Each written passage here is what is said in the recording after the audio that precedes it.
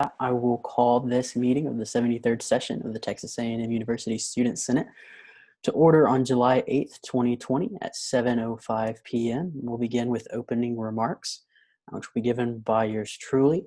As we go into this meeting, I know we've got some big ground to cover. We've got a lot of things to discuss, things that a lot of us have been waiting a long time to talk about, things that come with great importance. And so as we enter this meeting, I just want to take a second to remind us all to go into this with a mindset of respect, to go into this with a mindset of togetherness, recognizing that we're doing what we're doing for the students of Texas A&M University and not for ourselves.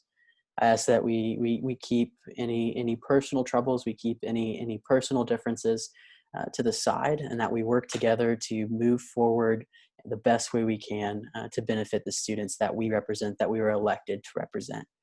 With that, we've got a lot to go through, and so I won't take any more time. We'll go directly into our next period of opening roll call, led by Pro Tem Spurt.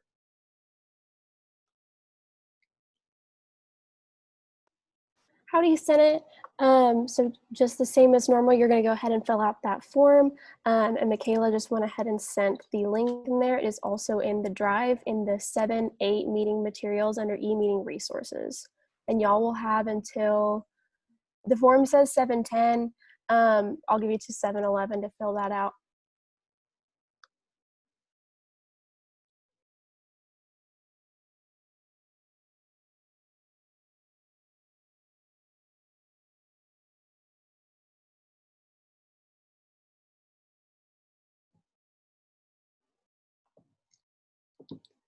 Fantastic. We'll give a few seconds more here to fill that out, and then it'll stay open until 7:11. But we'll move on in just a second to the next thing.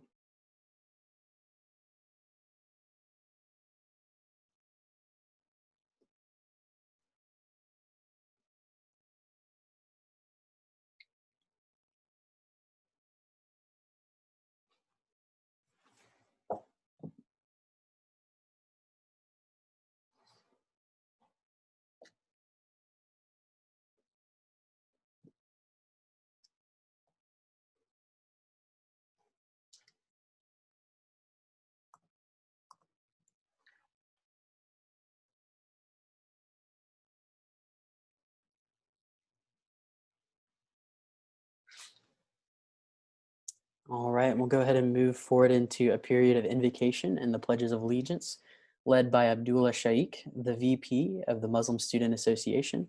Abdullah, are you with us?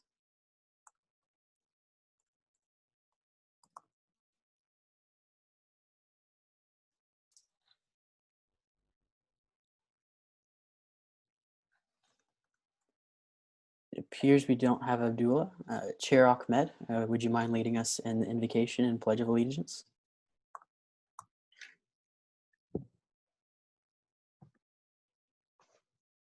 Hi, so he said he was waiting to be added into the meeting, and I guess it didn't work. So Abdullah just let me know that he's gonna try to rejoin the meeting. So let me know if that works, and then if not, I can step in. Okay, same here.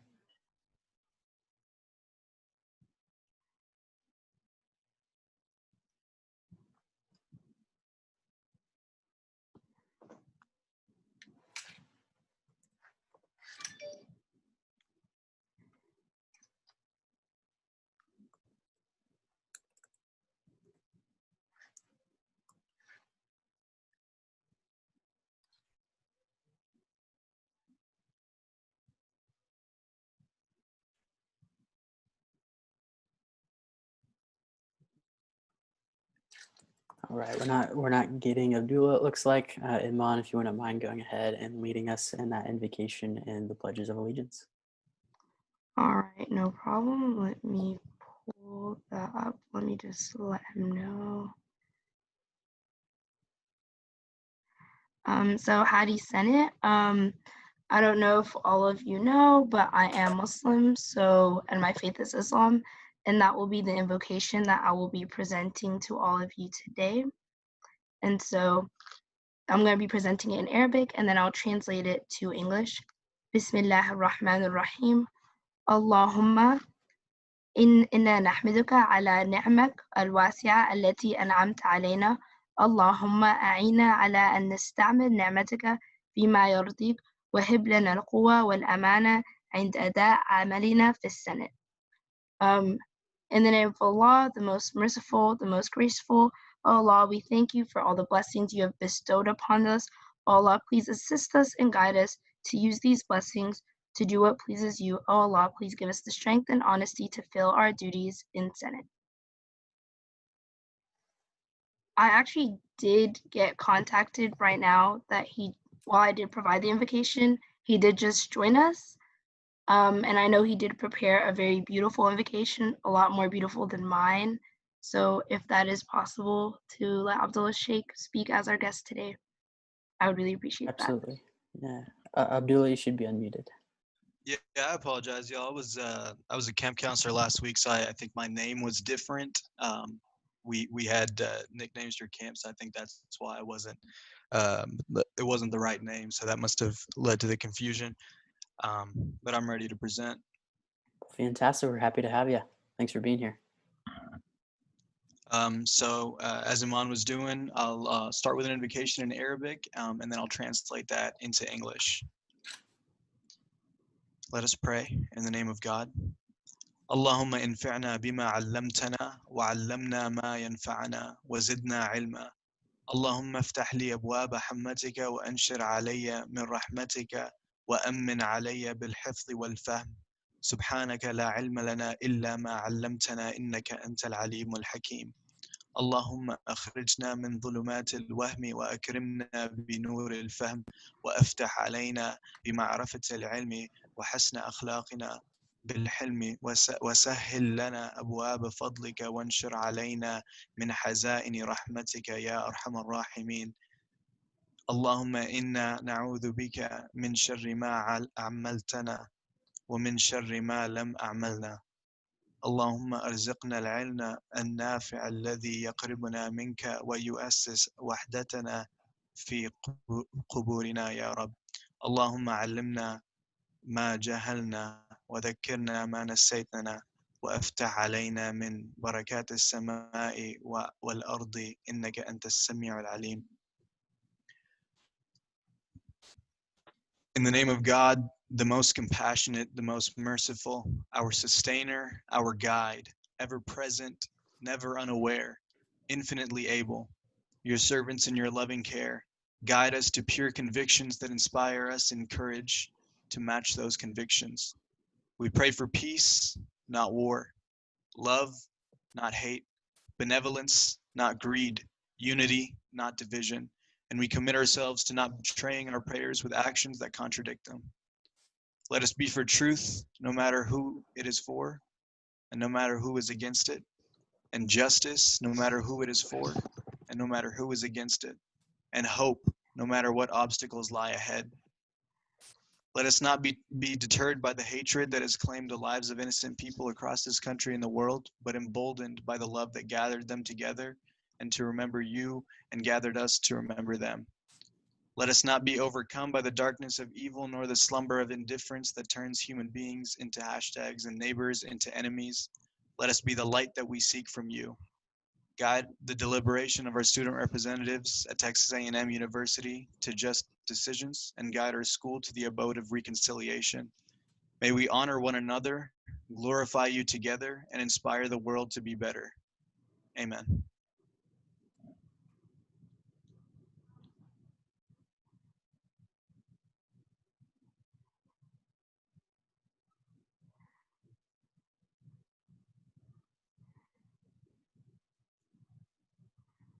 Thank you so much, Abdullah. That was fantastic. It is my understanding as well that you'll be leading us in the pledges of allegiance. Yes, sir. Fantastic.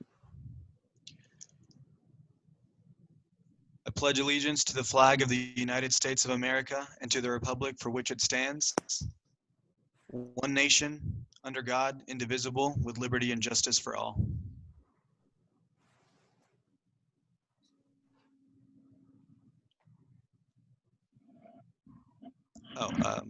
I'll follow it up with the Pledge of Allegiance to the Texas flag. honor the Texas flag. I pledge allegiance to thee, Texas, one state under God, one and indivisible. We'll do it. Thank you so much for being with us today. We really appreciate it.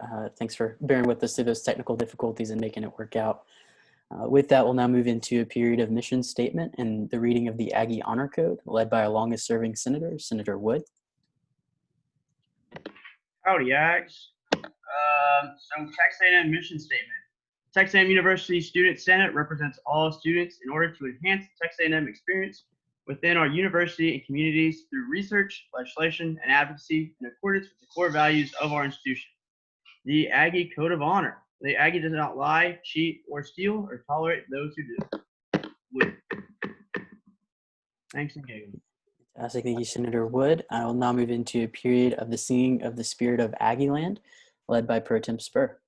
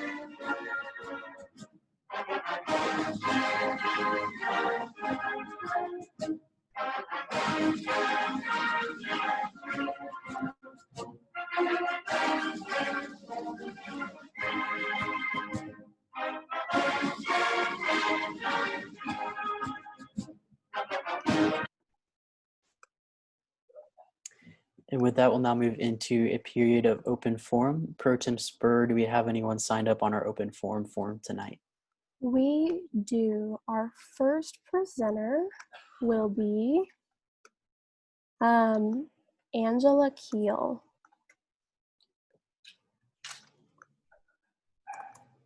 Fantastic. Angela, are you with us? Yes, hello.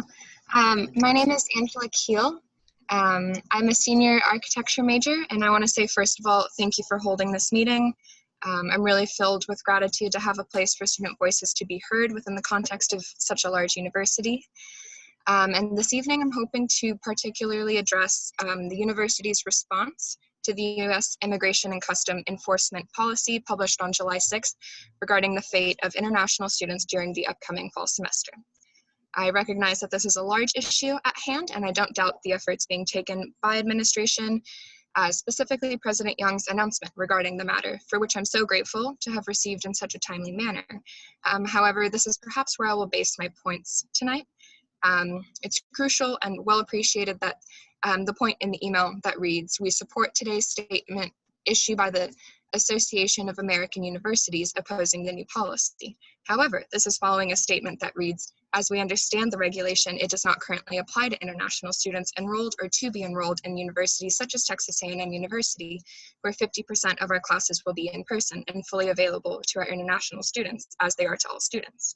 And my point in referencing this surely is not to pick apart the statement at large, but rather to bring to light the importance of the university proclaiming that despite the conditions that have already been decided upon, being that courses will be a 50% hybrid, it's crucial that the university explicitly announces plans and support of international students regarding what would happen in the event that courses must be completely online, or if they switch mid-semester.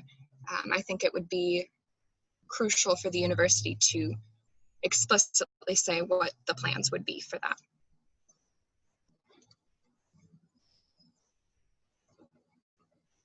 Is the presenter open for questions?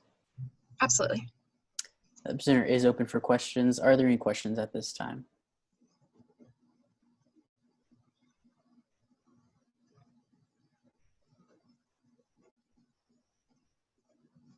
Seeing none, thank you, Angela. Pro Tem Spur, if you would please introduce our next presenter. Absolutely. Our next presenter is Infinity Tucker.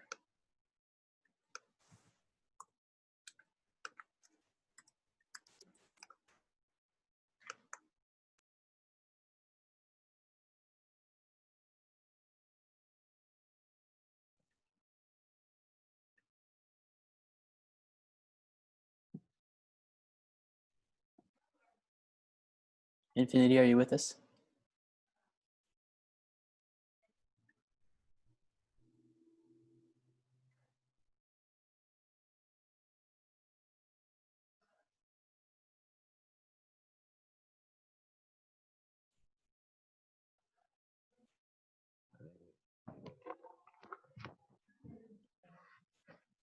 Infinity, can you hear me?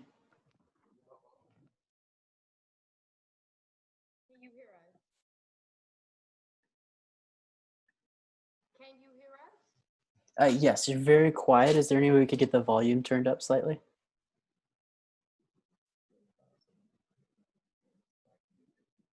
Has it changed any? Maybe a little more volume for us. Okay, we're gonna exit out and come back in. Oh, we got you right there, I think.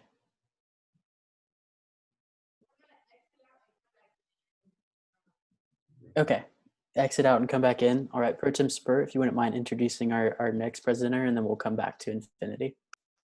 Absolutely. Our next presenter is Quinetta Casten, which they were presenting on the same computer from what I understand. And so I'm going to go ahead to the next speaker, who is Cornelia Bradley.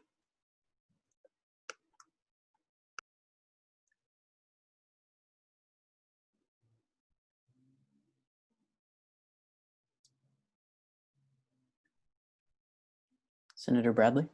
Hello? Can you hear me? Yes, ma'am. Oh, okay, I'm sorry. It said that I wasn't able to take myself off mute. Ooh, hold on 1 second. Oh, And you'll have 5 minutes beginning at howdy. okay. Howdy, my name is Cornelia Bradley, and I am here on behalf of BLOC, which is the Black Leaders on Campus, a collective of all the Black student leaders at Texas A&M. We recently released a statement a few weeks ago, and I am now coming to the floor to read a portion of this statement that I believe Senate needs to hear. At Texas A&M University, we are told to uphold the Aggie core values of respect, excellence, loyalty, leadership, integrity, and selfless service. But a hidden core value has been sewn into the fabric of this university: hate. Through hashtags like racism at TAMU feels like, which trended nationally last month, and hate is a hidden core value, current and former students alike have given testimonies on how bias, discrimination, and prejudice and racism have played a prevalent role in the Aggie community. Recently, we have watched the members of our Aggie community drown out the cause for anti-racist campus climate with the cause of the Aggie War Hymn, using the chants that should unify us to further divide us. We have witnessed peaceful protests end in racial bigotry, and we say enough is enough. The national outcry for racial injustice paired with the current global pandemic has led to a heightened intolerance for systemic racism. It has ignited a call for action not only across the world, but within Aggieland. The cries of the Black Aggie community will no longer be silenced. Thus, the Black leaders on campus have been called upon to address the concerns.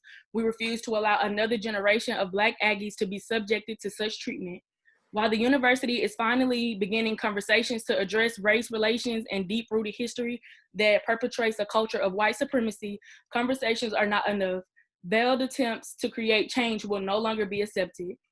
While the block statement had many demands, the most important demands of the Black Aggie community is calling the Student Senate must hear are: 1, the removal of the Sullivan Ross statue; 2, renaming any statues, building, monument, streets, etc. that have been named after those who have ties to Confederacy or racism; and 3, the development of alternative avenues for holding students accountable for their actions. I hope you all take the view of the Black Aggie community as you proceed with this meeting. Thanks.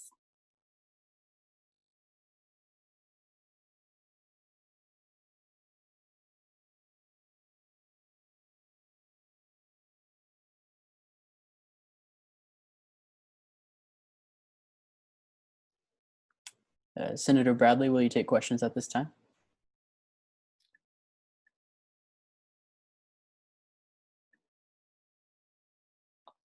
Hello? Yes. All right, the presenter is open for questions. Are there any questions for the presenter?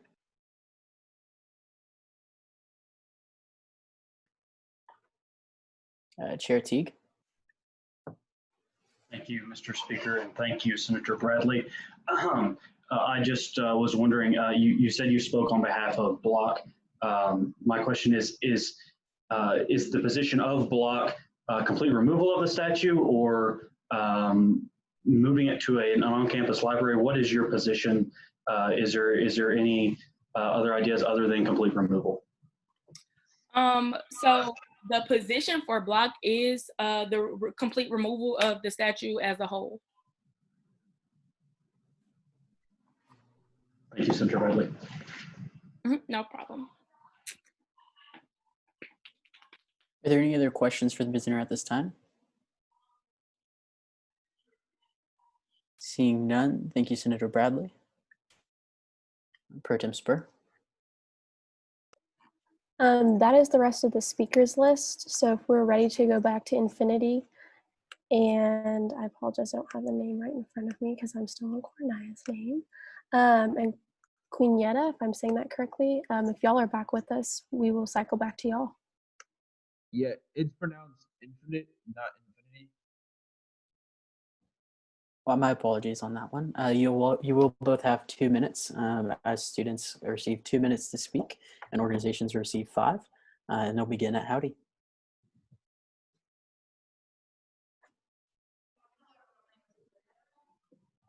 Howdy, I guess. So basically, I'm going to talk about our stance on the complete removal of Sully.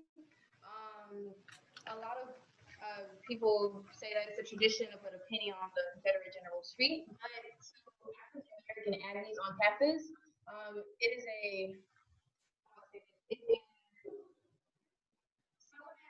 represents hatred and white supremacy, and he committed acts that are very harsh towards our ancestors.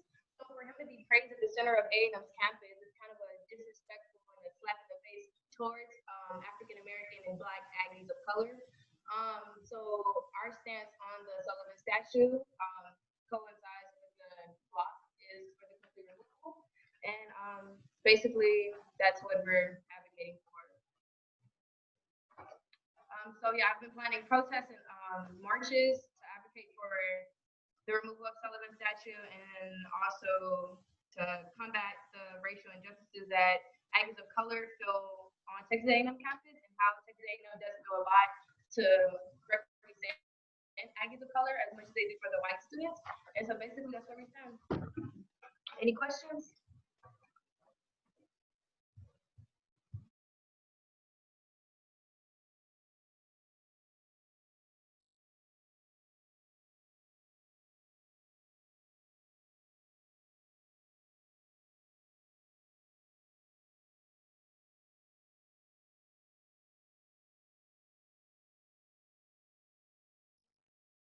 Are there any questions for the presenter at this time?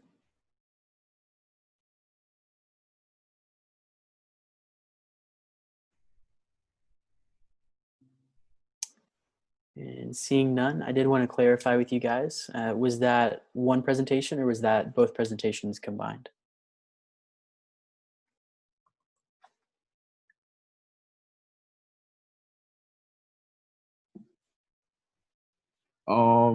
This is Infinite speaking. I just wanted to mention my experience as a Black student athlete. I'm pretty sure recently you guys seen a video that's been spiraling around with an Aggie alumni calling me or asking me if I was an Aggie or Blackie. And I just want to let you guys know how I felt in that moment. I felt very disrespected and belittled as a person. And yeah, if anybody have any questions about what happened or anything, yeah, I'm here to answer that. Presenter is open for questions. Are there any questions at this time?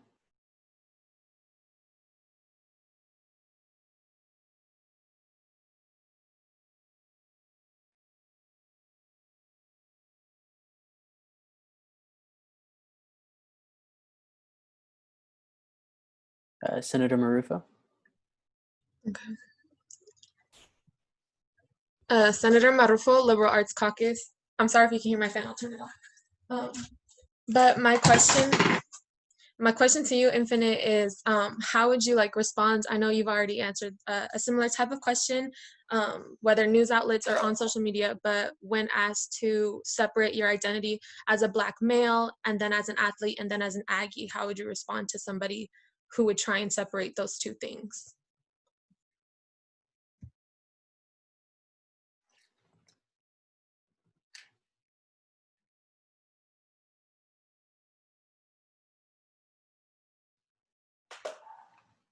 Infinite, are you still with us?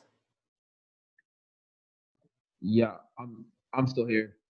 My response to that would be, I'm a Black man before I am an athlete, before I am an Aggie, before I'm anything. So yeah.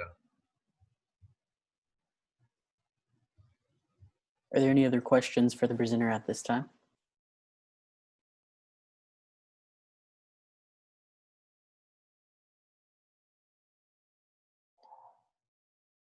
And seeing Chair Ahmed. Howdy, Chair Ahmed. I guess this question goes to Kanetta and Infinite. As Black Aggies, can you guys speak, and as we have 2 resolutions coming up today about the Sullivan Ross statue, can you two kind of just speak to how having that statue on campus makes you feel like as Aggies and as being students on this campus?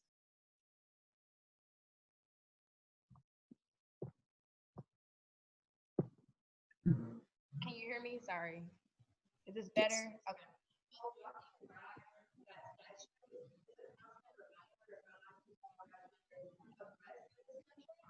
Just because. Oh, I think we're cutting in and out on the sound there. If there's a way y'all could talk maybe closer to the microphone. Yes. Is it so better? We're still getting bits and pieces. I'm not sure what quite's going on.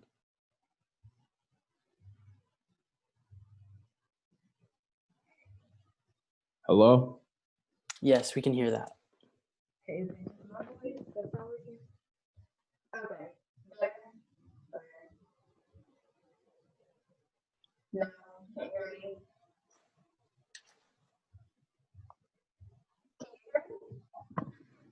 Hello? Yes, we can hear you, Infinite. I think we're having a little trouble hearing Quinetta though. And I will also say Q&A, the Q&A period has expired, so if you could keep your response to a sentence.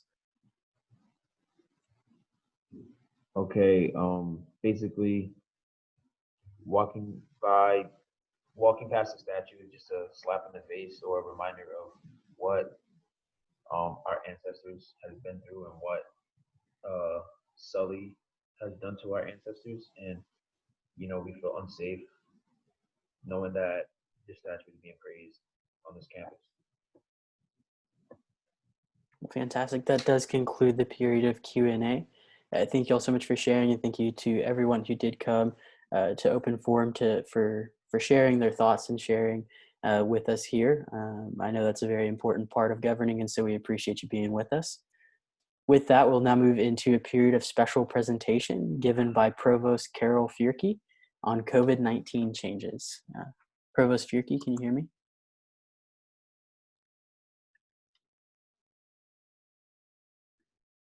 Okay.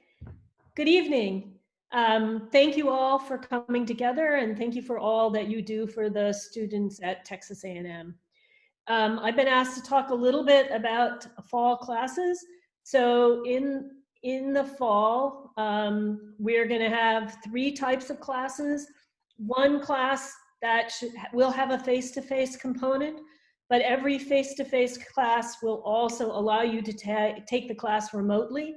We do not want students who are feeling ill, who have know that they have had contact with someone who has COVID-19 or who have tested positive to come to class. So we want to provide a way for all students to continue with their education. And so there will be a remote option out of every face-to-face class. We targeted 50% of the sections to be face-to-face sections. And I think that we had on Monday, a preliminary class schedule was posted. There are a number of students who have 0 face-to-face classes, and we are actively working to either add some additional face-to-face classes, or to have those students work with their advisors to think about what other courses they could take. Ideally, I would like every student to have access to 2 face-to-face classes this fall. And so we are actively working on trying to correct and change the schedule for the students who didn't get that. We then will have about 25% of the classes that will be delivered in an online format. And so that means using a format and technology and best practices to really have online classes. And then there will be maybe about 25% of the classes that will be fully remote, like last semester, but hopefully the faculty are a little bit better at doing it. Most classes will probably do office hours remotely, but some faculty may indeed be willing to have in-person office hours as well. Some of that will depend on how the infection goes. If things get worse, we probably will move to more remote. If things get better, we'll move to more face-to-face. The schedule changes, we're starting 3 days earlier and ending classes at Thanksgiving. Students are welcome to come back after Thanksgiving, but will not be required. So that means all final exams will be done virtually or remotely.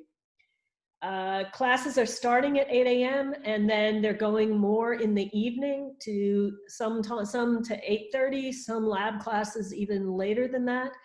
We have increased the passing time from 20 minutes to 30 minutes so that there's plenty of time to students to walk into the classes and get out of the classes and try to keep the physical distances and not bunching up.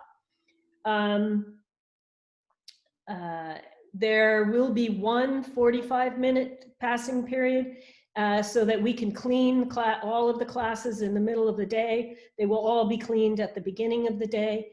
We've changed our air handling so that there's more fresh air in the buildings, more passes of air, again, as another way of keeping the classroom spaces safer for students. As probably you know, we have a face covering policy, and we are going to enforce the face covering policy indoors, particularly in classes, that at least at this time, and presumably we won't be much different in mid-August, having face coverings is really essential to decrease the infection and to keep both the students and the faculty safe. We are also working on testing as of next week. We should have testing through the Student Health Service for students, faculty, and staff. Our goal is to have about 6,000 tests a month so that students, faculty, and staff with symptoms will be able to get tested, and those with close contacts will also be able to get tested. And we are also going to develop some randomized testing. We also have we're working with the Brazos County Health Department to do contact tracing. So there is a portal, the portal's open now, and we are going to ask anybody who thinks that they have COVID-19, have been tested for positive, or have had a close contact to self-report through the portal. And then one will be able to get information back from the contact tracers about whether you should self-isolate, self-quarantine, go get a test. So those are all some safety precautions. We put plexiglass up in many areas. So for instance, with some of the advisors, some of the faculty, there are plexiglass glass installed. For many of the staff that are student facing, there's also plexiglass to, again, keep both the students who interact with the staff and the staff safer. We are implementing physical distancing. In some cases, in some of the classrooms, we were not able to get to 6 feet. So, but still, it's going to be much less dense than a normal campus. So those are some of the main things that we have done. I am open to questions if there are questions. The presenter is open for questions, and we'll begin with Senator Bone. Howdy, Senator Bone of the Mays Business Caucus. Turn your volume off. Sorry about that. Oh, I think we're still getting a slight echo there, Dylan. Yeah, sorry. I was going to ask about, is administration considering any change to tuition, considering that it'll be nearly all online classes? So again, so the answer right now is we're not considering it. Certainly our goal is that our goal is to try to get every student to have 2 face-to-face classes. It is actually much more expensive with all of the precautions that we're taking to try to keep it safe for faculty and students. So at this point, we are not considering a tuition decrease. Okay, thank you. Sorry about the volume. Senator Chunga Pizarro. Senator Chunga Pizarro, Off-Campus Caucus. So does A&M have a plan in place in case someone refuses to wear their masks in the classrooms, and will there be any punishments for them if they go against these rules? Yes. We just had a conversation with the Office of General Counsel about this today. So we have been talking about a first offense, just asking students to join the class remotely, and possibly allowing, students one pass. I know that since I've been going into work, at the beginning, there was a day or two I left my house without a face covering. But I think there will be a very short period when there are any passes. After that, we're working with the student conduct about sort of what are the sanctions. In the classroom, faculty will ask students to please join the class remotely if they don't have a face covering. And then there are sort of 3 options. The first option is to just give the name to student conduct and having student conduct. I think that's pretty easy. A second option, we haven't worked out all of the details, which would be to call somebody else to remove the student from class. I'd rather not have my faculty do that, so we're still figuring out that. And if there are students routinely won't wear face coverings, we will tell the faculty member that they can dismiss class and actually say that class will be available remotely. And so, I think that for the safety of our community, students and faculty, we really need the face coverings are a really important part of our ability to keep our community safe. So we are going to enforce it. And I hope you and the Student Senate will help us convey that message and help students understand that the wearing of the face coverings really is selfless service, and that it really affects what happens. deepest desire is that we can have face-to-face classes for the entire semester and not have to make any changes.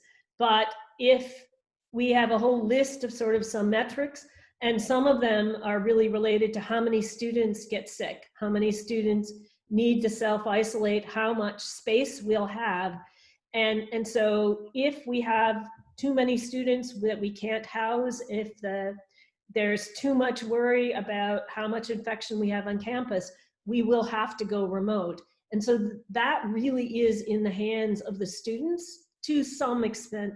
Clearly the community has an effect as well. But I really, this is something that I think we need to have all students understand, that what happens in the fall really will be dependent on your behavior. And with a minute remaining in Q&A, Senator Martin. Senator Martin, Liberal Arts Caucus. I would like to say, first off, thank you, Provost Fierke, for coming here. I also want to say thank you for your willingness to try and reopen our university. After all, this is Texas A&M, not the University of Phoenix. And also, I just want to say thank you for protecting these students. My question essentially is, I'm a member of the Corps of Cadets. A few other people in this body are as well. How is this going to affect students living on campus and them going into class versus somebody who's living off campus? So the Student Affairs Residence Life has an entire book that they've written about how they're going to help keep cleaning, how they're going to have checks, health checks for the on-campus students. We have made the decision we're not going to single onlys. There are a variety of different reasons for that. Student Affairs has identified about 100 rooms on campus for self-isolating people. And they are working to talk to motels, hotels, empty apartments in town to try to identify additional spaces so that if someone is ill, we can either move them or their roommate to another area. Certainly, SSC is going to be doing extended cleaning of the dorm rooms as well.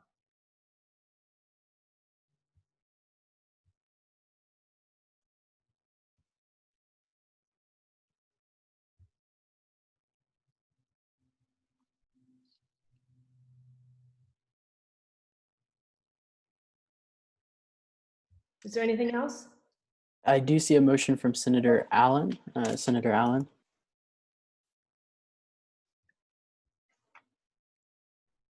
Thank you, Mr. Speaker. Senator Allen, Mays Caucus, I move to extend time by 7 minutes. There's a motion to extend time by 7 minutes, and we will move by general consent to approve the extension of the Q&A. By general consent, seeing multiple seconds, by general consent, unless there are any objections. Are there any objections at this time? And seeing none, the period of Q&A has been extended by 7 minutes, and we'll go to the next question with Senator Trosclair. Thank you, Mr. Speaker. Senator Trosclair, On Campus Caucus. Provost Fierke, I know that there's been a lot of conversation at the national level about the development of a vaccine. Should a vaccine become available at some point in December or January, will there be a way to get those to students on campus? So if there is a vaccine that is nationally available, we will do everything we can to get that available to students. We are working on flu clinics to allow, our goal is to try to get as many people on campus to get a flu shot this year, so to at least decrease that as an area of disease. My personal opinion is it's unlikely that we will have one by December, but certainly if one is available, the system and the university will do everything we can to be able to make that available to our community. Thank you.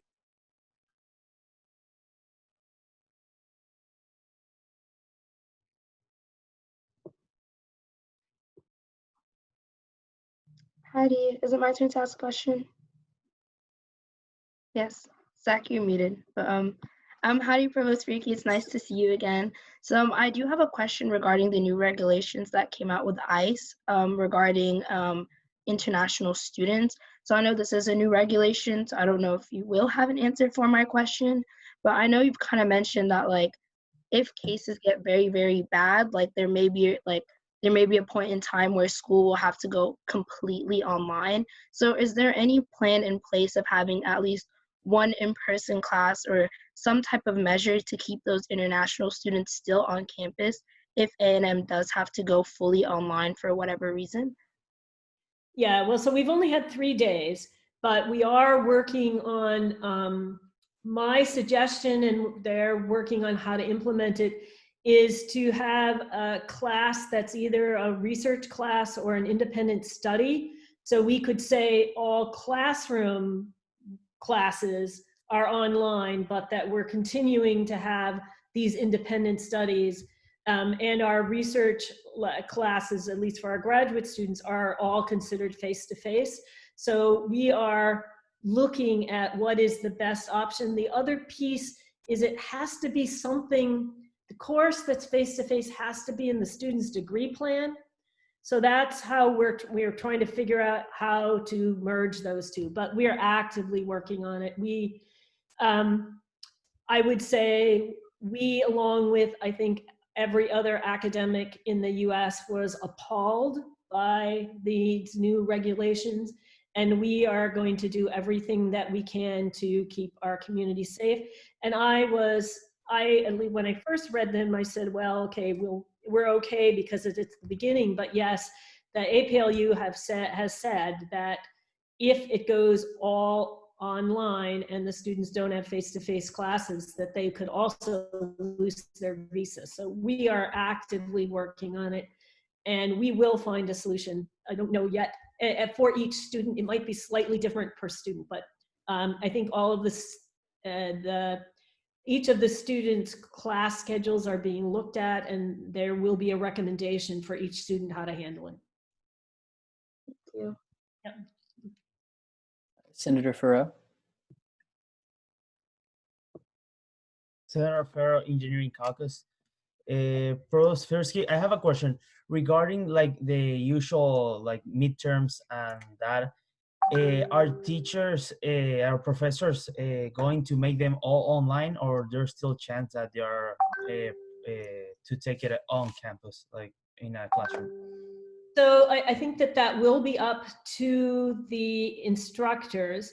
I think that there is a recommendation that if you have a number of students who are joining remotely, that it might be the fairest to do all of the exams remotely, but that's not going to be dictated from our office. We are just going to make suggestions to faculty, and we are working on a number of solutions to try to make proctoring of the online exams go more smoothly. That was certainly one of the pain points from spring, and we are actively working on it. Okay, can I do a follow-up question? Unfortunately not, because we have so many questions to get to. Senator Marufo. Thank you. Senator Marufo, Liberal Arts Caucus. I apologize, I didn't realize my hand was still raised. One of the questions I had was already asked and answered. Thank you. Senator Merritt. Hello. As on-campus caucus leader, I have a couple questions surrounding transportation because I know many of my fellow students don't have their own vehicles to get to faraway classes.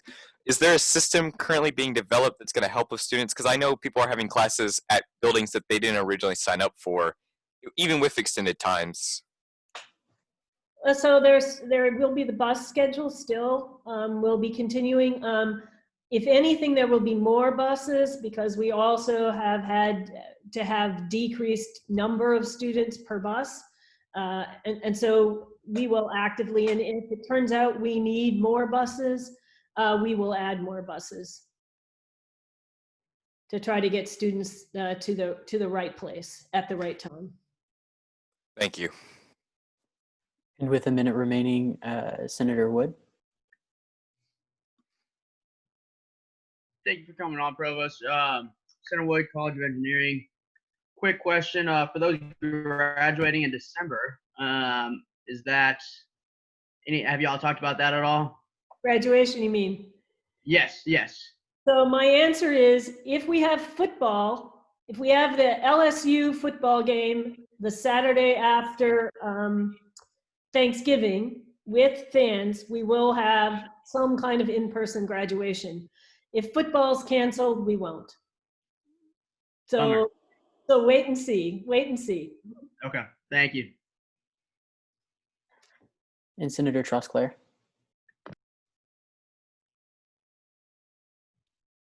Thank you, Senator Trosclair on Campus Caucus. My question is going to be more about student organizations meeting. A number of student orgs have reached out to me, a lot of those in political circles, asking if they're going to be able to campaign, because meeting would require to get ready and coordinate to go out and campaign as it is election season. And so my question is what ways are student organizations going to be able to meet, and are there any ways they'll be allowed to meet on campus?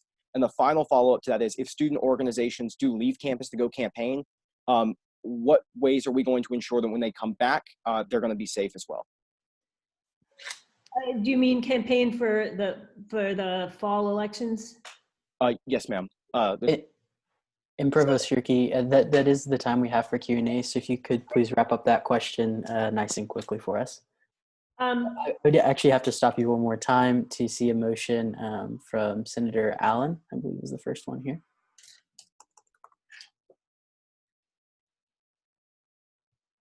Thank you, Mr. Speaker. Senator Allen, Mays Caucus, I motion to extend time by 5 minutes. Seeing a motion, seeing a second, we will move by general consent to extend the period of Q&A by 5 minutes. Are there any objections? And seeing none, the period of Q&A has been extended by 5 minutes. Provost Furke, if you would please continue. So certainly student organizations will be allowed to use classrooms after classes ends, because you'll need larger space to do physical distancing. Certainly we want people to help think about getting out the vote. So I think that there will be help in trying to figure out what is the safest way to do that, how to do it virtually. Right now, the hope is that students mostly stay on campus, and so that we have the infection, whatever we have on our campus, and are not necessarily bringing it in. If a student feels, if they go out and go to another town and feel that they have had contact with somebody with COVID, there will be the opportunity to get a test. I think that that's what we're how we're planning to deal with that. And Senator Martin. Senator Martin, Liberal Arts Caucus. Provost Furke, I want to ask a question, especially you brought this up a little bit earlier. In regards to the football season, obviously this is a big topic for a bunch of Aggies. How is this going to necessarily affect the season, and how can we fit it into Kyle Field, especially when it comes to, the social distancing and whatnot? Because, putting 30,000 students in there could be a big way for it to spread. I was wondering if we'd be able to continue with the football season, considering that that's such a big deal for a bunch of Aggies. So there's a great deal of discussion. The SEC weighs in, the NCAA weighs in, the governor. So I think that mostly that won't be a university decision. And what Ross says is that we will have full fan experience, but I actually don't know what that means. So I think that still remains to be seen what the football looks like. And may I ask a follow-up question, Mr. Speaker? Go ahead. In regards to that, you said full fan experience. When it comes to that, I understand you might not know, but will there continue to be maybe Corps march-ins as well? Because that's obviously a big thing. And a lot of us being in the Corps of Cadets, how would that necessarily be conducted along with this? Because we will have, we're still unsure about formations and whatnot as well. Yeah, I mean, I think that it will depend on what is the level of infection, how to do 6-foot distancing. I think it remains to be seen how effective actually everybody wearing face coverings are. You know, if that turns out to be really decrease a number of infections, that will give us, I think, another tool. So we don't know, sorry. Well, thank you all so much for your time. And Senator Wood? Oh, sorry. Do you have time for a few more questions, Provost Fierke? I have time, yes. Senator Wood? Awesome. Senator Wood, College Engineering again. Thank you. It might have been asked. I had to jump off. For proctoring, are y'all still looking at Zoom or kind of the whole ProctorU and those? Yeah, ProctorU is way too expensive for us to do for everybody. And also they actually in the spring, they said they couldn't do it. So we are looking at Zoom. We're looking at a number of other technologies as well. We have a group that's completely focused on looking at all of the technology tools available for proctoring online exams. And certainly we'll have a better way of doing Zoom, but there may be some other technologies as well that we can implement to make it better. Mm-hmm. Awesome, thank you. And with a minute remaining, Senator Corpus. Senator Corpus, Engineering Caucus. You mentioned earlier that you were planning on having 6,000 COVID tests a month. I was wondering, so my question is, are these tests planning to be given at a cost, or like, are they going to be free for students? So right now, there are no co-pays for COVID tests from insurance. And so they will be at no cost to students, but we will bill your insurance company if you have insurance. Senator Hernandez. Senator Hernandez, Liberal Arts Caucus. I know you previously discussed the tuition reduction not being an option. However, for students who may not plan to come to campus, is there any way that there will be a waiver for such fees, not necessarily tuition, such as the rec fee and other associated fees with being on campus? And Provost Fierke, if you could please contain the answer to 2 sentences, as we are again out of time for that Q&A period. We can talk about we haven't talked about the rec fees and other fees. We are not going to charge distance education fees for anyone in the fall. And with that, that does conclude our period of Q&A. Provost Fierke, I want to say thank you for coming and speaking with us today. I know there's a lot of information to share about COVID-19, and we really appreciate you taking the time to be with us here on a Wednesday evening to tell us about it. Well, thank you, and I'm always available if you want me to come back, or if some of the group wants to come meet with me. So thank you. Right. Is it okay if I listen to the rest, or do you want me to sign off? Yes, ma'am, you can absolutely stay. Great. Thank you. With that, we'll now move into a period of special presentation led by Student Life Studies on the SOLI survey results. We have 2 presenters here with us today. We have Susan Fox-Forrester as well as Eric Webb. Both of them ran our survey. Both of them put in a ton of work to make sure that everything happened. And so they'll be sharing with us now the results, as they are the ones who understand them best. Hi, everyone. I'm Susan. I'm going to take about the first 3 minutes or so to talk about the survey results, and I'm going to turn it over then to Eric to talk a little bit and demonstrate the dashboard that was created with the results of the survey.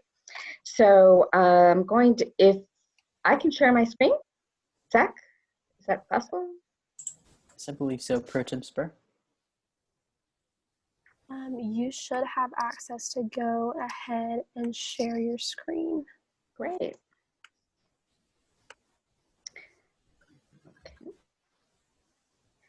So In the, what you're seeing in front of you right now, it will also be, I believe, included. You'll have a copy of this yourself. It's the report as a result of the survey that was sent out to the census of the campus. Just give you some brief information. That survey started on June 12th, finished on June 30th. It was closed. It was sent to the student body as a census of spring students in the College Station campus.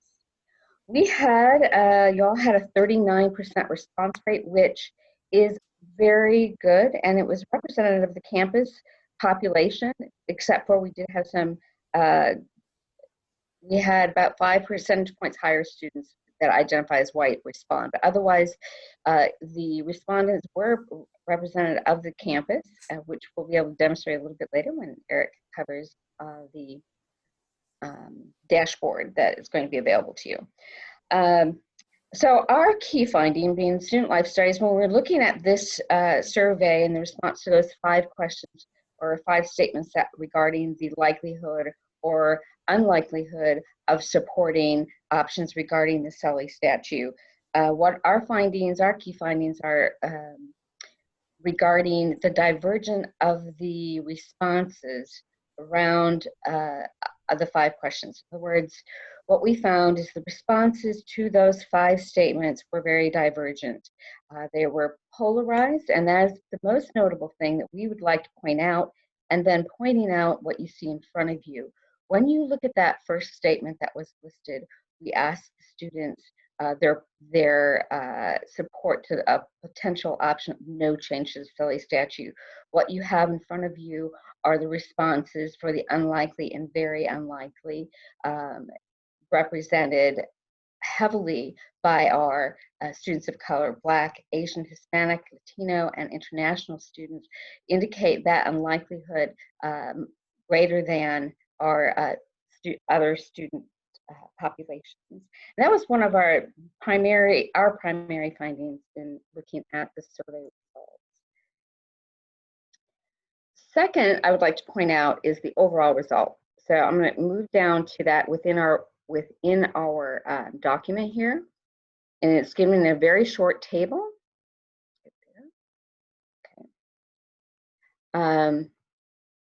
These are all the statements the students decided upon, that could decide upon the options they were given. There were only 5 options, and what you're seeing are those 5 options, and in aggregate, the students' responses to those options. Add a placard that displays the entire history of the Sully statute was the option that was given the highest score, which means very likely, the most that was weighted very likely, a little bit above 50% range. So you can see the divergence of the responses here. Just want to point out the survey was a 5-point survey. You all had come up with a 5-point survey, but for demonstration in the written report, you're seeing the very likely and likely responses combined with the very unlikely and likely responses. So that is the data presented in aggregate for the responses to those 5 statements. And then below, we were also asked to look at the cross-tabbing or matching of those who responded to supporting the potential option of no change to Sully statute. How many of those, or percentage of those students that said very likely to supporting that option, how many of them also supported adding that placard? So what you see in front of you is only those students who responded to no change to Sully statute cross-tabbed to the responses to the very likely to adding a placard. So 68%, as you can see in that bolded area, were very likely for no change to the Sully statute, and also supported very likely of the placard. In red, you can also see the response to those who selected very unlikely to support no change to the Sully statute. That 76% of them also selected very unlikely to supporting a placard. So those were the primary questions that were asked of us. Please read through the report. I'm going to hand this over now to my colleague, Eric Webb. He's going to explain the dashboard that will show the 5-point results for your perusal later. Okay, so what I'm pulling up right now is a Tableau dashboard, and really quickly, this is just the visualization of the data. And so one of the things that I wanted to focus on is understanding who responded, which is what is included in this introduction page. And so you can compare the student body on the left-hand side with who responded to the survey, and then you can filter through these demographic lists. And so I'm just going to do a quick overview of how do we work with the dashboard and what questions should we ask of different pages. I'll let the speaker address when that dashboard will be available to the membership, as well as I think the student body. And one thing I added in this dashboard was locations of where responses came from, because I thought it was important to note that this wasn't just a Texas response. There were responses across the East Coast, West Coast. There were a number of responses from Europe as well as Asia. And so this is something that people care about across, no matter where they came from. And so now that we understand who responded to this survey, it makes sense to dig into how does that information change based on demographic breakdowns. And so on this view, this is where we just get an understanding of how did the demographic groups that are available respond to the questions that were posed. And so if we look just at all of the responses, it doesn't tell us as much as if we filter it by ethnic origin. And so in this visualization, unlike the written report, I chose to keep the 5-point scale so that you have a full understanding of what's going on with the data. And so one thing that I would encourage you to pay attention to is the middle 3 sections, likely, neutral, and unlikely, don't have a lot of responses. There's a lot of very likely, very unlikelies. And so I think that tells you a lot about how students feel and what's going on with this information. And then because the previous view only allowed you to see one response at a time, the second view allows you to look at 2 questions at a time. And so if we want to look at no change to the silly statue as well as a placard placed, you can then break that down by whatever demographic you'd like. And one thing that I would encourage you to look at within this section is the highlighted row of standard deviation. This is a 5-point scale. There's typically when we run a 5-point scale survey, our standard deviation is about 0.5, about half of a mark. And so to have them upwards of 1.5, 1.75 means that there's, even within different demographic groups, there's still a fair amount of disagreement. And so it wouldn't be appropriate to say that juniors were neutral on whether or not to change the silly statue. Because as you see in the data, 48% of them were very likely to support no change, 27 were unlikely to support no change. And so that's something that I think you can get out of this last piece. And then one of the additional questions that was posed by Senate leadership is, where do the questions overlap? And so in this last view in the heat map, we get a sense of, if we look at no change to the silly statue as well as adding a placard, how do responses overlap one another? And so you can see the dark blue is that there's 20% of the respondents across the whole survey set were selected very likely for both of those. And then you can start to dig into, well, I want to disregard, see if that response changes if I exclude white students, or if I exclude upperclassmen, or if I want to ask the same question of just male students. And so within this view, we can look at where's the overlap and how does that change as we include and exclude the different respondents based on demographics. And so that's what you can ask of the data. I guess our general findings, Susan covered well, and so I'd be open to some questions if you have them. The presenter is open for questions. Are there any questions for the presenter at this time?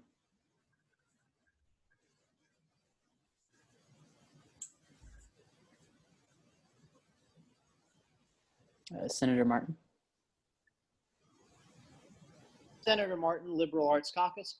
I was just wondering, essentially, how did y'all come to the conclusion, and how did y'all what made y'all come to the decision to put like separate it into juniors and seniors, like, and what kind of drove that decision to kind of get an idea of what opinions different classes had between them? Well, the demographics come specifically from within Qualtrics, we're able to pull down a panel of students, and so we're able to associate a single response with a student's UIN, and of course they're always presented in aggregate.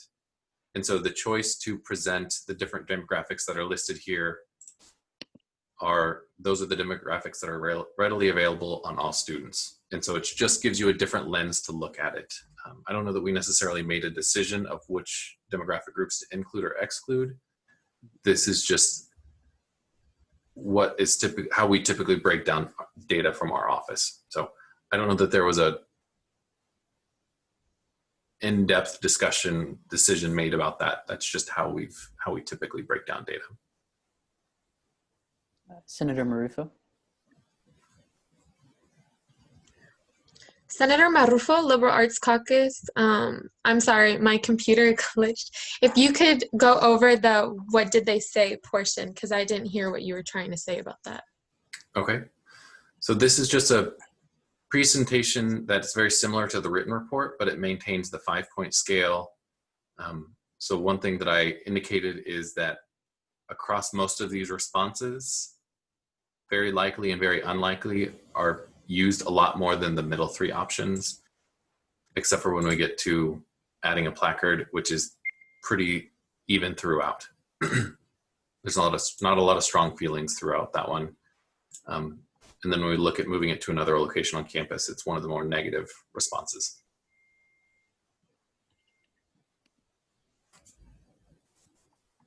Are there any other questions for the presenters at this time?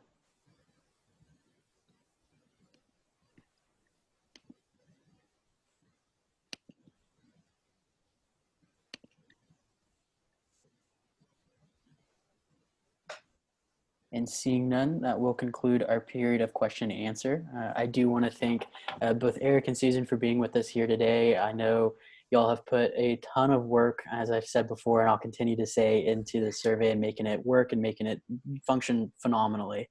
And so we thank you as Senate. I know everyone here is very grateful for your work, and we hope to continue to work with you as we attempt to understand this data. And I'm sure questions will come up in the future, and we'll be in contact with you as we continue to break everything down. But thank you all so much for being with us here tonight. Thank you. And with that, we will now move on to a period of judicial court confirmations. We'll move on to a period of approval of the 6/10/20 meeting minutes. And we'll do that by general consent unless there are any objections. Are there any objections at this time? And seeing none, we have moved by general consent to approve the 6/10/20 meeting minutes. We'll now move into a period of judicial court confirmations, beginning with the hearing of Kyle Schroeder. Chair Hine, if you would please give the subcommittee's recommendation. Howdy, Senate. Chair Hine, Rules and Regulations. Before I read the recommendation, I just want to say a big shout out to my Judicial Court Subcommittee. The last 3 justice confirmations have gone on smoothly, and so we're excited to put them forth to the Senate. So with that being said, I will read the recommendation. For the consensus of the subcommittee, we, the Judicial Court Nomination Subcommittee, recommend that the Student Senate do confirm Kyle Schroeder as an Associate Justice of the Texas A&M Judicial Court. For our committee members' opinions, Senator 1, while Kyle is certainly qualified for this position, his judicial philosophy is a little worrisome. Judicial activism may lead to legislating from the bench. However, there is no way to know this will happen for sure. He is most definitely a great candidate for this role, but this may be sort of a red flag. And then Senator 2, Kyle seems very qualified. However, his judicial philosophy is a little bit concerning to me. While this may While this may bring a different mindset to the court, the idea of legislating from the bench is concerning. Kyle is very professional and has a passion for Texas A&M. With that being said, Kyle, are you unmuted? I am now. Perfect. Take it away. You have 5 You'll minutes. 5 minutes beginning at howdy. Well, I did prepare a PowerPoint and did send that in over the email. Are we gonna pull that up, or how are we gonna do about that? I did not see Kyle, that. you should have ability to share your screen. Excuse me? You should have the ability to share your screen. I've never shared my screen before. I apologize. Oh, here we go. Here we go. Okay, Okay, let me set this up real quick. Okay. Let's do the, wait, hold on, I lost it. Okay. Desktop, okay, here we go. What do y'all see anything? Not yet. Oh, okay, I gotta press share. Okay, here we go.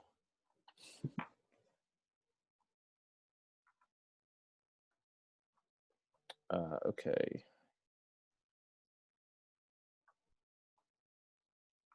Until it is. Do y'all see anything now or no? Wow. We do not. If you don't mind, we may just have to move forward without the presentation. I can give the presentation without the screen sharing. That's fine. I'll just kind of go off my PowerPoint. And, you know, y'all don't have to see the pictures. It's okay. Great. You'll have 5 minutes beginning at howdy. Alrighty. All right. Howdy, folks. Obviously, my name's Kyle Schroeder, and I'm here as an associate justice nominee. Obviously, hearing the news of being confirmed is very flattering, and I'm very excited to be able to work with everybody. And so let's get started. So just a little quick background about me. I was actually originally born in New Orleans, but I moved over to Houston in 2005 because of Hurricane Katrina. And so settled in Houston. My aunt lived here, and that's where I spent my childhood. And so I'm currently a finance major, and really I'm currently working in Dallas, Texas this summer at a small private equity company called Stone Hollow Capital. And so next summer I'll actually be at Wells Fargo in their Houston office in their investment banking division. And so some of my interests include traveling and playing golf. And in the PowerPoint, I actually had a couple pictures of my recent trip to Pebble Beach and that part of California, which is one of my favorite places. And I also really enjoy watching sports and watching movies. And so some of my experience, I'm currently a Terry Scholar of Texas A&M, which I'm very blessed and fortunate to have the opportunity to come here on a 4-year scholarship. And it's also a really neat opportunity to continue to give back to the community as well. And the people part of the organization, or program, I should say, are some really great people. And I'm also a part of the Aggies on Wall Street and the Horizons program, which are 2 programs that are centered for kids that are interested in pursuing investment banking as a career. And so those programs really helped leapfrog me into the opportunity I have this summer and the one I will have next summer. And obviously now, being a justice nominee, like I said earlier, I'm really blessed to even have made it this far. To be confirmed is just icing on the cake. And I'm, like I said, very excited to see where everything goes with it. And so judicial philosophy, I definitely want to touch on any possible concerns. I'd mentioned that judicial activism was one of my judicial philosophies, and I only emphasize that in the positive effects it has, not to necessarily come in and make changes to anything good we have going on, but obviously, as you know, as in American history, as we move forward as a society, I think societal changes have allowed for judicial activism to take place. And so really that's where I'm coming from in that point of view, and only a positive manner, not to just completely overhaul change. And so I'm also in another thing I'd want to make clear is that I really enjoy working well with others. In high school, I was actually the class president all 4 years, and I also was on a baseball team all 4 years in high school as well. And so I've had the opportunity to work with my teammates on the baseball field, my fellow class officers, the faculty and staff, and higher level administration. And so having the chance to really work with different groups of people, I feel that I can really come in and contribute as a team player, as I feel I'm very agreeable and I really want what's best for SGA and Texas A&M. And lastly, I'm ready to learn and contribute as much as possible. As I've stated in the past, for those who've had a chance to listen to me in the interviews before, I have a very strong passion for Texas A&M. I love this school. Moving to Texas in 2005 gave me a chance to learn more about A&M. And once my brother came here, I've had a chance to just fall in love with this university. And I feel that being a part of SGA will give me a chance to have a hands-on difference that I can make to this university. So that's really all I have for y'all. I really appreciate y'all giving me the time. And if y'all have any questions, let me know. Otherwise, thanks and gig 'em. The presenter is open for questions. Are there any questions for the presenter at this time?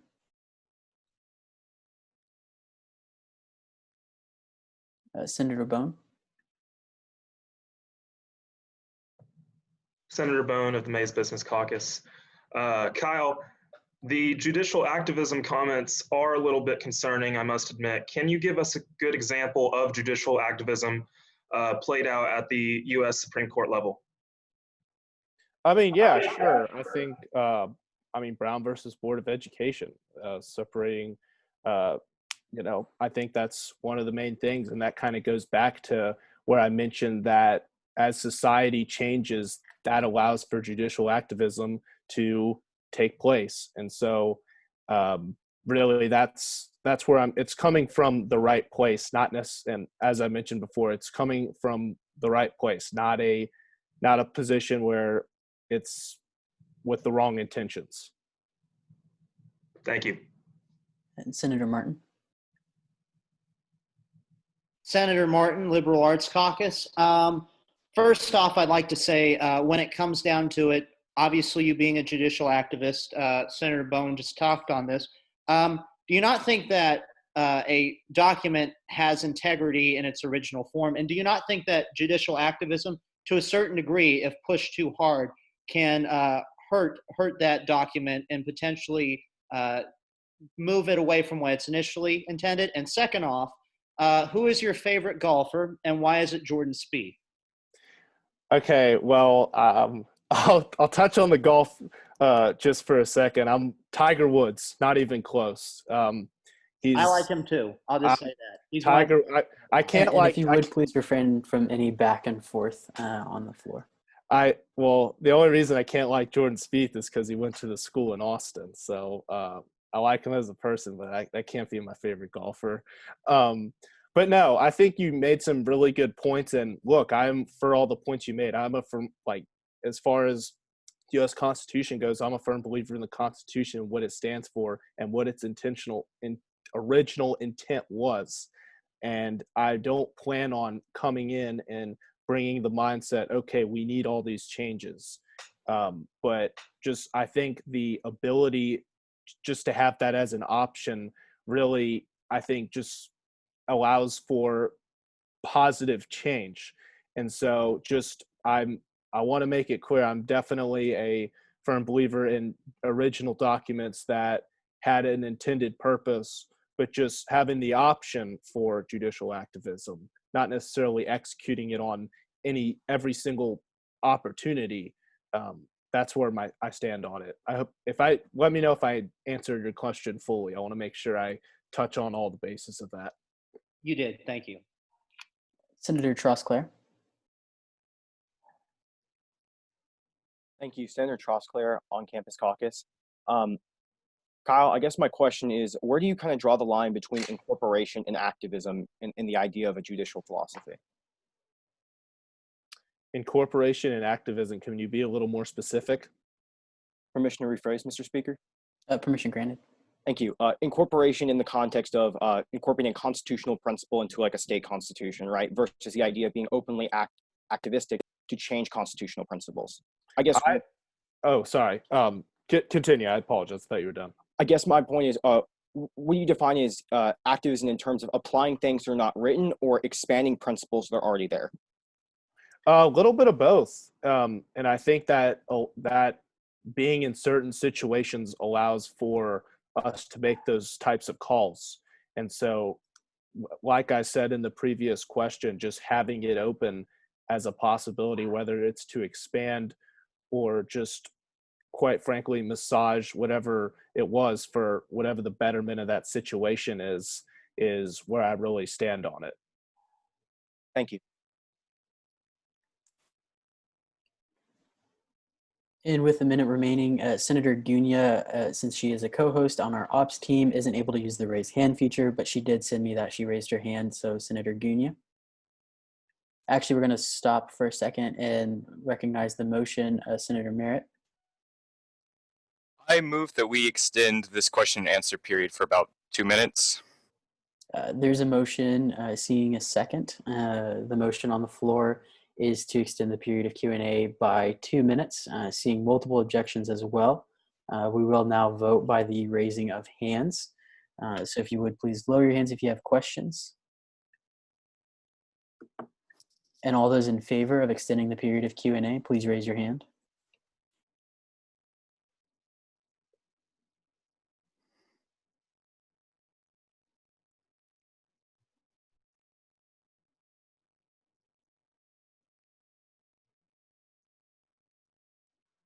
You can lower your hands.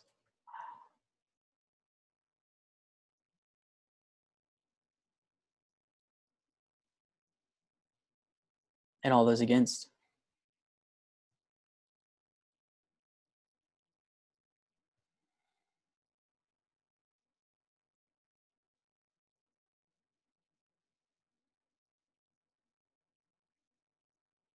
Seeing that as that is the clear majority, that motion does fail. And so with 30 seconds left on the clock, Senator Gunya, you do have the floor in asking questions. Senator Gunya, Off-Campus Caucus. I was wondering if you could elaborate a little bit on how your view of judicial activism would play a role in your role as an associate justice and your interpretation of the code. I mean, I don't think that it would be quite necessary because as in one of the previous questions, in talking about a document's original intended purpose, I think that really wouldn't be the case for that. Just as I said before, if not all, most documents come in with the right intentions. So really, I don't think that would be a case. Thank you. And that will conclude our period of question and answer. Kyle, I am going to now move you into our waiting room as we go into a period of debate. Once that period of debate is over and we go into voting, we'll bring you back in. Okay, thank you. We will now begin a period of debate, beginning with debate against. As a reminder, if you do have debate against at this time, you can utilize that raised hand tool. Do I see any debate against?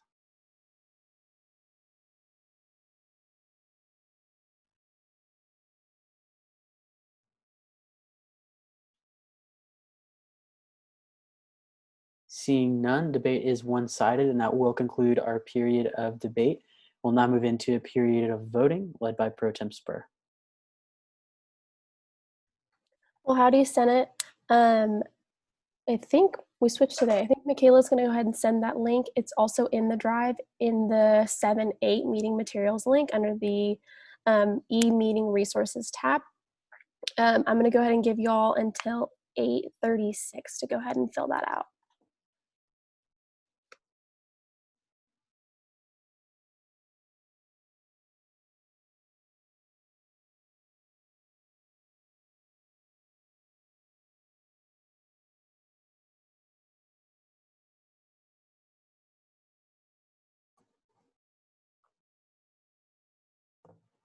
And as we're filling this out, I did also just want to let everyone know that the solely results to that survey are going up on our website as we speak. The ops team is working in the background to make sure that those get up for the public to see. We do ask that you don't share anything publicly until it's up officially from Senate. We're posting on our social media as well. That graphic is going to be shared with you guys shortly here as they finish everything up, but it will be up here in just a second. I appreciate y'all being patient with us. That's why my camera has been going on and off.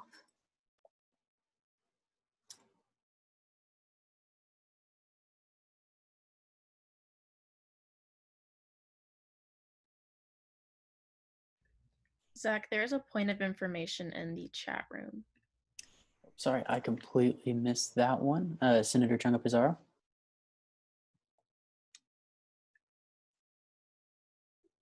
Senator Chunga Pizarro, Off-Campus Caucus. Are y'all going to be sending the links? Are y'all not going to be sending the links to voting on Slack anymore? Pro Tem Spur. So we are not going to be sending them on Slack anymore for the integrity of who is in the room. So we just want to make sure, because like, say I wasn't at the Senate meeting, I can still get a Slack notification with the voting, with the ballot. And so we want to make sure that the people that are voting are the people in the room. And so that's why we stopped sending them in the Slack.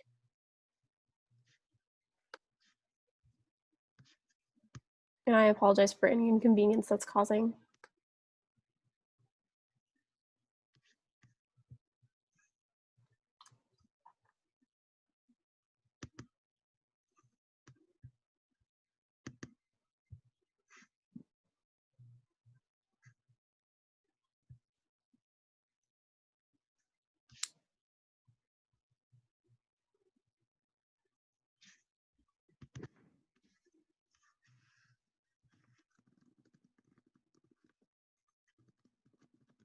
And we're going to go ahead and close that form.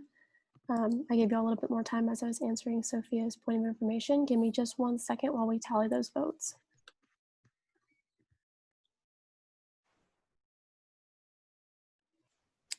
It looks like we had a vote of 27 in favor, 10 against, and 8 in abstention. Then we have as Senate voted to confirm Kyle Schroeder. We'll go ahead and bring him back in here.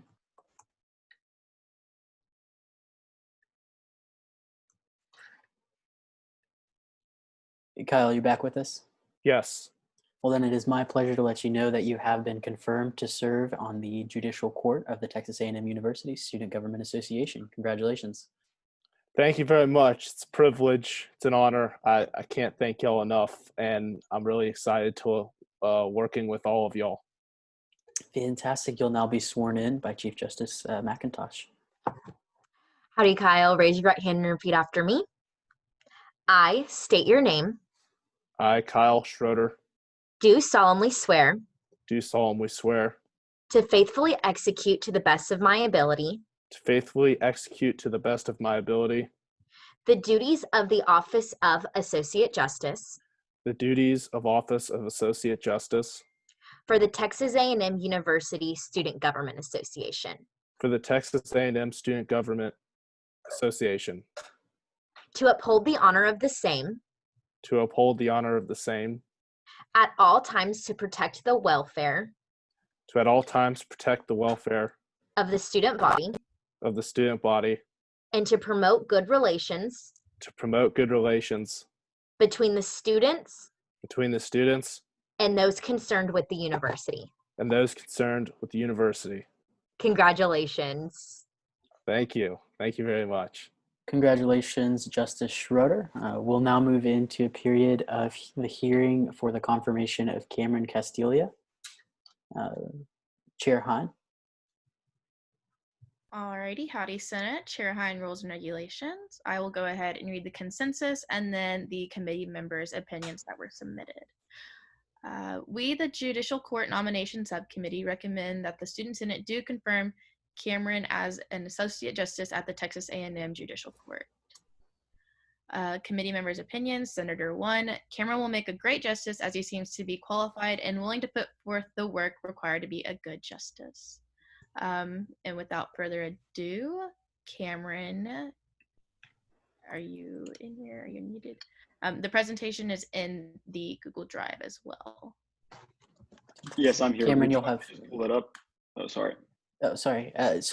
Senators, if you're watching along here, as Chair Hines said, that presentation, the PowerPoint presentation, will be found in the Drive. We won't be doing any of the screen sharing for this presentation, but Cameron, you'll have 5 minutes beginning at howdy. Perfect. Howdy, everyone. I'm Cameron Castilleja. I am a member of the class of 2023. I'm a business major, still working on specific major and minors, things like that. I'm from San Antonio, Texas, more specifically the Schertz, New Braunfels area, if any of y'all know where that is. So a couple things I did last year in regard to experience on campus. I was on the big event staff, which was a really good opportunity because I got to meet all the residents of Bryan College Station.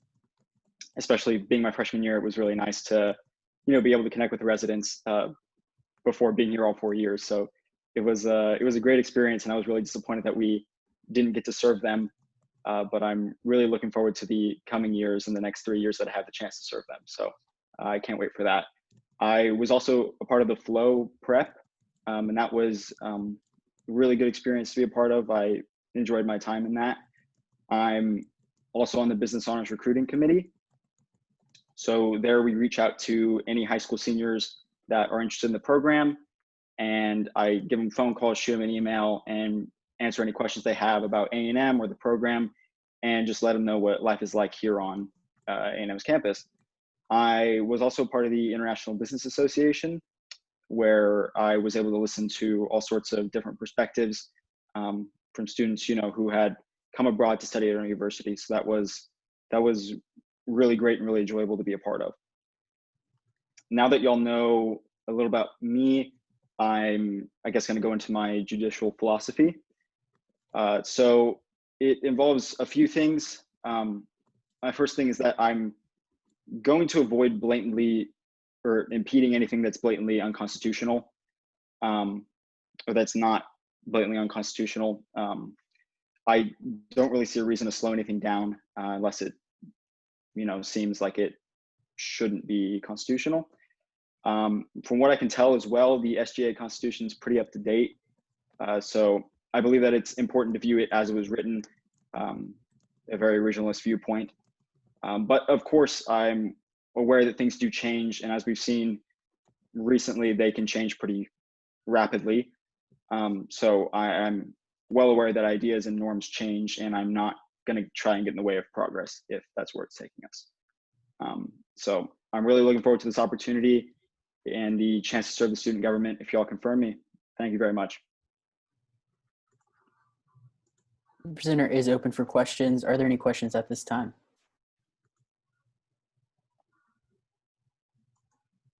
Senator Allen? Thank you, Mr. Speaker. Senator Allen, Mays Caucus.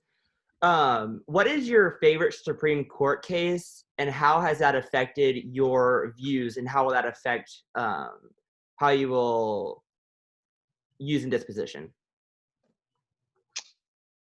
Could you expand on the last part of that? How does your favorite Supreme Court case shape your beliefs, and how will that be used in your position? Yeah, I would say my favorite Supreme Court case would be the ruling on LGBTQ marriage and things like that, because obviously that wasn't in the Constitution to begin with. But as you can see, society changes, norms change, and you have to reform some things. But it's important to look at the Constitution in an originalist viewpoint, and all people are promised life, liberty, and the pursuit of happiness. So that was implemented in that, but you also are able to implement, things as society changes. And that was something that wasn't really prevalent when the Constitution was written, but now it is. So I really do admire that case, and I think it's a good viewpoint on how I see things. Awesome. Thank you very much. Mm-hmm. Chair Teague. Thank you, Mr. Speaker. Chair Teague. finance. So I see, based on your presentation, you have lots of involvement across campus. Could you speak a little bit about how that involvement can help you make informed decisions as Associate Justice of the Judicial Court? Yeah, for sure. So I think that involvement really gives me a broad perspective on, you know, a pretty decent amount of campus. Obviously, I'm not going to claim that I know all of campus's viewpoint, but I've worked with a lot of different people in a lot of different places. So I really think that gives me sort of a broad and open perspective to the way people think and the way people see things on campus, and not very closed-minded as if I had chosen organizations all in the same discipline, where I would kind of just be focused on one thing. So I think it really does give me a open and broad mindset to take in everything on campus as opposed to the more specific things. And Senator Martin. Senator Martin, Liberal Arts Caucus. I was wondering if you could speak more on, you mentioned big event, the international student ordeal that you had. What was the most, what helped you become a leader out of all the things that you've done on campus? What was your favorite out of those things? And I heard you're from New Braunfels. What's your favorite thing to do in New Braunfels? I'll start with the New Braunfels thing. Favorite thing in New Braunfels is probably, I really like Green River Grill, even though it's not technically New Braunfels, it's in Green, but I do enjoy that quite a bit. But moving back, my favorite, I guess, organization I was a part of was definitely Big Event. And I think that really helped me to grow most as a leader. More specifically because I was interacting with people that weren't my age and weren't really anything like me. It was people who were much older, could be my grandparents, could be my parents, and really seeing the way that they did things and the things they needed help with changed my perspective on a lot of things. People, you know, had a spouse die and they couldn't do anything for themselves anymore. And so it was really eye-opening, and it really changed my viewpoint. And I was able to say, you know, a leader doesn't have to do anything incredibly grand. It could be small things like this, such as, you know, helping this woman whose husband is no longer there to do yard work.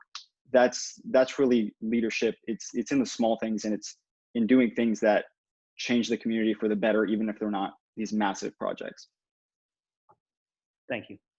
Mm-hmm.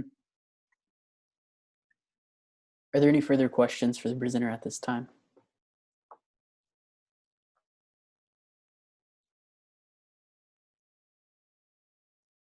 Seeing none, that will conclude our period of Q&A. Cameron, just like the previous justice, we're going to go ahead and move you into the waiting room and then bring you back after debate and voting. All right, thank you. We'll now move into a period of debate, beginning with debate against. Do I see any debate against at this time?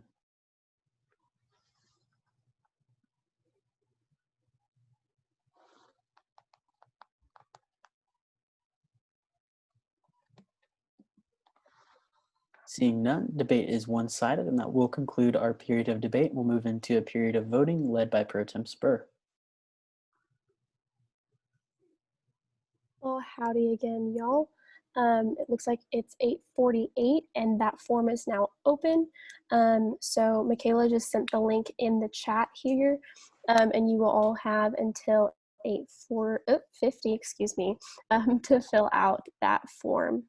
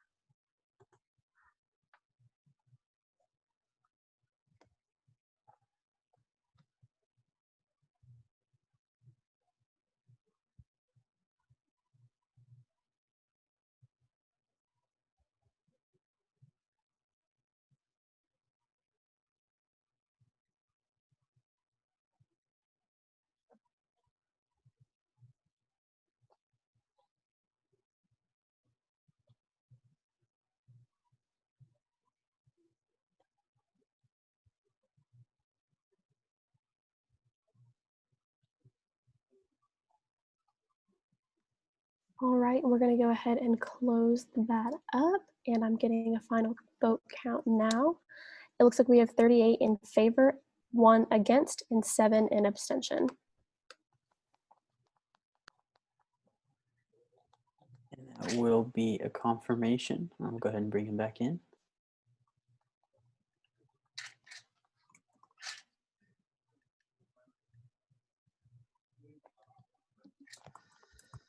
Cameron, are you back with us? Yes. Well, fantastic. Well, then it is my pleasure to let you know that you have been confirmed to serve on the Judicial Court of the Texas A&M Student Government Association. Congratulations. Thank you. Thank you, everyone. I really look forward to working with y'all. Absolutely. You'll now be sworn in by Chief Justice McIntosh. Howdy, Cameron. Raise your right hand and repeat after me. I state your name. I, Cameron Castilleja, Do solemnly swear do solemnly swear to faithfully execute to the best of my ability to faithfully execute to the best of my ability the duties of the office of Associate Justice the duties of the office of Associate Justice for the Texas A&M University for the Texas A&M University Student Government Association, Student Government Association, to uphold the honor of the same to uphold the honor of the same at all times, to protect the welfare of the student body at all times, to protect the welfare of the student body and to promote good relations and to promote good relations between the students and those concerned with the university. and those concerned with the university. Congratulations. Thank you. Congratulations, Justice Castilla. We'll now move on to the hearing of the confirmation of Evan Berger. Chair Hine. Alrighty, Chair Hine, Rules and Regulations Chair. I'll go ahead and just get on with it. For the consensus, we, the Judicial Court Nomination Subcommittee, recommend that the Student Senate do confirm Evan Berger as an Associate Justice of the Texas A&M Judicial Court. For the committee members' opinions, Senator 1, given his background in the Student Government Association, Evan is an excellent nominee for a position on the Judicial Court. He is very familiar with the rules in SGA, making him a great resource to have, especially when tasked with upholding those said rules. And then Senator 2, as a previous Rules and Regulations Chair, Evan's extensive knowledge of the code makes him a great addition to the court. And I will turn it back to you, Zach.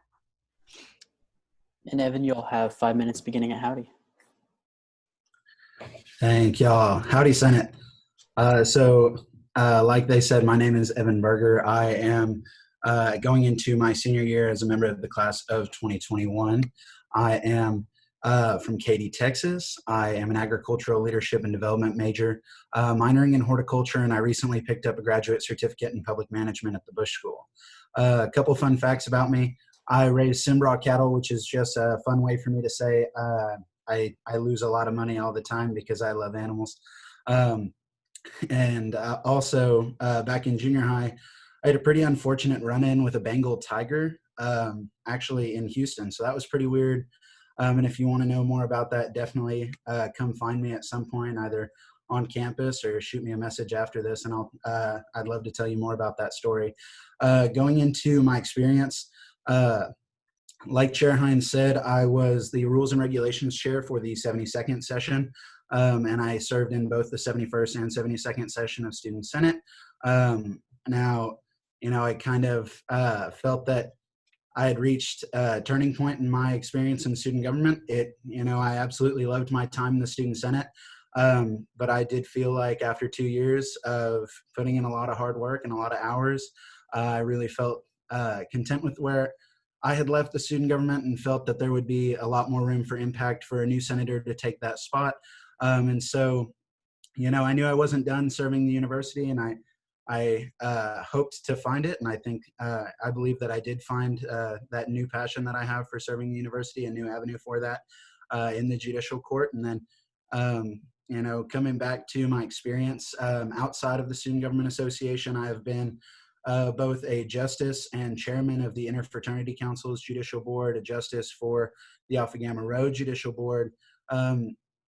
In my past, I served as a vice president and board of directors member for a very prominent youth Development Youth Leadership Corporation in Texas, the Texas FFA Association.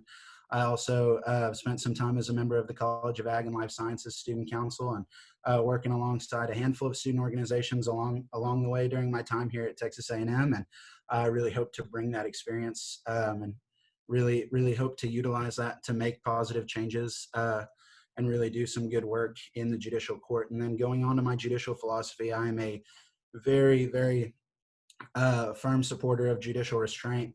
I do not believe in legislating from the bench. You know, I got to spend my time as a legislator and I absolutely loved it. And know that I don't necessarily mean myself when I say this, but there have been some very brilliant minds that came before me that have laid quite a great foundation. I have an absolute admiration for our Student Government Association Code.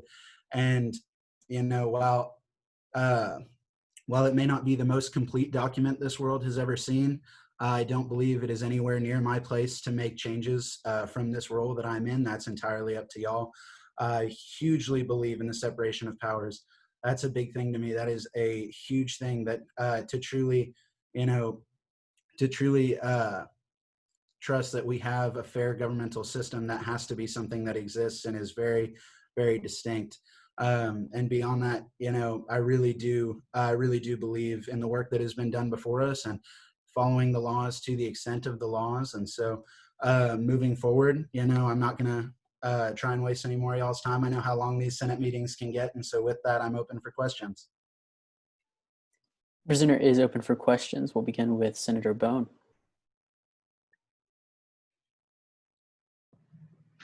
Senator Bone of the Mays Business Caucus. Evan, I remember supporting you in your student body president campaign. You began in the legislature, you moved on to make an attempt at the executive branch. Now you're going for judicial. My question is, what led you to the judicial branch necessarily, as opposed to any of the other ones? Yeah, thank you, Dylan. That actually is a pretty similar answer to why I ran for student body president in the first place, and that being, it took a lot of time, a lot of prayer, and a lot of thought for this. And going into that race for student body president, you know, I never knew I would actually be as thankful as I was not to be elected, because what I found is after that, I actually applied for a position with the executive cabinet and was offered a position. But upon more prayer, more thought, I realized that the executive branch isn't the place for me. You know, I have loved my time in student government, and as invested as I've been in it over the years, I didn't get to experience every single aspect of it enough to know exactly where I belong.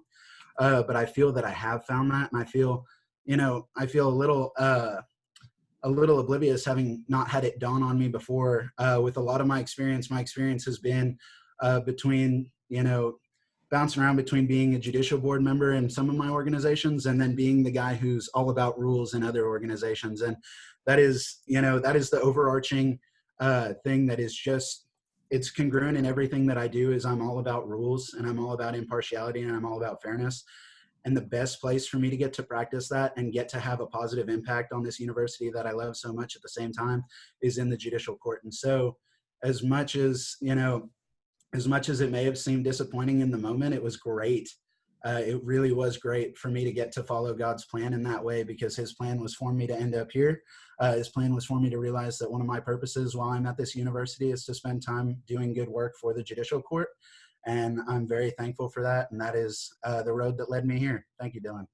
Thank you, Evan.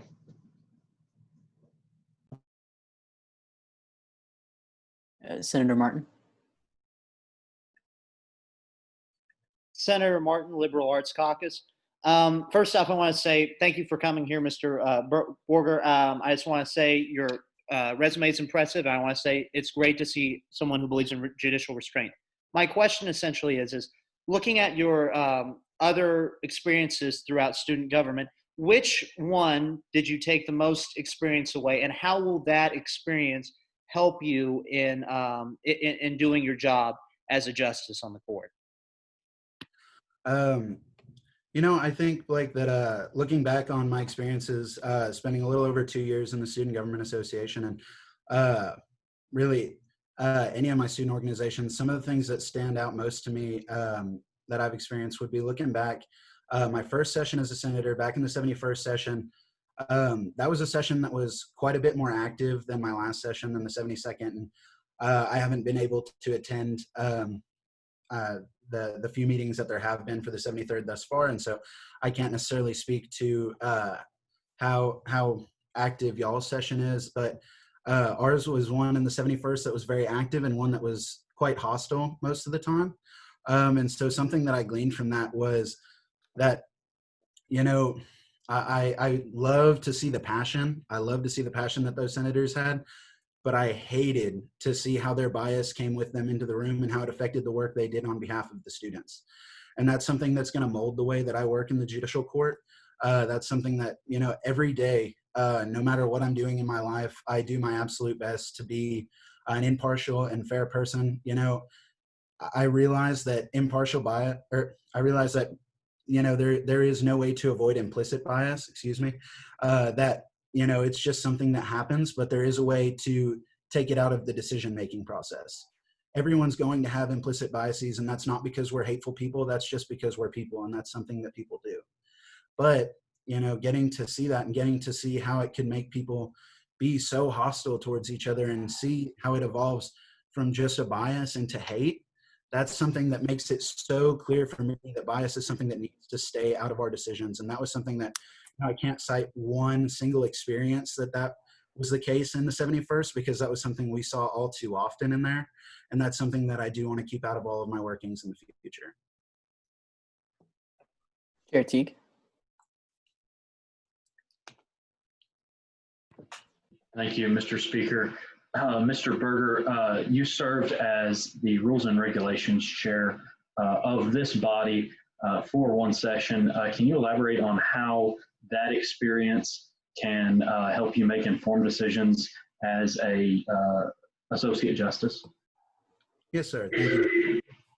So in that role, something that was huge for me and hopefully is huge for every Rules and Regulations Chair to come, is being knowledgeable about the Student Government Association Code, and knowing not just knowing the pure content of it, but knowing, you know, how this content actually applies to the Student Government Association. And that's something that I really did get to pick up a lot of, and something I got very familiar with over this last year, spending hours and hours reading over that code, and getting to be so familiar with it, something that's going to be hugely beneficial with me going into this role, being that, you know, our role is to ensure that this Constitution, the Student Government Association Code, is something that is, and Evan, seeing as that is time for the Q&A, if you will please wrap up in a sentence or two here, but I am going to keep you paused for a second. Chair Teague with a motion.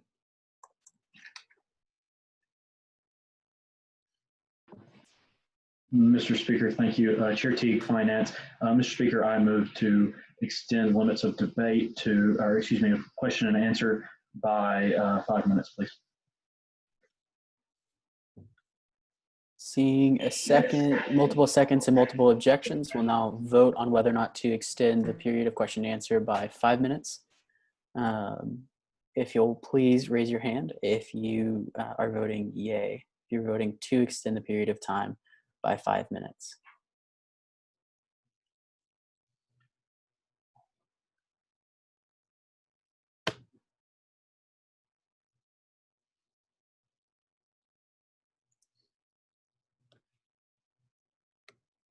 Your hands.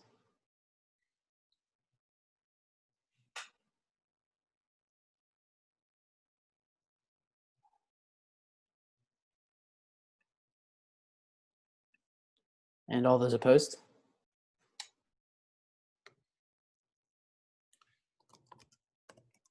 Seeing as that clearly is the majority, that motion does fail. Evan, if you would please go ahead and finish up that last question and answer for us.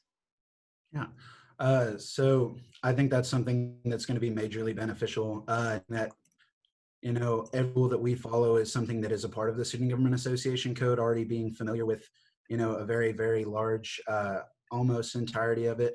You know, I'm not going to claim to know every single line, but to know a very large majority of that piece is something that's going to be very hugely beneficial in our workings in the future. And with that, that will conclude our period of question and answer. And Evan, I'm going to go ahead and move you into our waiting room. We'll have a period of debate and voting and bring you back. Awesome. Thank you.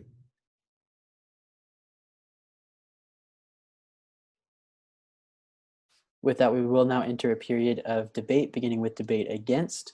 Do I see any debate against at this time?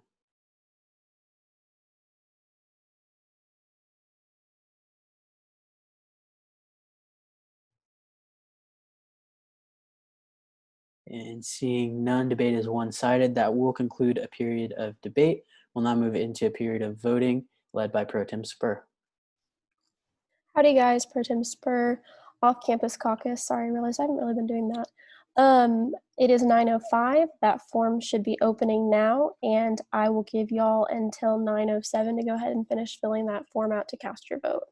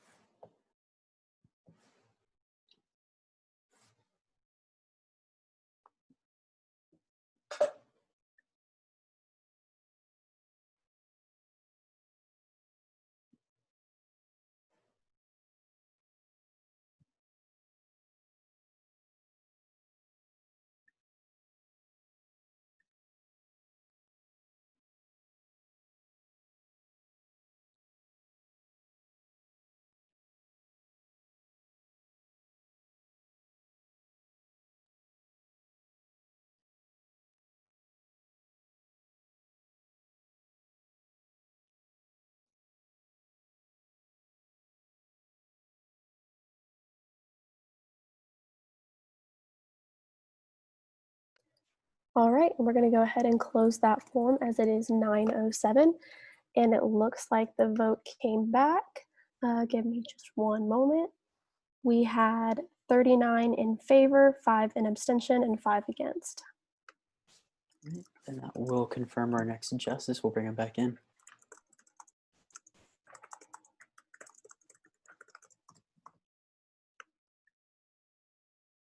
Evan, are you back with us? Yes, sir, I am. Well, fantastic. Then it is my pleasure to let you know that you have been confirmed to serve as our next justice of the Texas A&M University Student Government Association. With that, I'll hand you over to Chief Justice McIntosh for swearing in. Raise your right hand and repeat after me, Evan. I state your name. I, Evan Berger, Do solemnly swear do solemnly swear to faithfully execute to the best of my ability to faithfully execute to the best of my ability the duties of the office of Associate Justice the duties of the office of Associate Justice for the Texas A&M University for the Texas A&M University Student Government Association, Student Government Association, to uphold the honor of the same to uphold the honor of the same at all times, to protect the welfare of the student body at all times, to protect the welfare of the student body and to promote good relations and to promote good relations between the students between the students and those concerned with the university. and those concerned with the university. Congratulations. Thank you. Congratulations, Justice Berger. And with that, that will conclude our period of judicial court confirmations, and we'll move into a period of unfinished business, beginning with the consideration of SB 7301 and the second reading as well, the Pronoun Inclusivity Act. I'll go ahead and get the presenters unmuted.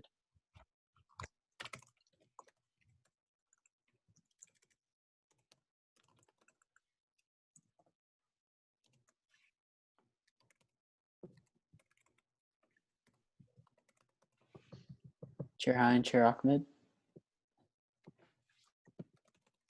Hello, howdy y'all. I'm just pulling up the legislation right now so we can read it for a second reading.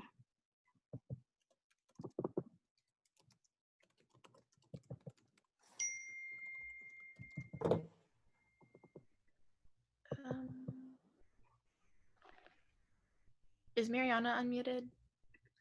I know Mariana said she won't be here today because she has a family situation. So presenting it will just be me and Chair Hein. Megan, if you want to get them started, my computer's being a little slow. Yes, alrighty. Howdy, Senate. Chair Hein, Rules and Regulations Chair.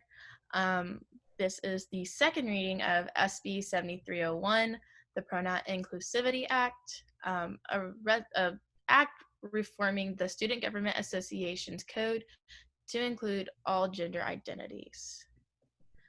I'll just go ahead and read whereas one, and then Aman, you can, or Chair Ahmed, you can jump in here. Whereas one, the 73rd session of the Student Senate is understanding of the fact that the pronouns him and her do not represent all gender identities. Still not opening for me, so if you want to just continue reading it. Okay. I really apologize, guys. Whereas two, the SGA's code lacks uniformity when using pronouns to describe offices and duties within SGA. Whereas three, the Student Senate seeks to include all gender identities in the Student Government Associations Code in an effort to create a more inclusive environment in SGA. Therefore, let it be further resolved, one, replace all instances of he and she with they.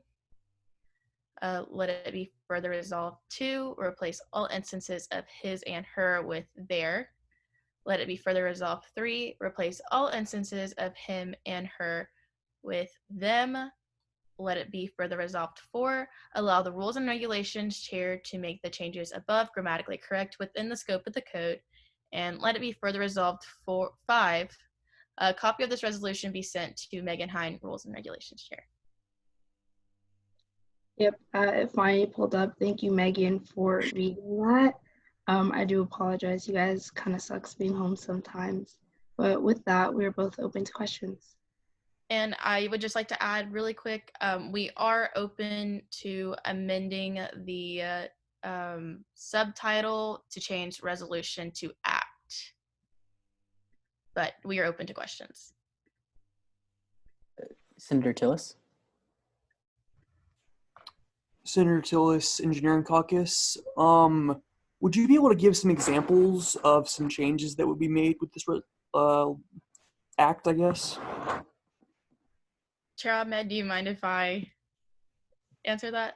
Yeah, of course. This is your domain. Rules and regs, she's got it. So right now, for those of you who don't know and haven't looked in the code, it is a ferocious beast, so I do not blame you at all. There's a really big inconsistency with the pronouns that are used, and most of them are for male gender, which is he, him, his. So even though this is kind of an example, even though we've had female student body presidents in the past, any rules or regulations pertaining to the position of student body president are only referred to as he, his, and his. So this act would just be kind of cleaning up the code to include everyone within SGA, regardless of gender identity, and it would also help the code be super uniform and keeping those rules consistent regardless of gender identity.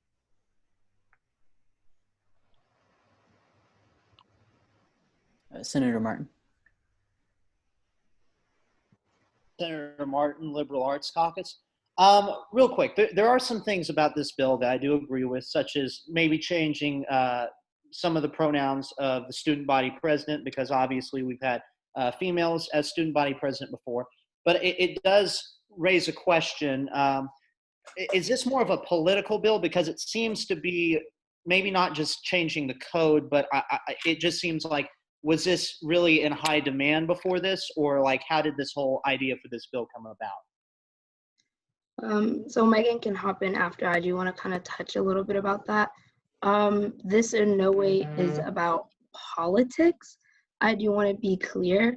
As this SGA code governs not just Senate, but all of SGA, including our executive branch, our judicial branch, and all of our committees that fall under the executive branch, we want to ensure that the code is inclusive.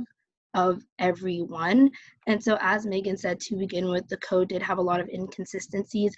Always said he or she, or sometimes it would say strictly he. So within that, there was already that inconsistency within the code. But with that, we do also need to realize that one of our biggest core values at A&M is respect. And as Aggies, we should be able to respect other Aggies' choices of pronouns.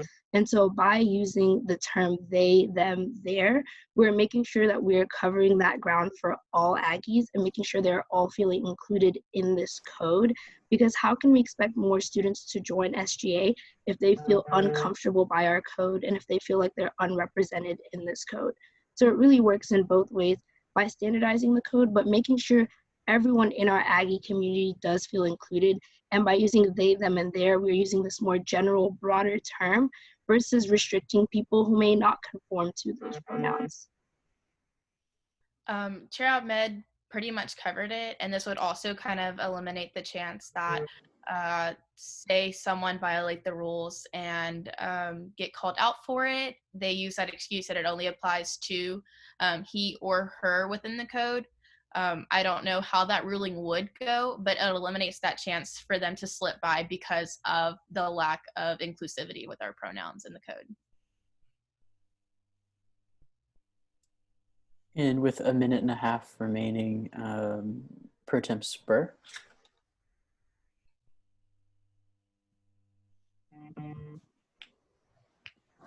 Howdy, Pro Tem Spur, Off-Campus Caucus. So, Chair Hein, I know you mentioned in like the subtitle, it said resolution, that you'd be willing to make an amendment there.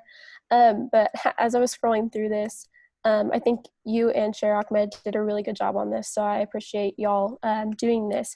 But my question is, it says at the top of page 2, it also says Senate resolution as SR.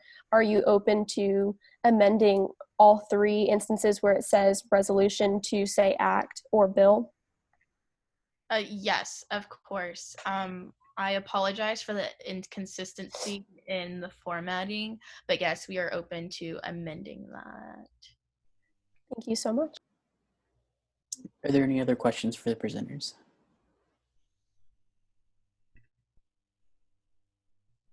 Senator Tillis, with 30 seconds remaining. Senator Tillis, Engineering Caucus, would you be able to just give an example of how you would amend this sentence that I'm pasting in the chat right now? I just want to see like how you take into account singular, I guess, prepositions versus plural ones. I am currently looking. I think it would be just changed to their seat. That would be one way to fix the his seat, making that a their seat. Does that kind of answer your question? It does. Thank you. Are there any other questions for the presenters at this time?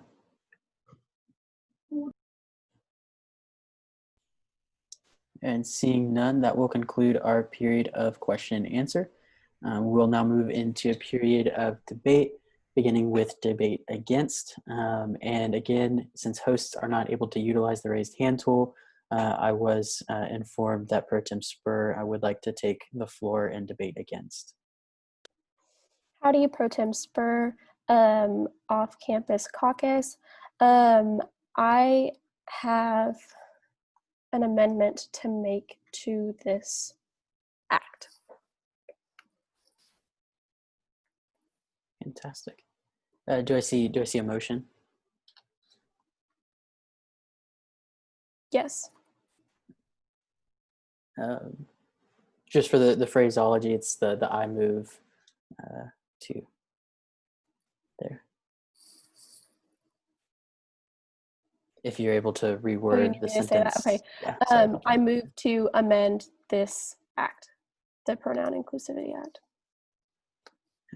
For the changes mentioned earlier. Yes, and one more. Because this is an act, it has to be signed by both the Speaker of the Senate and by the student body president. So my amendments would be to change where it says anywhere it says resolution, change it to act or bill, and change SR to say SB. And then to add this section where the student body president signs it under the speaker. And my ops team and I are willing to go ahead and put those edits in there. And seeing a second, we will move forward into a period of debate on the amendment to add a signature from the student body president, as well as replace all mentions of resolution with bill and SR with SB. We'll begin with a 45-second period of debate against. Do I see any debate against?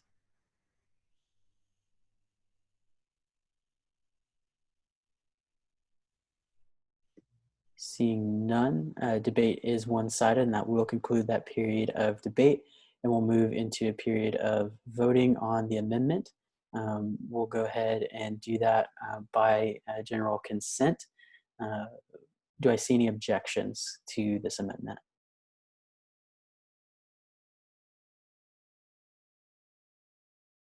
And again, we are voting on the amendment. Seeing no objections, we have moved by general consent to add that amendment to this piece of legislation so that any mentions of resolution be replaced by bill and SR be replaced by SB. And then also that a signature from the SBP be required on there as well. We'll now go back into the period of debate against on the resolution, the bill, the act as a whole. Chair Feldman. Chair Feldman, Legislative Relations Off-Campus Caucus. I would like to move to make myself a sponsor and any other senators that would like to sponsor as well. Do I see any seconds? By seeing multiple seconds, we will move by general consent to add Chair Feldman as well as anyone else who fills out the form on the drive as a sponsor to this piece of legislation. Do I see any objections?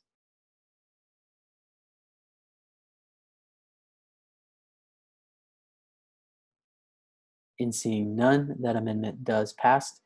Chair Feldman, you do still have the floor in debate against.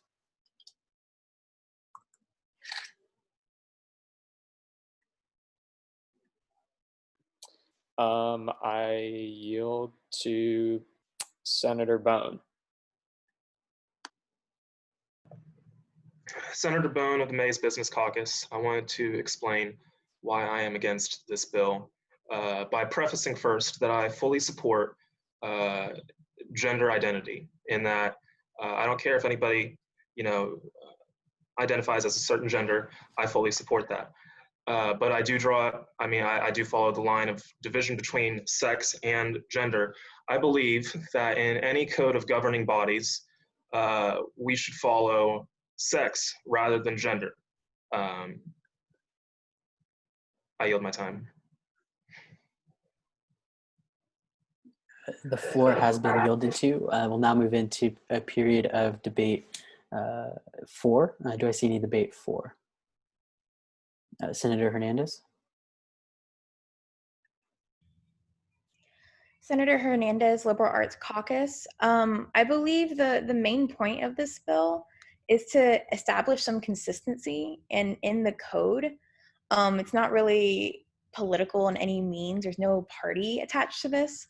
And so I just like to debate 4 just because I feel like everyone should be for any sort of consistency within our SGA code that cleans it up in general. I yield my time to Chair Iman, Chair Oppen.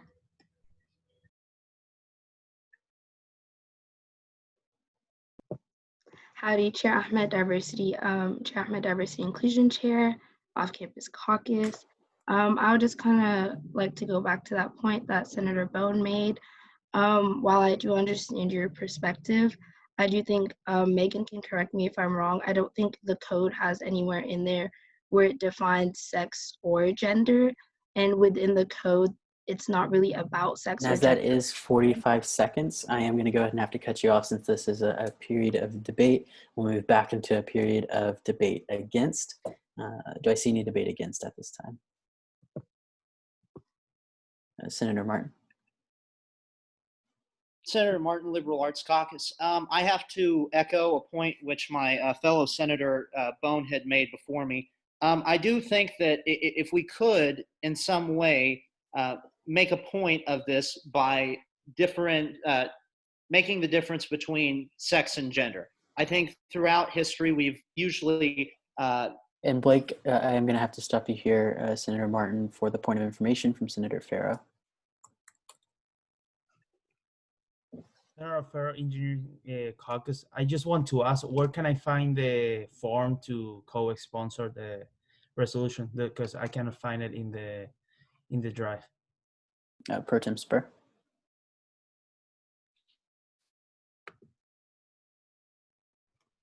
There's the text side link.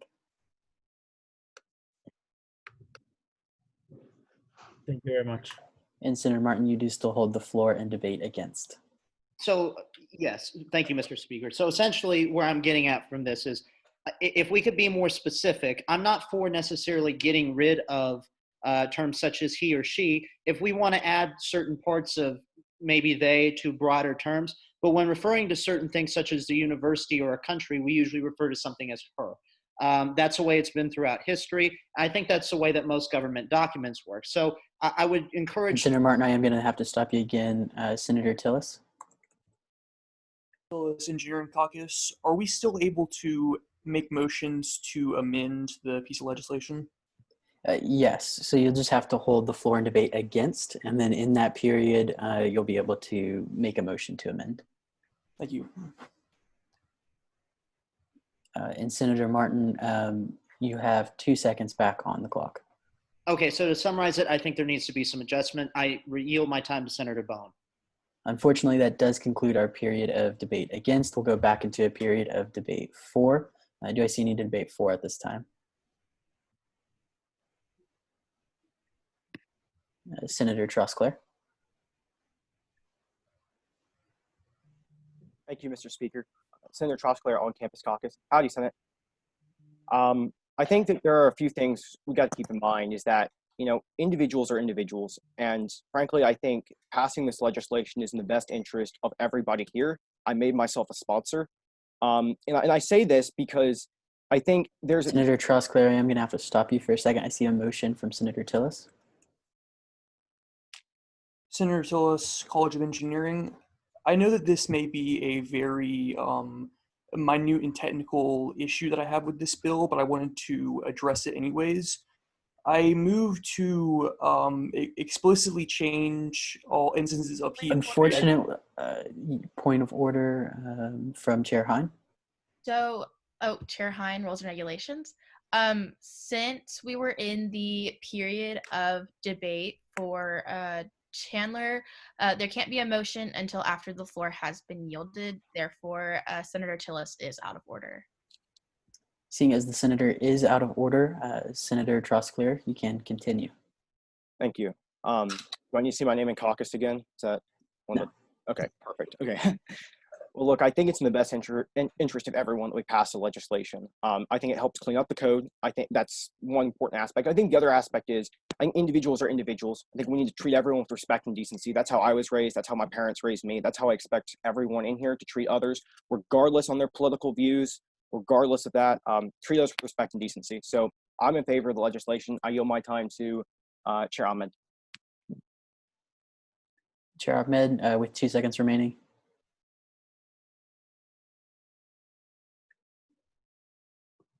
Chair Ahmed, Diversity Inclusion, I echo exactly what Chandler said. And overall, this isn't a matter of politics. It's really a matter of making sure that our students on this campus all feel included. And that will conclude our period of debate for. I'm going to have to go ahead and cut you off. And we'll go into our final period of debate against. And let's see, do we see any debate against?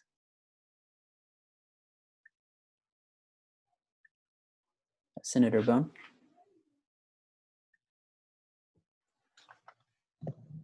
Senator Bone at the Mays Business Caucus. I wanted to say I did not offer an alternative solution.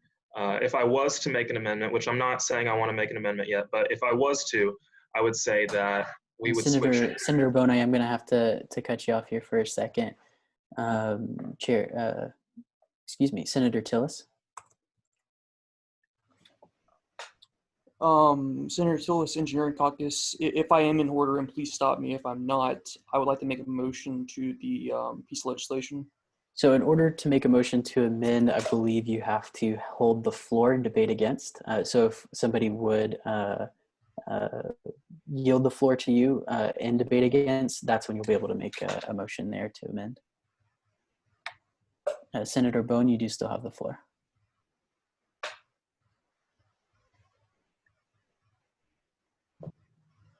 In fact, Senator Bone of Business Caucus, I would like to yield my time to Senator Tillis.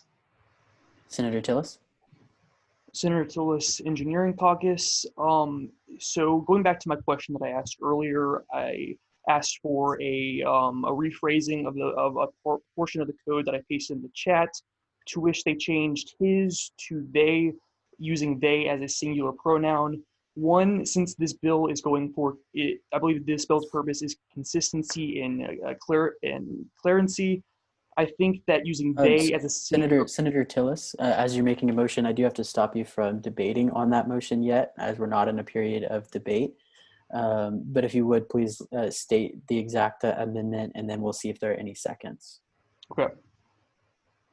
I would like to move to any replacement of he, she, his, her, or him and her must be replaced with he/she, his/her, him/her, or to be changed so the sentence flows with a third person use of they, their, or them, to where the whole sentence reads in the third person point of view to maximize consistency and clarification. Gotcha.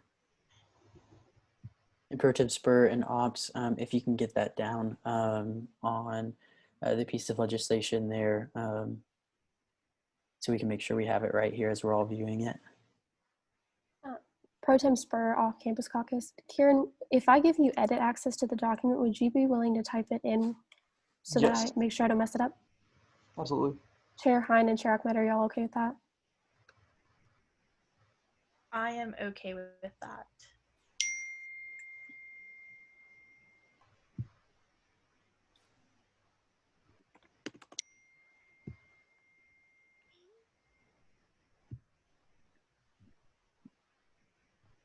And Senator Tillis, I went ahead and shared that with you to your Texas A&M email address. And as a reminder, Senator Tillis, if you could add it as comments instead of direct changes until it's approved. Yes.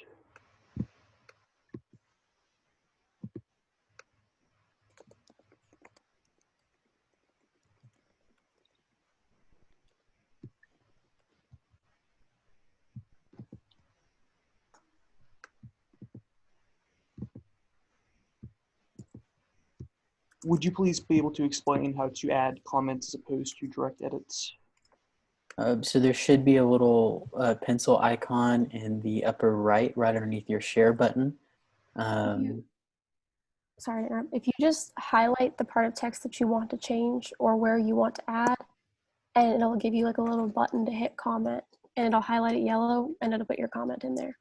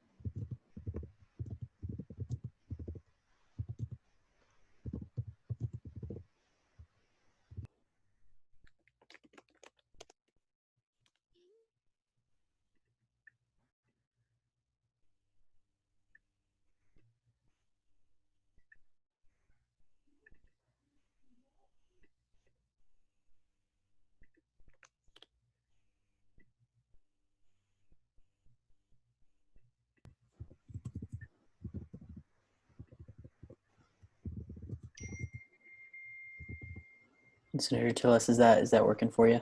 Yes, it is. I'm almost done with the comment.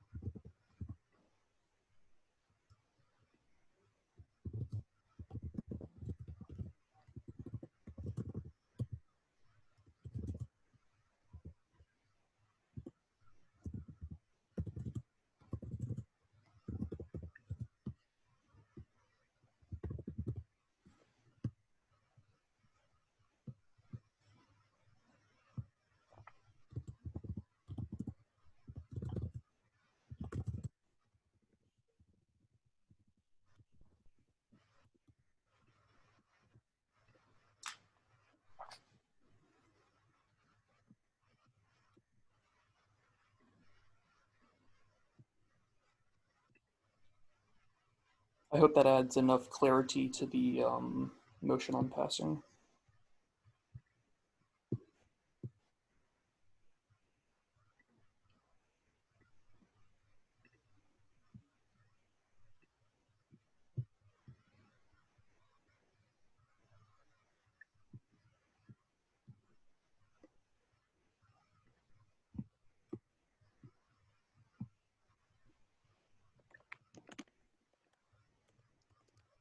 All right, so the amendment is now in there. If everyone has that pulled up and can see that. So we'll now move into a period of debate. First, I do want to recognize the point of information from Chair Hein. Chair Hein, Rules and Regulations Committee. This is directed to Senator Tillis. I just want to make sure that I'm reading this correctly. So therefore, let it be resolved 1, 2, and 3. Basically, you're saying to replace them with like he/she, his/her, him/her. Yes, or in the instance where the entire sentence structure is changed so that the replacement of they, their, and them are used as third-person pronouns instead of first-person pronouns. Okay, thank you. We'll now move into that period of debate, beginning with the period of debate against. Do I see any debate against this amendment? Senator Lucas?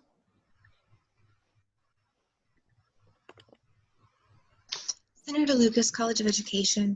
I'm debating against this amendment because as Senator Tillis says that he wants to do he/her instead of changing with the they, their, them, because that is a third person pronoun. They, them, their is not inherently a third person pronoun.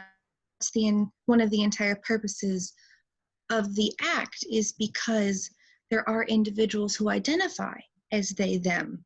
So that is still a first person pronoun, which makes the amendment unnecessary and a little redundant. And Senator Lucas, you do still have the floor in debate against.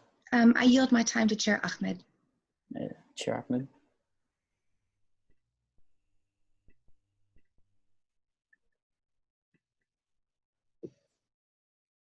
Before I begin, do you mind letting me know how much time I have? Approximately 3 seconds. I will yield my time to the floor. It's okay. Floor has been yielded to. We'll now move into a period of debate against, period of debate for, excuse me. Do I see any debate for? Senator Bone? Senator Bone at the Mays Business Caucus. In regards to Senator Lucas's comments, I wanted to say that I'm supporting Senator Tillis's amendment because I believe, number one, that they, them is grammatically incorrect. Number two, that this is not about what people identify as. I think this is about sex. And when it comes to a legal code or any code of a governing body, I believe that it should be about sex and rather than gender. I yield my time. To Senator Tillis. So I believe that using they, their, or them as first-person pronouns is inherently vague, even if some individuals do claim to identify using those pronouns. And I believe that since this bill is for consistency and clarity, we must stick to using those pronouns in their proper grammatical form for absolute clarity in the bill. I yield my time to Senator Martin. Unfortunately, that is all the time we had for that period of debate 4. We'll move back into a period of debate against. Is there any debate against?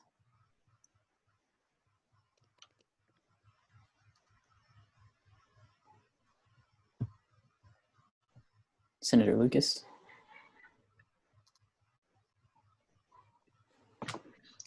Senator Lucas, College of Education. I didn't see Chair Hines chat to me previously. I would like to yield my time to her.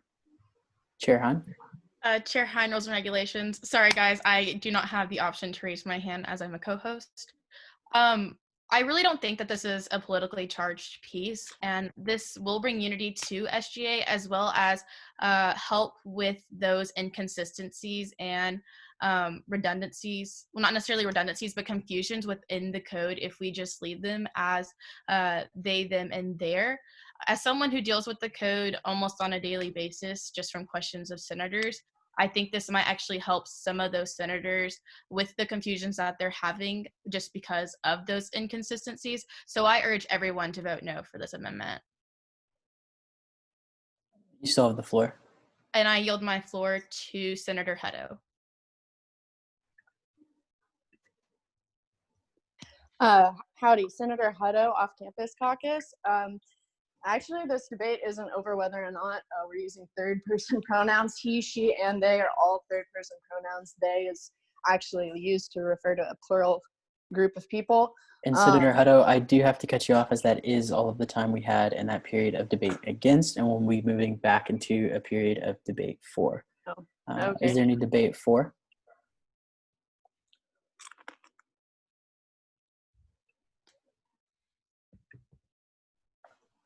Senator Martin. I actually am going to pause you here real quick, and I am pausing the clock as we go through these motions.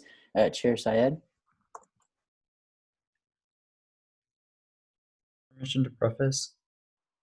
Chair Syed, Engineering Caucus. The preface of the motion. Yes. Very briefly. I trust Chair Hine will make the right grammatical changes that we need, so I move to previous question.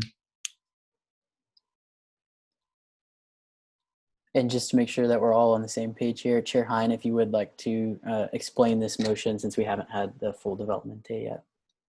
Yes. So the previous question is the motion to terminate all discussion on the previous question or questions on the floor and to move into a period of voting. Basically, in short terms, we would end debate now and we would take a vote immediately. And the vote would be on the amendment, correct? If the previous question gets a 2/3 vote, yes, we will be voting on the amendment, not the actual piece. And I do want to go to the point of inquiry from Chair Teague.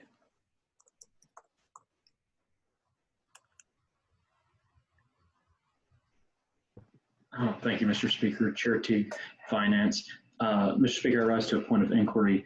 Can a previous question be qualified in any way via an amendment? Chair Hine.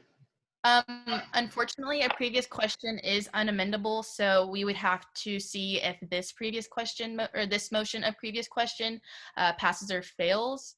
If it fails, we can bring up a qualified previous question. If it passes, then you would just have to bring up another previous question pertaining to the bill itself. That's what I thought. Thank you. And Chair Hine, just to make sure we do correctly, general could not use here since it is a 2/3 vote, correct? Yes. All right, so we now move into the period of voting on the motion, seeing multiple seconds to move the previous question. If you're in favor of moving the previous question and going directly to voting on this amendment, please raise your hand.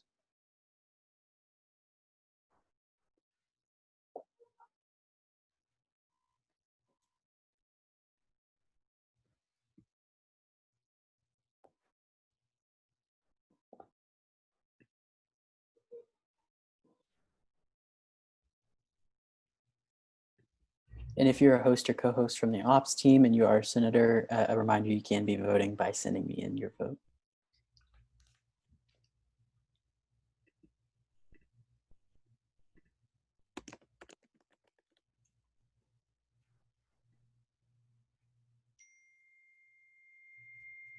If you would please lower your hands.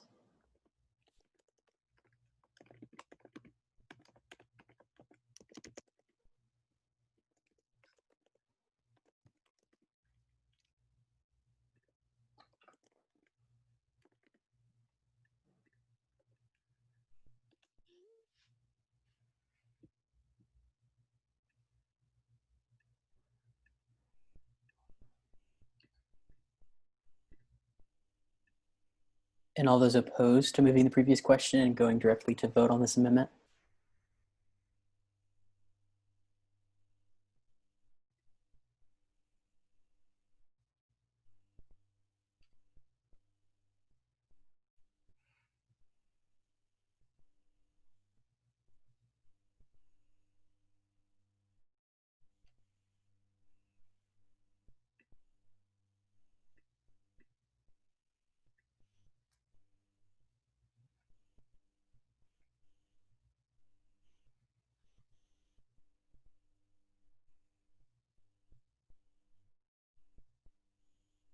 The vote was 27 to 10, which I believe does give us a 2/3, which means that that motion does carry. We'll now have moved the previous question and we'll go directly to voting on the amendment as reads, that all instances of he, she, his, her, him, or her will be replaced by he slash she, his slash her, him slash her, unless the sentence is changed so that they, their, or them is used as a third person pronoun and not a first person pronoun. All those in favor, go ahead and raise your hand.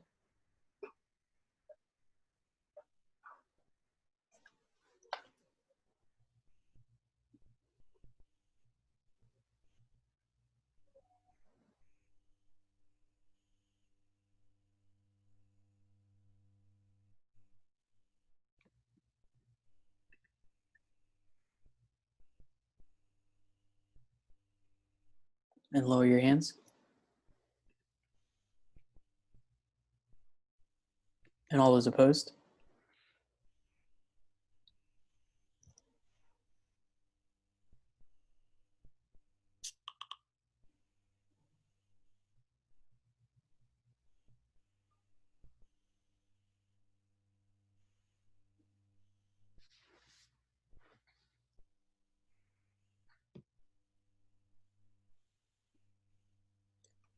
And by a vote of 25 to 10, that amendment does fail. If you will, please lower your hands. And Pro Tem Spur, if you would please remove the comment as it did fail.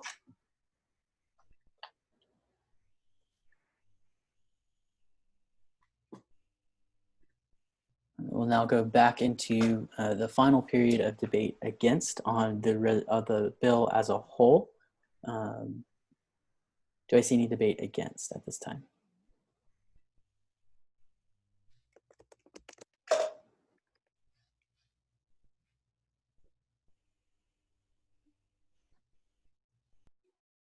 Seeing none, that period of debate, that round of debate is now one-sided, and that will conclude our period of debate.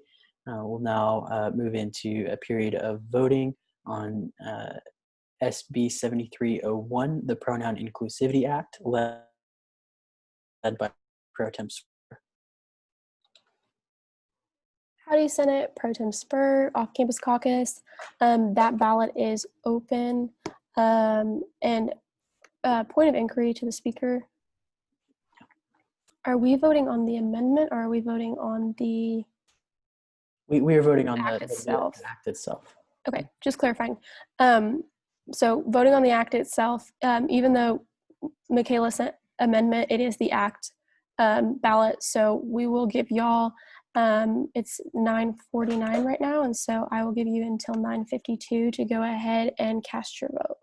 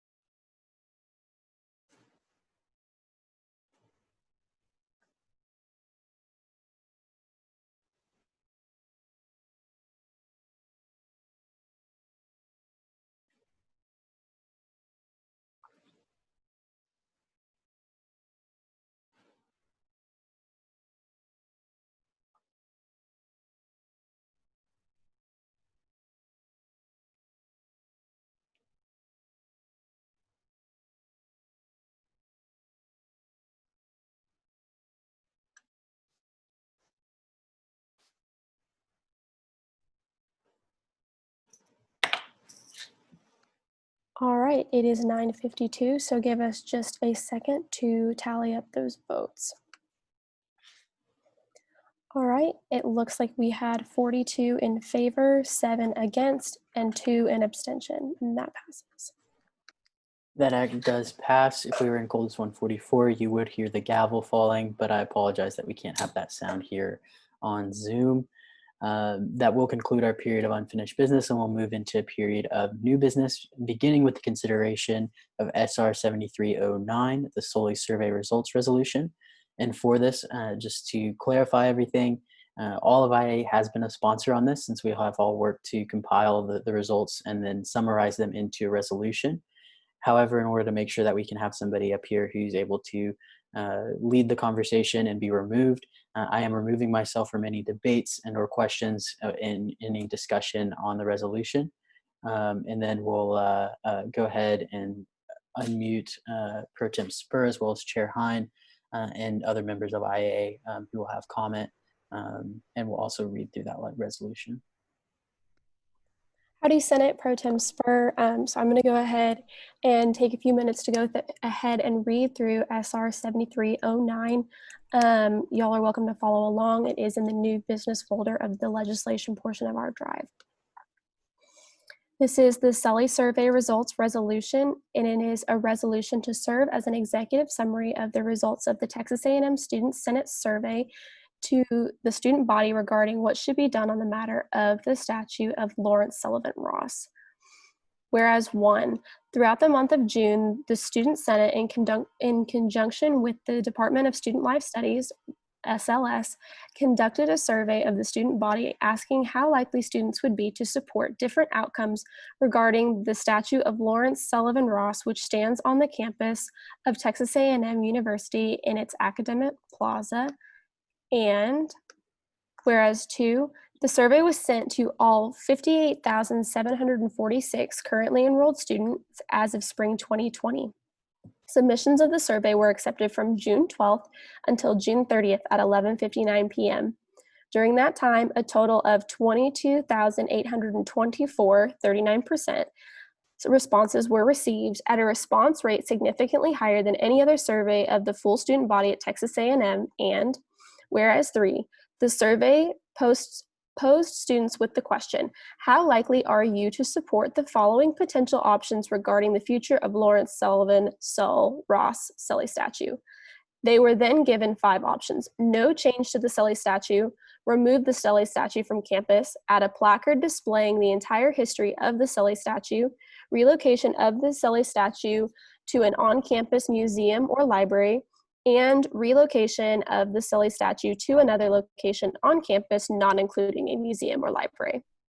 Respondents were asked to rank the options above by how likely they would be support an opinion on the scale of very likely, likely, neutral, unlikely, and very unlikely. And whereas 4, as noted in the written report, students' demographics were pulled from the University Information System based on the student's unique identification number, UIN. The integrity of responses was also maintained by the creation of a unique response link being sent to each student's TAMU EDU email address based on their UIN. And whereas 5, the key findings of the Sully Statue Survey were as follows. The following chart illustrates the opinions of the student body as a whole.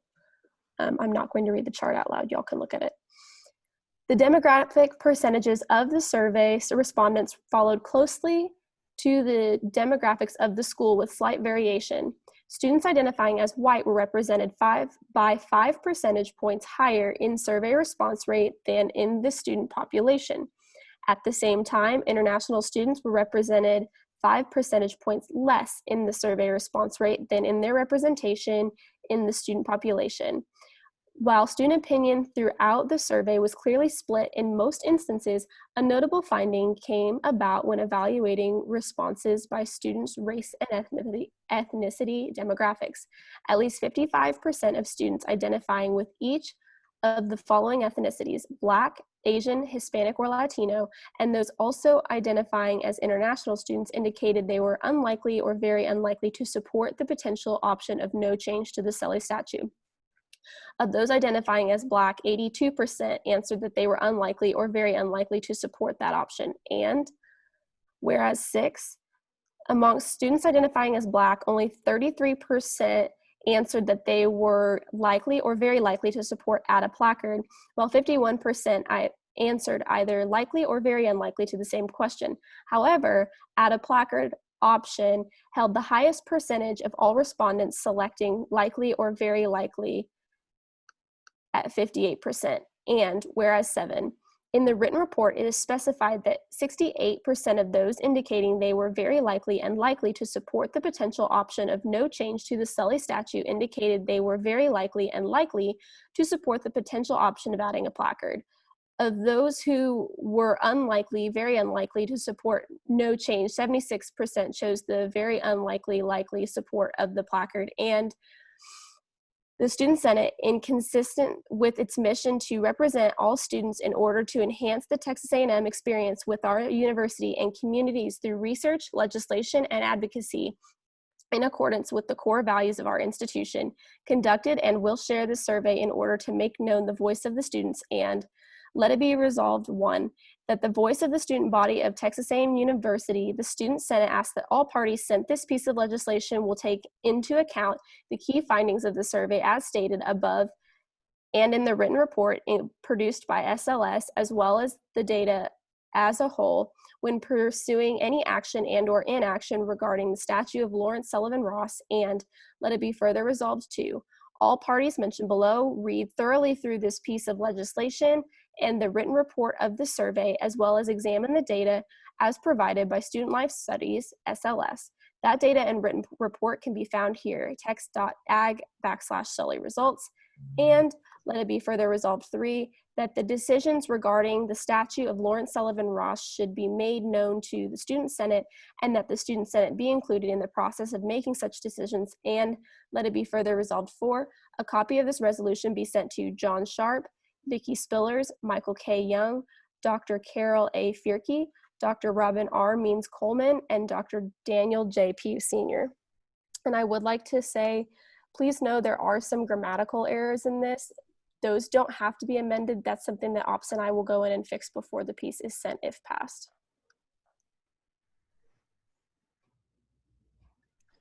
Are the presenters ready for questions? Yes. The presenters are open for questions. Are there any questions at this time?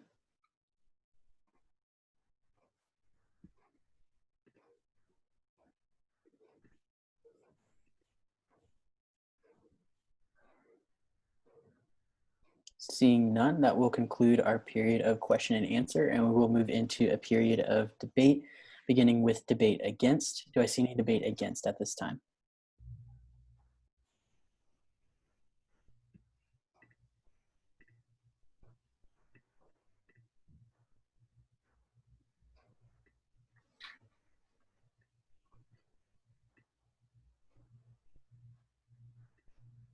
Seeing none, debate is one-sided, so that will conclude our period of debate, but I do want to address the point of information from Pro Tem Spur. Howdy, Pro Tem Spur, Off-Campus Caucus. My point of information is actually for the Internal Affairs Committee to ask who changed the document after we put the legislation in the drive, as whereas 7.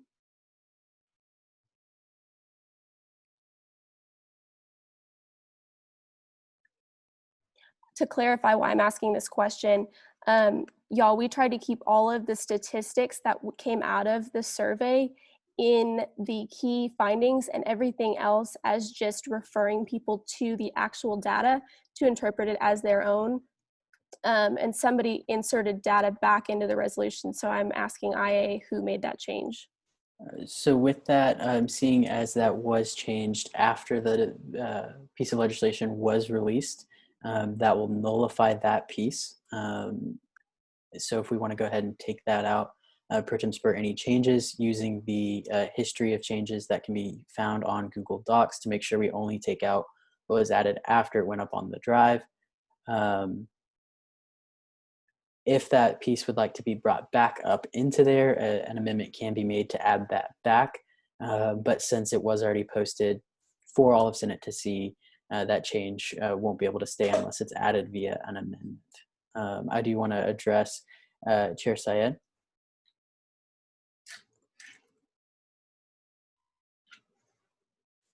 Chair said, Engineering Caucus, checking the editing history as of July 7th, 7:40, there were no edits made to the document.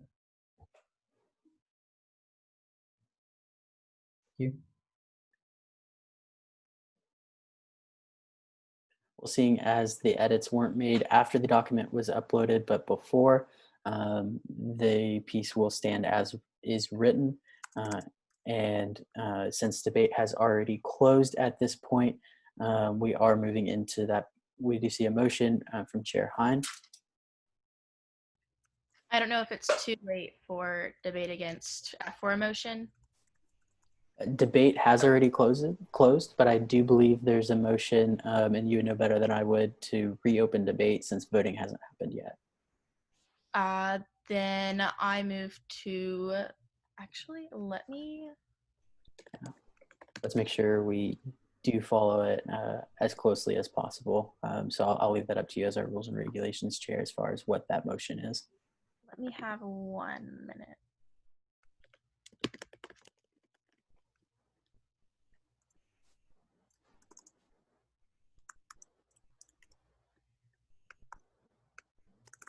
All right. I move to reopen debate on the motion or for the resolution currently on the floor.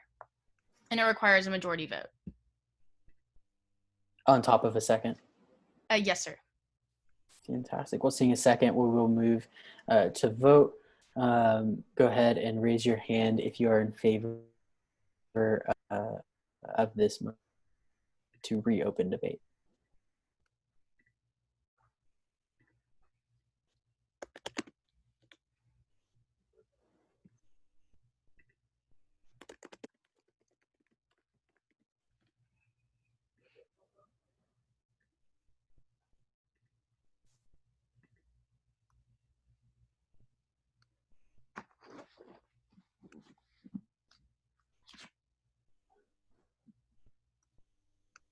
Go ahead and lower your hands.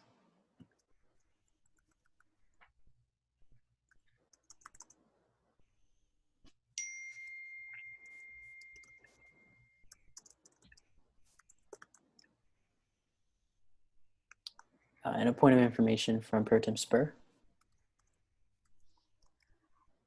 I just wanted to clarify. So when we put the Pro Tem Spur off-campus caucus, when we put the resolutions in the drive, the way that we have to do it so that it doesn't have like a drive like hyperlink is by copying the resolutions. So I went back to our original document and the change was made at 12:21 p.m. today, or a.m. today. So it was made after the resolution went into the drive.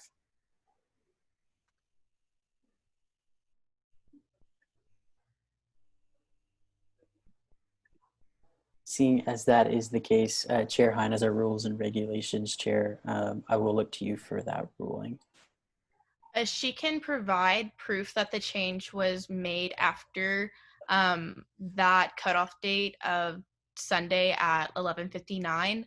That amendment will be nullified and it can be taken out of the resolution. All she would have to do is just send me a picture of that, if you will, Pro Tem Spur, just to make sure.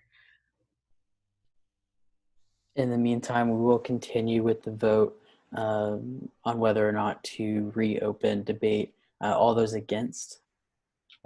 Before we do that, I do want to address the point of information from Chair Ahmed.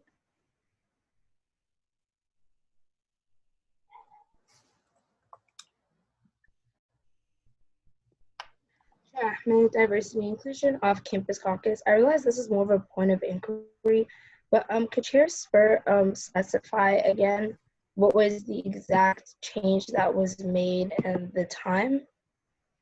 Pro Tem Spur.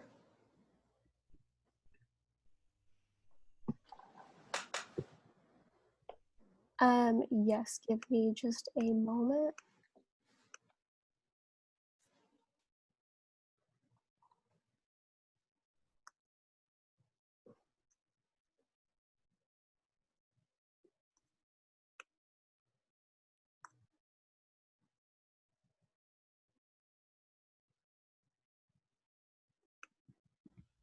For me, who is quite technologically not advanced, if somebody wants to tell me how I can see the changes that were made and not just when they were made.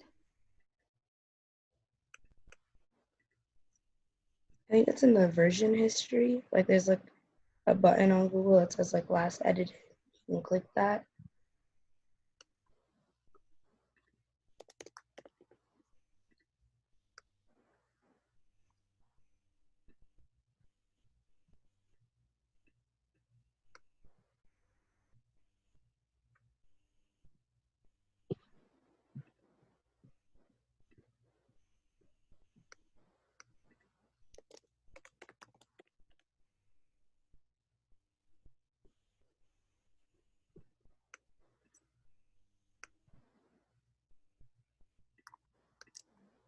For some reason, it's still not showing me the changes that were made. I don't know if I'm doing something wrong, but Olivi has access to this. If somebody else can check me on that. Yeah, I'm looking at it right now. I just want to be clear about which change you were talking about was made so I can look for it. And alongside, because you just mentioned that the change was made at a specific time. So I wanted to like know those specifically so I can help look for them.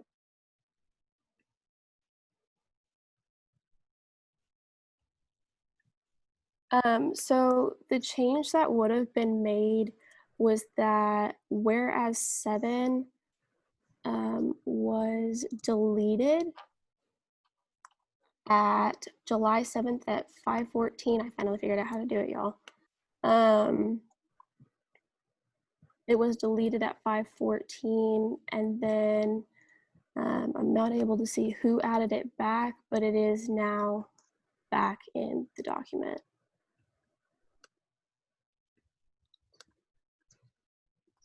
Is there a timestamp on when that was added to the drive? I believe it was added.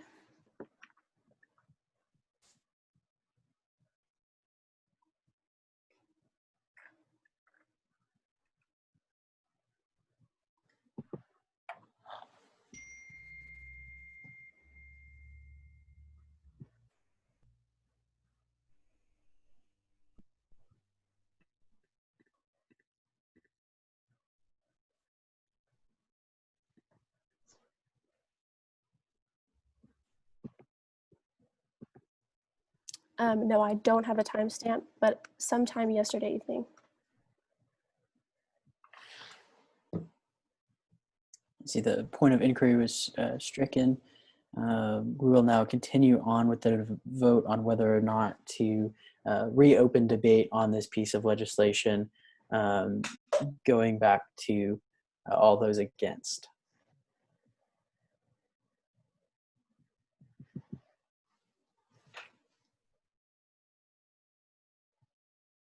There's a point of information in the chat, Mr. Speaker. Chair Syed.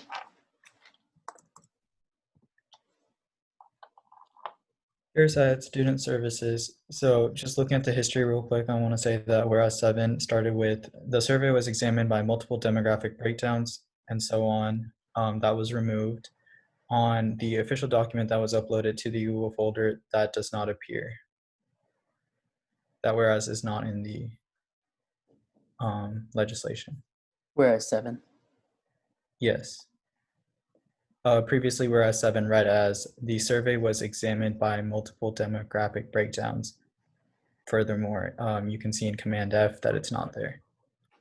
Okay. So then when it was uploaded, it was different.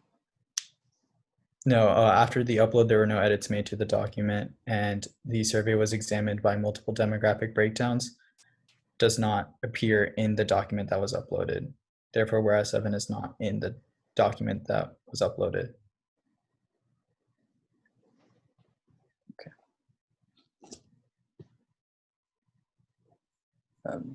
I do see a motion from Chair Jeffress as well.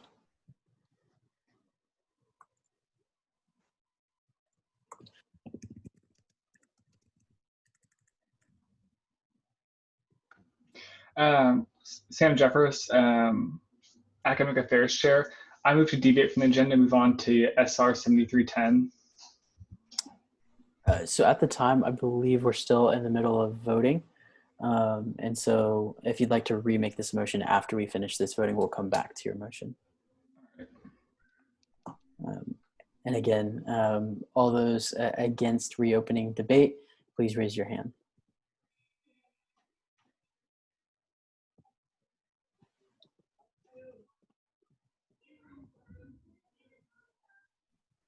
I do want to address the point of inquiry from Senator Marufo.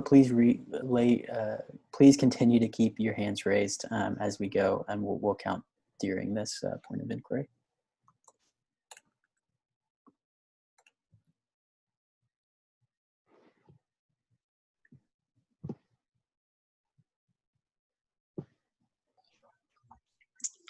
Senator Marufo, Liberal Arts Caucus. I have two questions. What exactly are we voting on? Like to not vote on what? And then two, what is going on if it's even relevant? I mean, like if it's relevant for us to know what is happening, because I'm very confused as to what's being talked about and then what we're even voting on. Yes, so I do apologize for the confusion.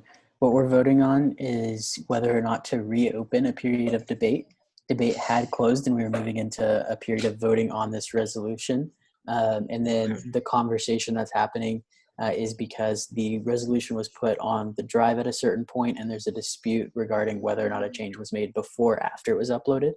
If it was made before it was uploaded, then the resolution will stay as is. If it was made after, then that piece of the legislation will be reverted to what it was before it was uploaded, if that makes sense. Does that clarify your question? Yes, okay, now the numbers make sense. Thank you. Absolutely. And then Chair Ahmed. So my question, Hadi Chair Ahmed, Diversity Inclusion Chair, Off-Campus Caucus. My point of inquiry is, this is more of a Megan question, I guess. Is there any way where this resolution could be tabled temporarily until the missing amendment and so forth is like found and confirmed, and then we bring this up again, as in like if we can continue with our agenda and then come back to this piece as soon as that is found, because I do also want to be respectful of everyone's time.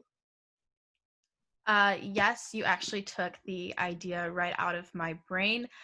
Whenever the next period of debate comes up, if someone wants to make a motion to table it, we would be able to take from the table after all other resolutions have been dealt with properly. Permission to back and forth? To follow up. Yes. Go ahead. So if someone makes an amendment to table it, that will table it after all the other resolutions, not as soon as the matter is addressed, in a sense? So it wouldn't be an amendment to table it. It would just be a motion to table the resolution. And then after all of the resolutions have been disposed of properly, someone would have to make a motion to take from the table this resolution. And it's also true, Chair Hein, that motion can be made when we're in between other pieces as well. Yes.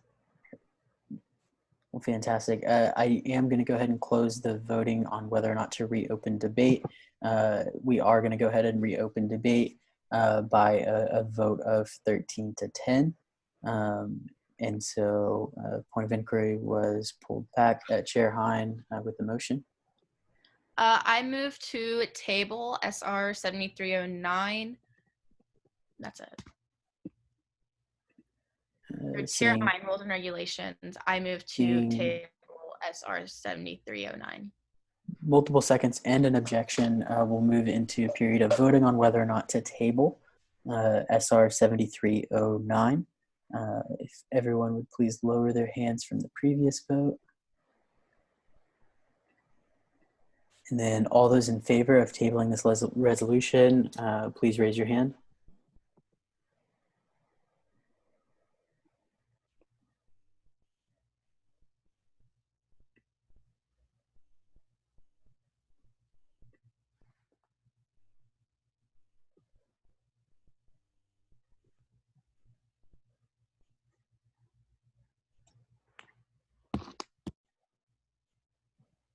And I'm again, unmuted. Seems like Jocelyn has a question and she can't hear.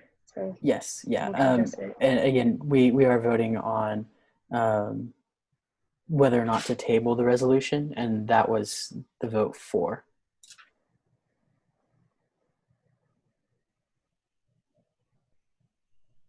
Go ahead and lower your hands.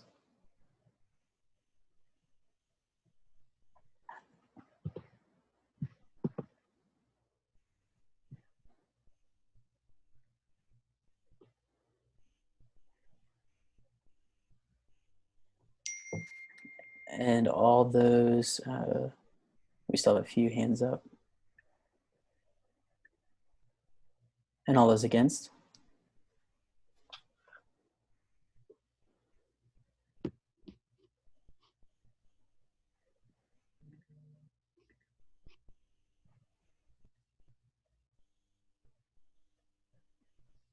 That motion does carry, and we have officially tabled SR 7309. We'll move into consideration of SR 7310, the Anti-Vandalism and Property Destruction Resolution. If the authors would like to present.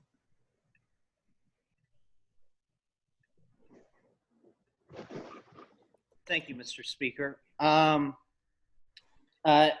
SR 7310, the Anti-Vandalism and Property Destruction Resolution, a resolution condemning all forms of destruction of university property and vandalism on the campus of Texas A&M University. Chair Teague.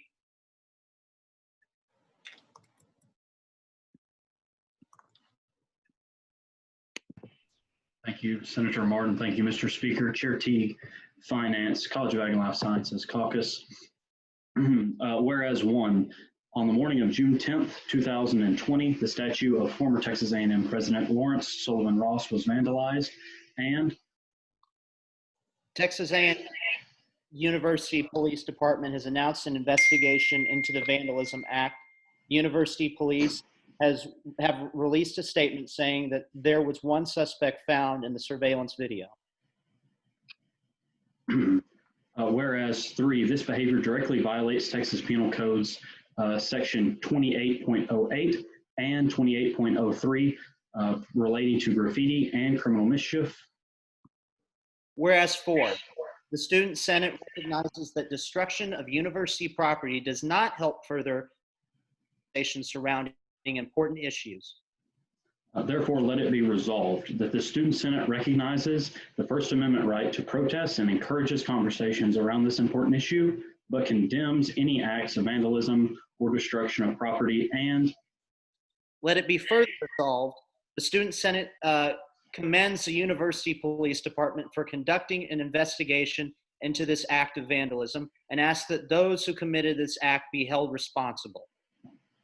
Let it be further resolved, three, a copy of this resolution be sent to John Sharp, Chancellor, Texas A&M University System, Michael K. Young, President, Texas A&M University, J. Michael Reagan, Chief, University Police Department, Dr. Daniel J. Pugh, Sr., Vice President of Student Affairs, and the battalion.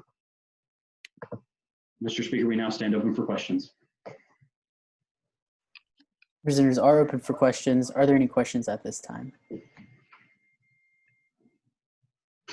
Senator Miles. I just wanted to ask, why is, Senator Ariana Miles, Off-Campus Caucus. I just wanted to ask, why is John Sharp and Michael K. included on this resolution? I think that it's important that the two people that are probably most concerned with the fate of the statue, as well as are spearheading investigations that may be happening into this incident, I think that it's important that we keep them in the loop on this. As well, your question, in regards to this, we do want to make sure that everyone in leadership positions are properly informed when it comes to, combating acts of vandalism, and us being the voice of the student body, kind of giving somewhat of a sense of what the student body thinks about issues such as these. Okay.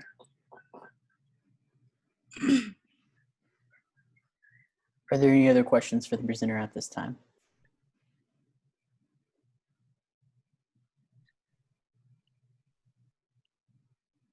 Seeing none, that will conclude our period of question and answer. We'll move into a period of debate, beginning with debate against. Do I see any debate? Senator Merritt? Hello, Senator Merritt, On Campus Caucus. Now, as Student Government Association, do we have to debate against every legislation surrounding crimes on campus? I don't see us making legislation every time somebody underage drinks at Northgate, to be honest. And I just don't see what the point of us as a Student Government Association going after crime that is not under our jurisdiction in any way possible. You still have the floor in debate. I pass my time to the floor. The floor has been yielded to, and that will conclude a period of debate against, and we'll move into a period of debate for. Chair Teague.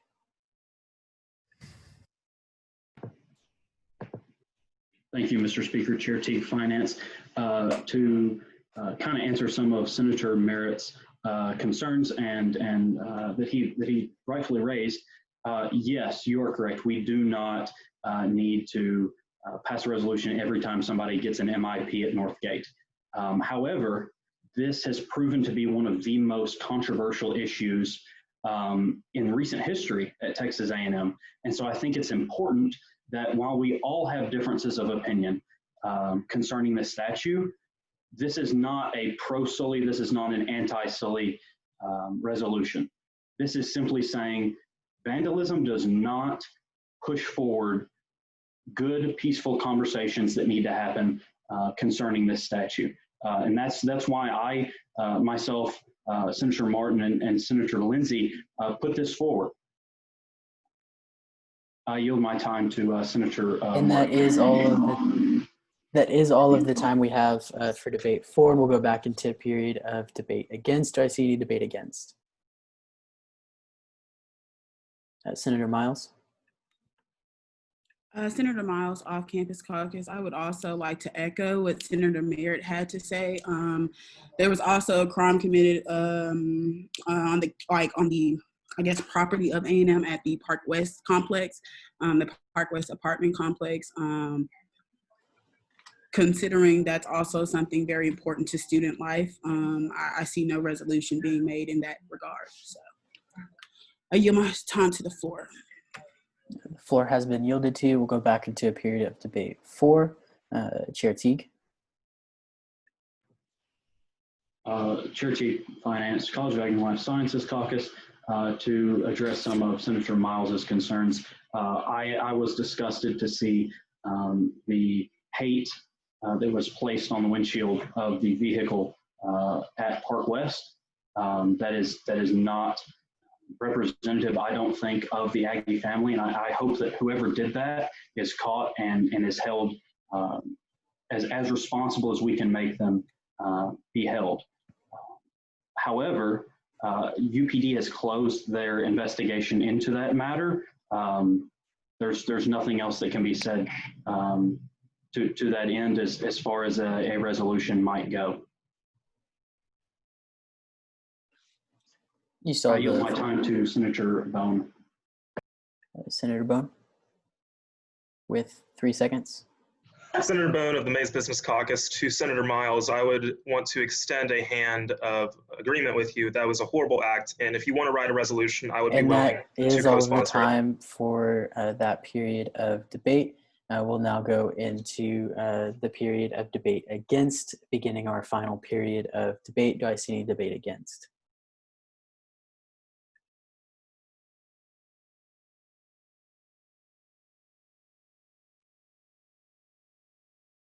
Seeing none, that period of debate has ended, and it was one-sided, so we'll now close the entire period of debate, and we'll now move into a period of voting led by Pro Tem Spur. I believe that voting link is in the drive and will be sent as well in the chat.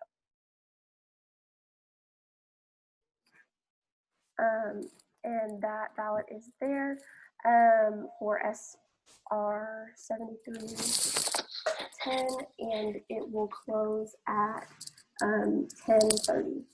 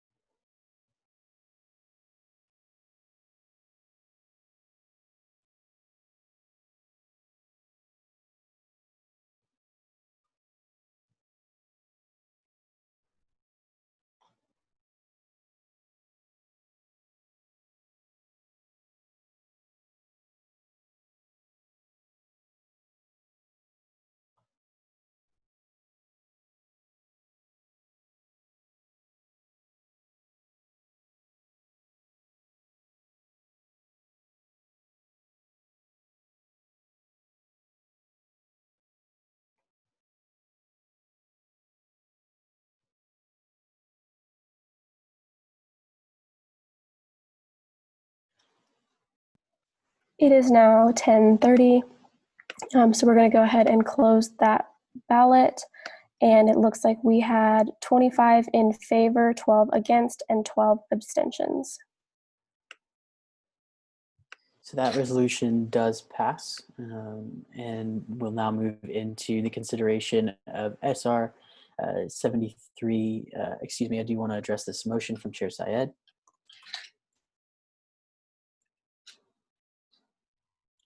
Chair Syed, Engineering Caucus. Mr. Speaker, permission to preface briefly. Very briefly.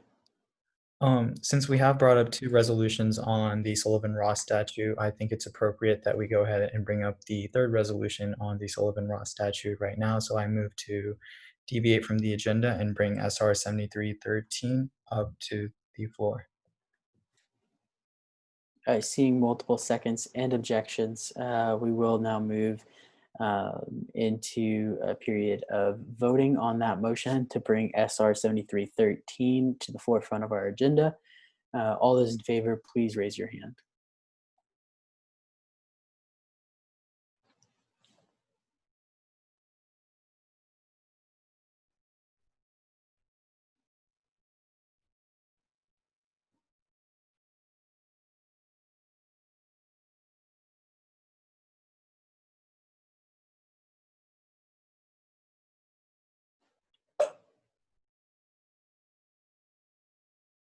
And I do want to address the point of inquiry from Chair Teague. Please leave your hands up. Thank you, Mr. Speaker. Chair Teague, Finance. Mr. Speaker, what is the vote required for suspending the standing rules? Chair Hine. A majority vote is required to suspend the standing rules of the Senate.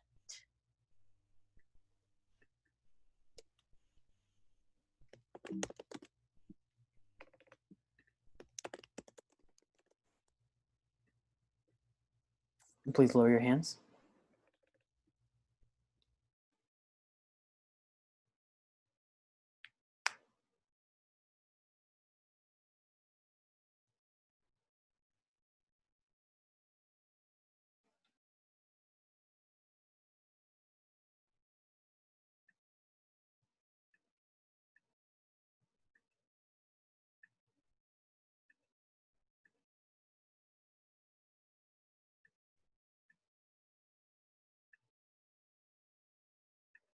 And all those against?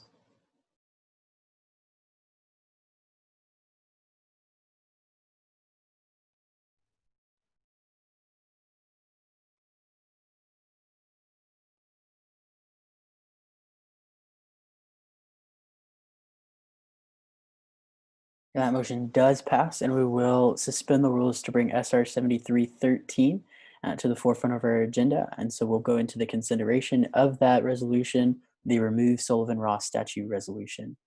If the authors would please read and present.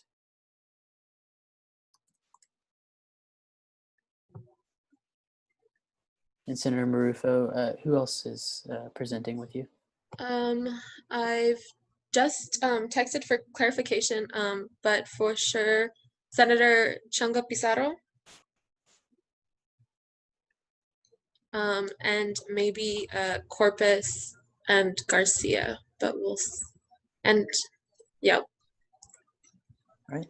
If you would please go ahead with the presentation. Point. Chair. Just a clarification. Okay, so I just looked this up to make sure that I made the right call. It actually requires a 2/3 vote, so I don't know if that vote is a 2/3 vote. But in order to take up business out of its proper order, it is a 2/3 vote. I apologize for my mistake. So the count was 31-9.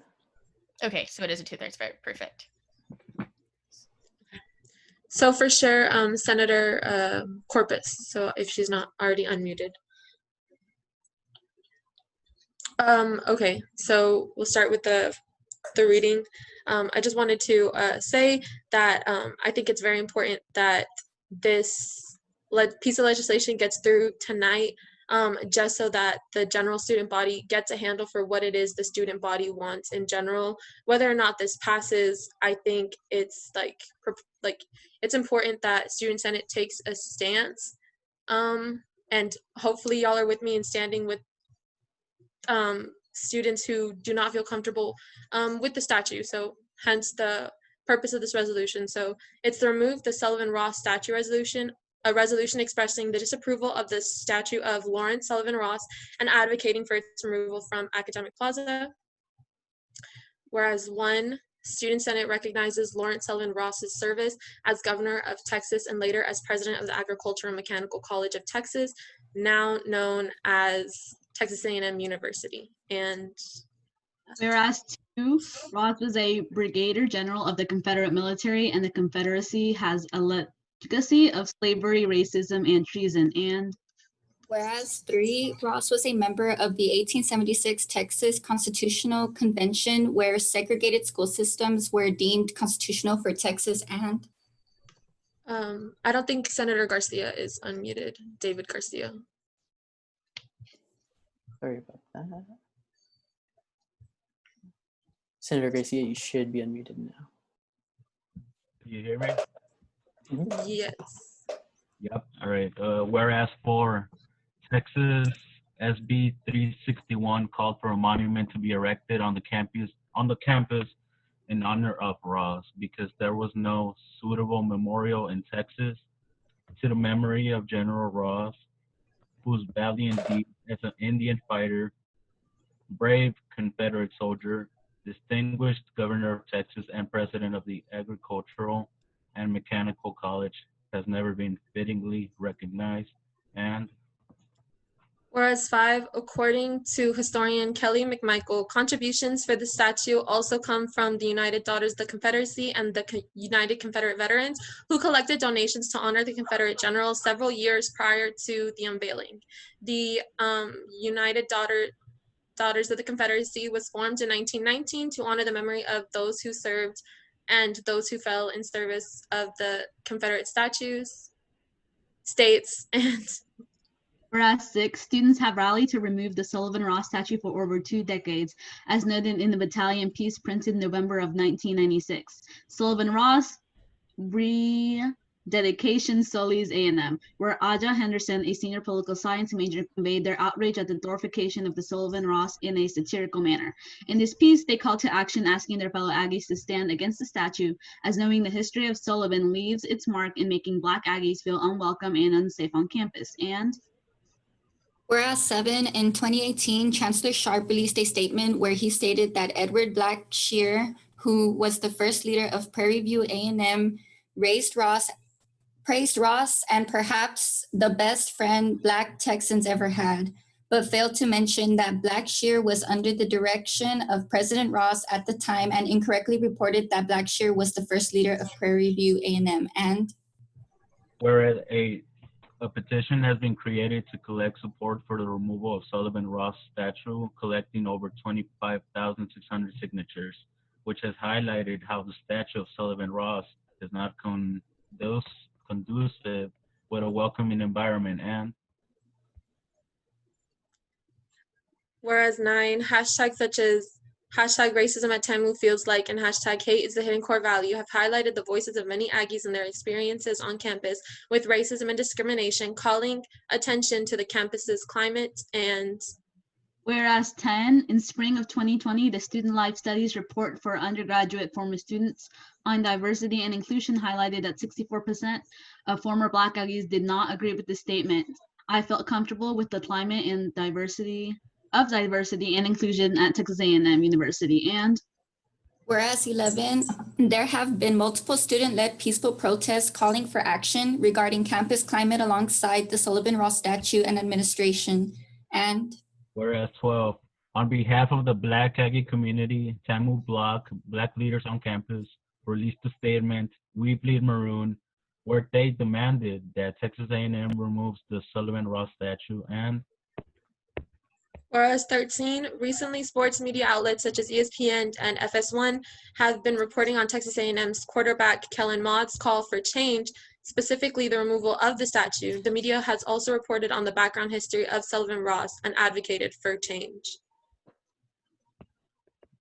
Whereas 14, former student Brian Okuson compiled a living document with factual evidence and resources that tell of Lawrence Sullivan Ross's involvement in the Confederacy, his role in the segregation of Black individuals, and his insufficient protection for Black soldiers during this time. This document includes a letter found in Cushing's library, including resources about this topic, email correspondence with professors in the Texas A&M University History and Anthropology departments, and sources confirming Ross's holding of slaves and other actions as governor. And whereas 15 departments within the College of Liberal Arts have released a statement, removed the statue of Confederate General and Texas Ranger Lawrence Sullivan Ross at Texas A&M, wherein they highlight Ross's history as a Texas Ranger and the legacy of Texas Rangers. In this piece, they called for Texas A&M to remove the statue of Ross, as it is impossible to divorce who Ross was and what he stood for from the statue itself. And whereas 16, there's been a recent movement to remove Confederate statues nationwide, as many of these statues were erected during the Jim Crow era to impose white supremacy. And Whereas 17, the University of Alabama, the University of Georgia, the University of Mississippi, and the University of Texas at Austin are some universities across the nation that are removing and renaming monuments of persons associated with the Confederacy. And whereas 18, Student Senate held an open forum to gauge their constituents' opinions, in which 8 voiced support for Sully to be moved into a on-campus museum/library, 6 voiced support for Sully to be removed entirely, 3 voiced support for Sully to remain as is, and 1 voiced support to add a contextual placard to Sully. And whereas 19, Academic Plaza is the metaphorical and physical heart of campus and is seen as a meeting ground where everyone on campus is meant to welcome and include all Aggies. And whereas 20, transitional justice is based on accountability and redressing past human rights abuses.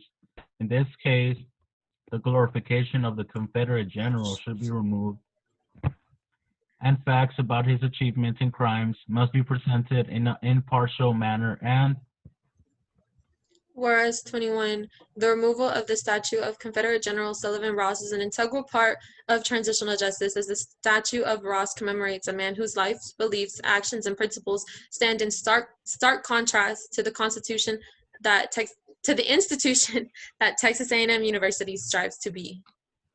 And therefore, let it be resolved: 1, the 73rd session categorically rejects and condemns any racism, discrimination, or any form of human rights abuse, behavior, or language directed towards from anyone that is part of the Texas A&M community. And let it further be resolved to the 73rd session of Student Senate encourages everyone in the Texas A&M community for the adequate mentioning of the historic history of Lawrence Sullivan Ross when it pertains to educating past, present, and future Aggies about his legacy. And let it be further resolved 3, the 73rd session of Student Senate requests that a contextual placard is added to the Sullivan Ross statue. And therefore, let it be resolved for the 73rd session, the Student Senate stands with the Black Aggie community in their demands for the removal and transportation of the Sullivan Ross statue from main campus Academic Plaza. And let it further be resolved 5, a copy of this resolution to be sent to President Michael K. Young, Chancellor John Sharp, the battalion, Governor Greg Abbott, the Board of Regents, Fish Camp, Pele Aguilan Visitor Center, and that's it.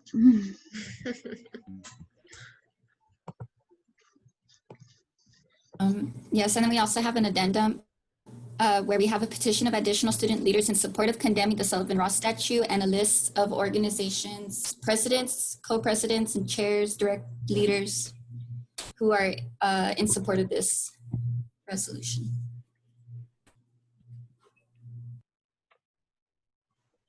Okay. So are the presenters ready for open for questions? Yes. The presenters are open for questions. Chair Teague.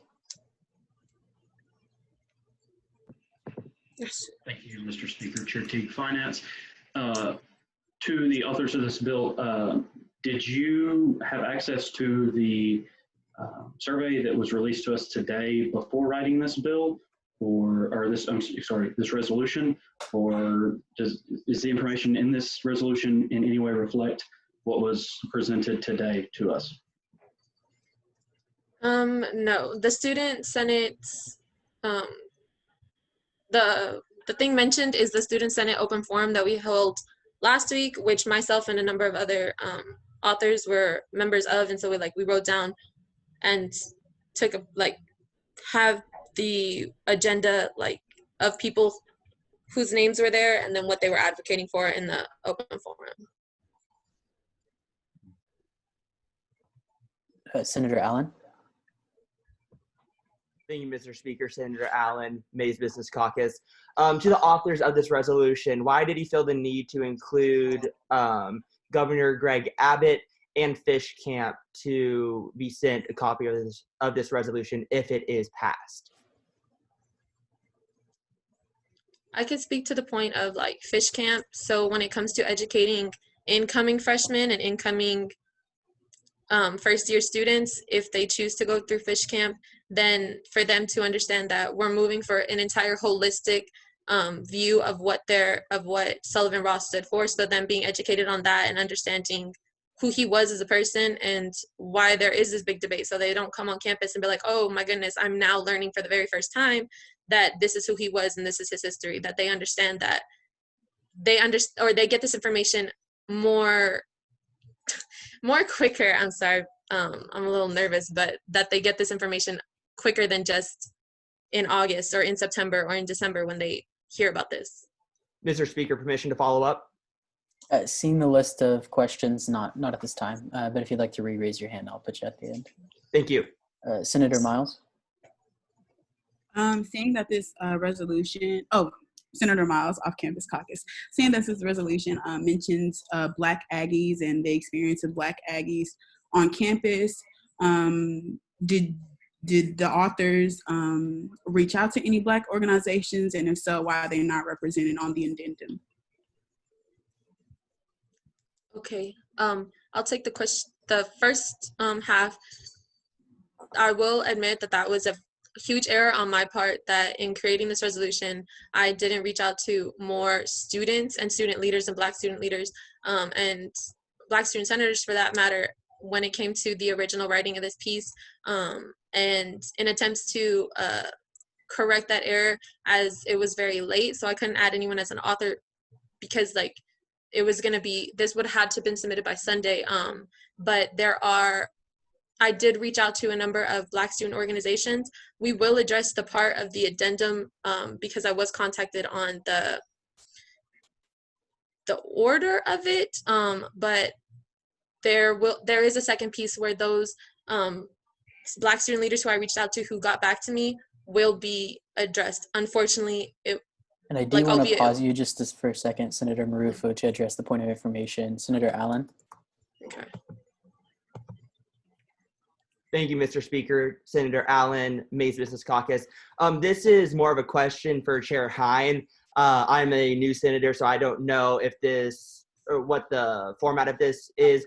Are resolutions allowed to have an addendum attached to the resolution itself? Chair Hein. Hi, Chair Hein, Rules and Regulations. So me and one of the authors of this resolution, Jocelyn, we had a conversation about the addendum. So as of right now, the resolution is out of order. However, if it is amended to strike the addendum before it is passed, it can be considered within order. The reason for that is because the right to sponsor legislation is only provided to student senators, and some of the people on the addendum are not student senators. Therefore, it cannot be considered an addendum. But me and Senator Marufo did talk about options regarding the in-orderness of the addendum. Yeah. So Senator Marufo. Okay, so back to Senator Miles' point. Unfortunately, because the addendum is out of order, I was not able to construct an amendment to have them added to the addendum, as I have to strike the entire addendum as a whole but there is an amendment to recognize those student leaders who did get back to me, and other student leaders who do also align with this piece of legislation. But thank you for your question. Chair Teague. Yes, thank you, Mr. Speaker. Chair Teague, Finance. So I did notice, I have some notes here. Let me pull that up real quick. Thanks for bearing with me. So in whereas 5, this piece states that Sully was erected or basically bought with donations and charitable giving from the UDC. However, the UDC was formed in 1919. Could you tell me maybe when the Sullivan Ross statue was erected? The Sullivan Ross statue was erected in 1919. Senator Wood. Wasn't it? Oh, hold on, I'm sorry.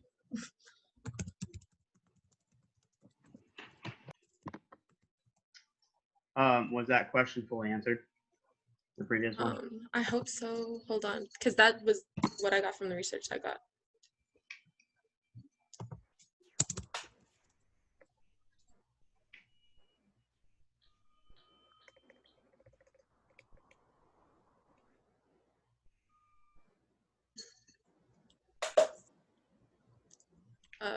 If I could circle back to T's question so I can find out what source I got that information from. I apologize for the quick response. So we actually have just run out of time for Q&A. Okay, so then I was right. Okay, sorry. I do see a motion though, Chair Teague. Chair Teague, Finance, College of Ag and Life Sciences Caucus. Mr. Speaker, I move to extend question and answer time by 2 minutes.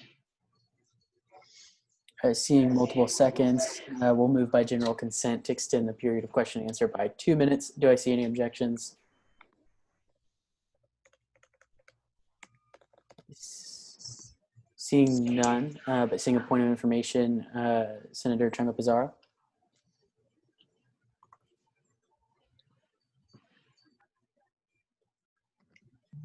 Senator Chinga Pizarro, off-campus caucus.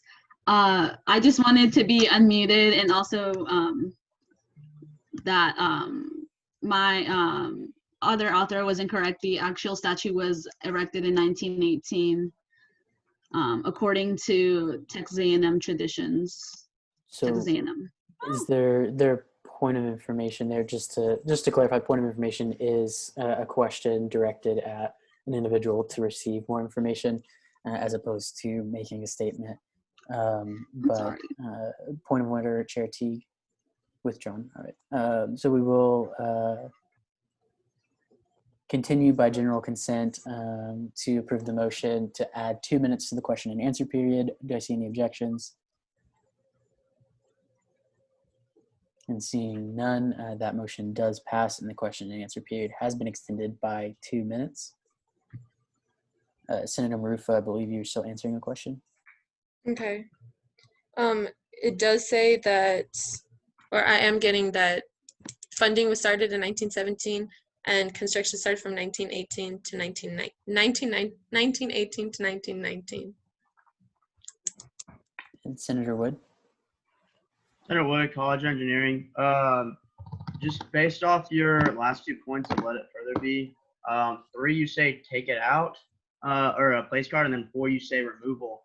Do you believe that, like, by instituting in Fish Camp and say maybe the campus tours, are they going to go through there and then educate people about Sully? Or, I mean, it kind of seems like I know me as the average person is not going to go visit Sully, and I don't talk about Sully much, but do you really believe that is going to be, like, solve the issue?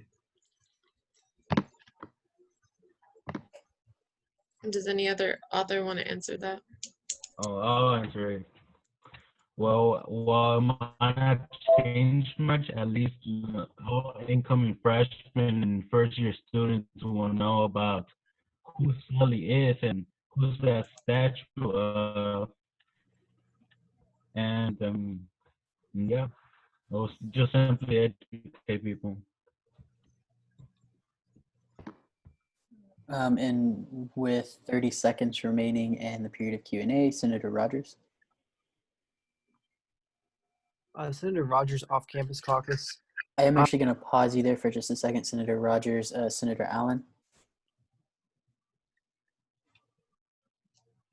Thank you, Mr. Speaker. Senator Allen, Mays Caucus. I move to extend the period of question and answer by 5 minutes. Seeing a second, we will move by general consent and to extend the period of question and answer by 5 minutes. Are there any objections?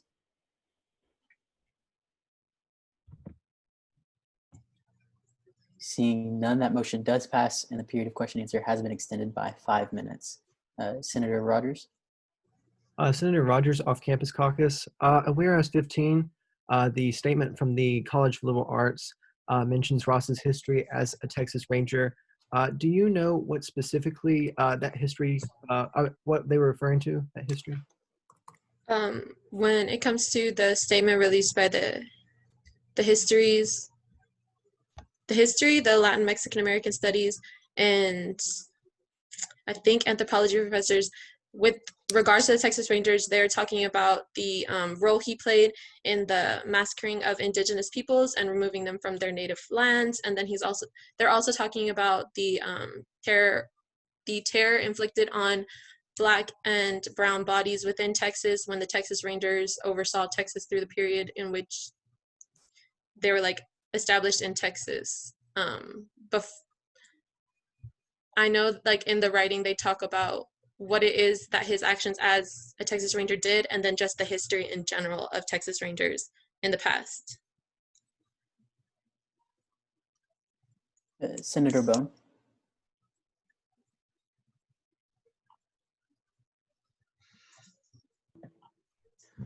Sorry, I swiped away from it. Allow me to get there real quick. I wanted to ask a question. Are we still in question time? Yes. Okay, I wanted to ask a question of the authors. On whereas 8, when it talks about the petition with 25,600 signatures, can you verify how many of those signatures are actually Aggie students? Unfortunately, with it being a change.org petition, you can't really restrict who signs and who does not sign. So I can't confirm how many are exactly TAMU students, but there is an amendment to include the survey that Student Senate conducted so that we have more direct numbers when it comes to the student body in general. But this piece of legislation comes from just consensus around how people feel about that statute. Do you think you could ballpark it on whereas 8 on how many students you think are involved in that? Unless I was there for them signing it, I signed it, so at least one, at most, however many were Texas A&M students when they signed it. Interesting. Thank you. Uh-huh. The same thing. Let me add to that. The same thing can be to that same change.org petition that said, I mean, that was in support keeping the statute. So you could say the same thing. So we're not sure. And Senator Wood. Senator Wood, College Engineering. Seeing as there's a lack of Black presence within this resolution, do you feel that it is your place to make the statements and the want to push the time issue versus the quality issue, representing all Aggies? I don't feel it's my place to speak on Black Aggies' experiences. The only thing I can speak to is how I feel about the statue and wanting it removed. I hope I'm not advocating and or trying to speak for an experience that is not mine. I understand that that is exactly where I messed up in writing this legislation, was not reaching out to more students who are directly affected by the statute, not just how we as senators feel. But I guess to the motion of like pushing the bag, I guess the answer would be yes, because we don't meet after this until September September something. We don't meet again until September. And ever since like controversy around the statute has been like enlightened or like inflamed, like students are no longer going to stand for it. There have been protests at least once a month, every 2 weeks. They want to be heard. Their voice, they want to be heard. And so this piece of legislation hopefully shows that we're listening, that we're actively trying to listen and not just putting off their issues until September. But I understand the lack of Black Aggies experience and voices in this piece of legislation. I understand that that is a weak point in it, if not the weakest point in it, to your question, Senator Wood. But to just let them know where we stand as Student Senate, instead of just surveying, to let them know that we stand with them, if that is the consensus of the student body or Student Senate. Sorry. And I'm guessing I can't follow up, correct? Not at this time. Cool. With 25 seconds remaining, Chair Syed. Chair Syed, Engineering Caucus. Do you feel that the block statement accurately represented the perspective of the Black community from the Black leaders community, which included the statement of removing Sullivan Ross? And if you could condense your answer to one sentence, as we are out of time for question and answer. To the best of my ability, if that is a statement that the consensus of the Black leaders on campus came to want to showcase as their statement, then I would agree that that's their general consensus. However, not being a part in the making of that statement, I cannot say, like, confirm nor deny that that is how they feel. But if that is the statement they put forward, that's the statement they put forward, and we have to take it at face value. And I am going to have to go ahead and cut that off there.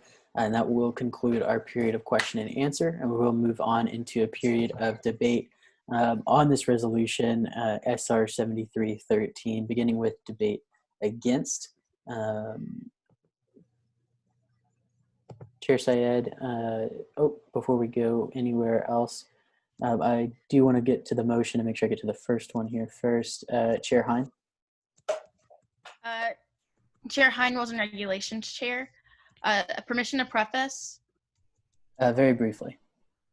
I think there have been a lot of good points brought up, and I think that this resolution just needs a little bit more time to get a few things in order that can be included before we decide whether to pass it or not, and allow our senators to look at that dashboard that we provided tonight through SLS.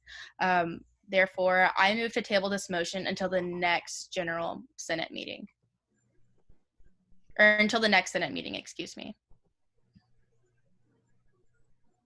Seeing an objection in multiple seconds, we'll move into a period of voting on whether or not to table this piece of legislation until our next meeting. I do want to address the point of information from Chair Syed, though. Chair Syed, Engineering Caucus. I wanted to confirm, when is our next Senate meeting in which Senate can take a stance on this topic? Our next General Assembly meeting on the schedule is September 2nd. Can I add a clarification about the motion to table to the next meeting? Yes, again, very briefly. So since it is only to the next Senate meeting, if we were to have a special session between now and September, it would be allowed to be brought up during that special session. If we do not have a special session, it will be brought up in September. And the motion to table, make sure of that. And then point of inquiry from Senator Marufo. Senator Marufo, Liberal Arts Caucus. My question is, if it's tabled, can it be worked on? Or is it like frozen until it's taken off the table? And then 2, what is the likelihood of Student Senate calling a special session before September 2nd? So as far as the likelihood, I can't speak to that simply because it is a larger decision. However, Chair Hein, if you'd like to speak to the parliamentary procedure. With the motion to table, it cannot be worked on. However, you will have the option in order to gather those amendments and that data you would like to include in the resolution to make amendments at the next Senate meeting. Okay, thank you. And then I want to go to the point of inquiry from Senator Wood. If we were to kill it, then could it be ideally worked on and then brought up at a special session? Or is that not on the table? Do you want me to answer this one, Zach? Go for it. Yes, please. All right. So if we were to kill it, it would not be able, well, it might be able to be brought up during special session. However, I can't guarantee that until I look at not only the code, but Robert's Rules of Order. That doesn't occur very often. So I want to make sure I get those facts right. However, if we only table it, it's not allowed to be worked on, but it will be for sure brought up at the next Senate meeting, whether that be special session or the next general session. Since special session is called for a specific purpose, I want to say that it can be requested to be put on that special session agenda. However, I don't know that knowledge off the top of my head. And then Senator Ahmed. Chair Chair Ahmed, Ahmed, Diversity, excuse me. Chair Ahmed, Diversity Inclusion, Off-Campus Caucus. So this is my point of inquiry a little bit directed to Megan because it's her domain. So you said when it gets tabled, it can't be worked on. Are there any other processes where it still can be worked on? Like, would it be a specific type of table or? So there's a few options in order to be able to work on it while we're kind of in, I'm going to call it a dead zone, even though it's not really a dead zone. Just dead zone is the time between meetings. You could withdraw it and then bring it up at the next meeting, whether that be in September or not. I will have to look at the special session rules and regulations. That might be also an option. So if you withdraw it, you'll be able to work on it, but tabling does freeze it. And those are pretty much the only two options. Chair Jeffress. Howdy, Chair Jeffress, Academic Affairs. Is it possible to make a motion to send this to committee? Yes, it is feasible to send it to a committee, but that would be required to make a motion in debate against, and it would have to receive a majority vote. Thank you. And then Chair Syed.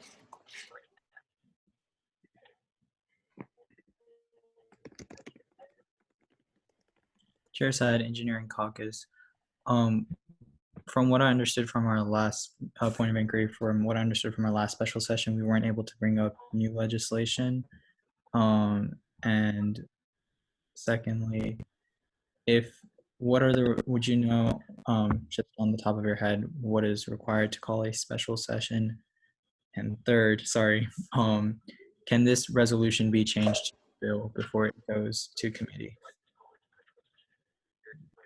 Can you repeat that real quick? I'm sorry. You cut out a little bit, so I missed a part of it. Okay, one, what is required to call a special session? Mm-hmm. Two, I don't believe new business can be brought up because last time we had a special session, we were told we couldn't. And three, if we decide to table it to or push it to a committee, can we pass an amendment to change this resolution to a bill? So first, I'll answer the third question. So bills only pertain to things that go into the code, so it won't be able to go into, or you won't be able to amend it to go into a bill. A little clarification from when we changed the Pronoun Inclusivity Act from a resolution, or from, I guess, a resolution to an act that was only for formatting purposes only. Two, I don't know off the top of my head what constitutes getting a special session. I think it may be a vote in top staff and then up to IA. I can double check that for you. Let me pull up the code, and I'll search while I talk. And then for special session, the reason new legislation couldn't be brought up is because special session is called for a specific purpose. This specific purpose could be to bring this piece of legislation up. It would just have to be put on the agenda. So it could still be added to special session, even if it's withdrawn. And Chair Hein. If it were to be referred to a committee, I believe it can only be taken out of committee at the next general session. Sorry to interrupt you, Mr. Speaker. No, that's fine. I do believe, though, that a special session can either be called by the speaker or by IA with a majority vote. Is that correct? I am looking at that right now. And then I do want to go to the point of inquiry while we're finding that from Chair Ahmed.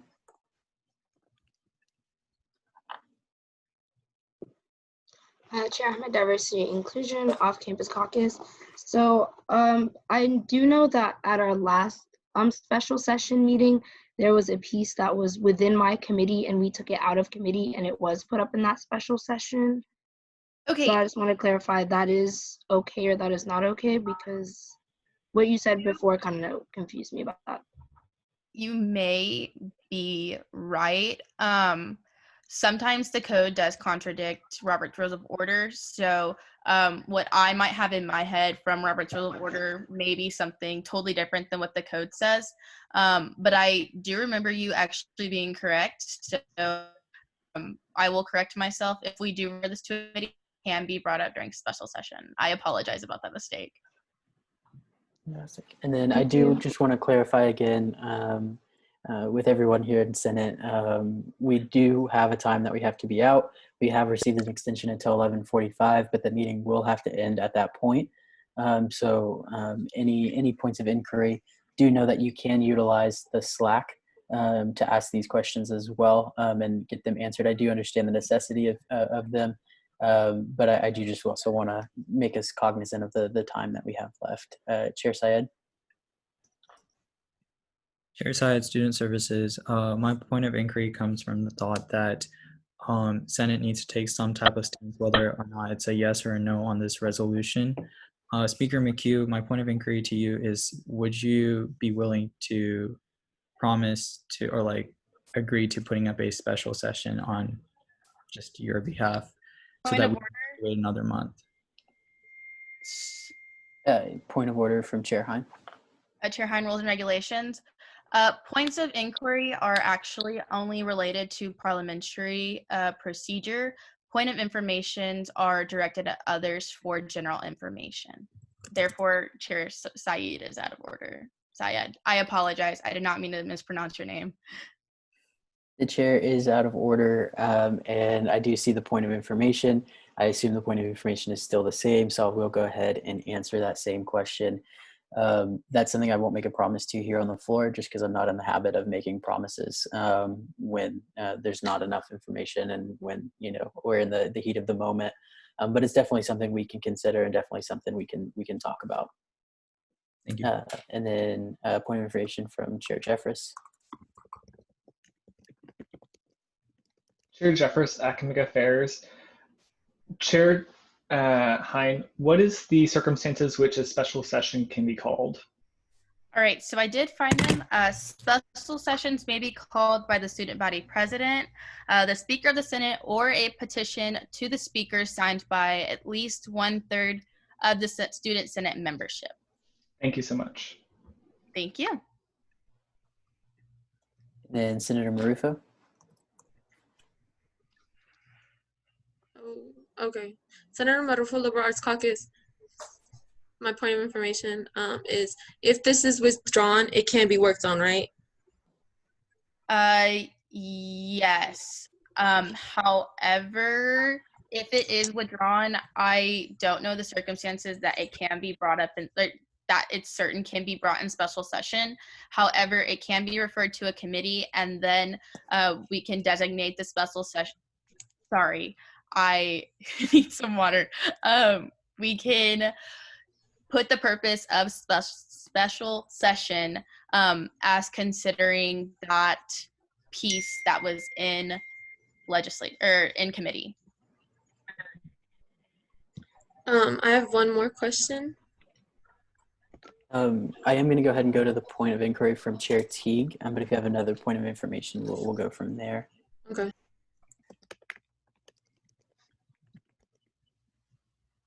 Thank you, Mr. Speaker. Chair Teague, Finance, College of Ag and Life Sciences Caucus. Chair Hein, is there a time limit that a resolution can stay on the table? Is it just has to be brought up for our next meeting, or does it last the whole Senate session? Like, what's the timeline like before it disappears or we have to bring it back up? So you table a motion and it's not brought before, or it's not brought back to the floor in the same meeting, it automatically goes into unfinished business of the next meeting. If you were to postpone it indefinitely or table it indefinitely, no, it's just postpone. Sorry about that. If you were to just to table it and it were not to be brought up at the next meeting, it would be lost. However, since we do create agendas, it would be put on the agenda in unfinished business. Thank you.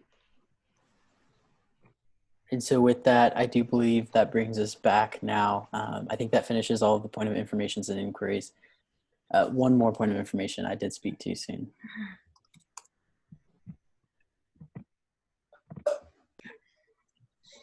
So I'm not gonna lie. There was a lot of words that involved tabling and withdrawing and whether or not it can be worked on and whether or not it can be brought back up. So my question is, Point of order. Senator Matter for Liberal Arts Caucus. The lady was out of order, but has corrected it. Continue. In which points can this be taken from what is happening right now, just to be conscious of everyone's time, but also worked on? If not worked on, then with the possibility of being brought back up, because I know with another piece of legislation, when they used tabling and then words of indefinitely, like there was like controversy on whether it could even be brought up in next meetings or like whatnot. Sure. Your best option is to withdraw it, which allows you and the other authors to work on it in the meantime. Mr. Speaker, correct me if I'm wrong. It could be brought up in a special session if we do decide to call one, as long as the purpose of that special session is to consider that piece. Yes, no, Mr. Speaker. As far as with the withdrawn legislation. Yes, if it can be brought up in special session, if it's designated to consider that piece. I do believe you're right. Okay, so in order to still work on it, the best option would be withdraw it, and then if a special session is called with, I will send the qualifications to call a special session. If a special session is called, we can consider this resolution during special session. I'm sorry, does that answer your question?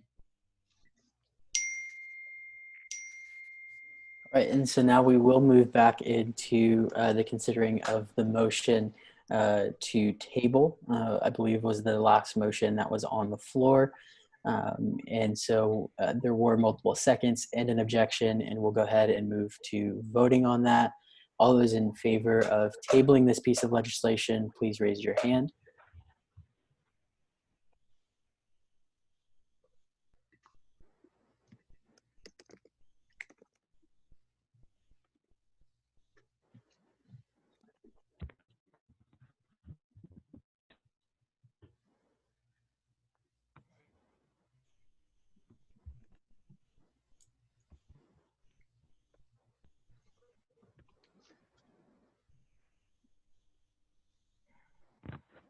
Go ahead and lower your hands.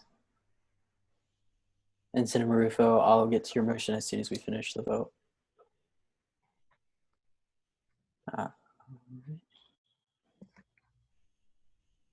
All those against?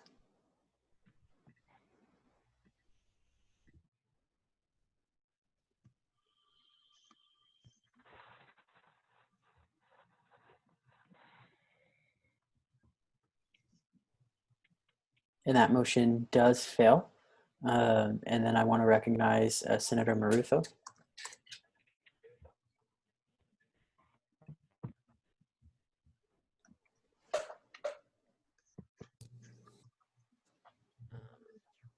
Okay. Senator Marufo, Liberal Arts Caucus. I realized that bringing this was jumping the gun because I was very afraid that we would not be able to talk about this topic up until September, and I realized that's way too long to ask our students to wait for a response or anything from their student leaders. And my motion is to withdraw this legislation. Speaker McHugh, this will require a majority vote from the Senate in order to withdraw. Are there any seconds to the motion to withdraw this piece of legislation? It does not. Oh, it does require a second. Just kidding. Never mind. Scratch that. Seeing multiple seconds, general consent does still work for this, correct, Chair Hein? Yes, Mr. Speaker. So we will move by general consent to withdraw this piece of legislation at this time. Are there any objections?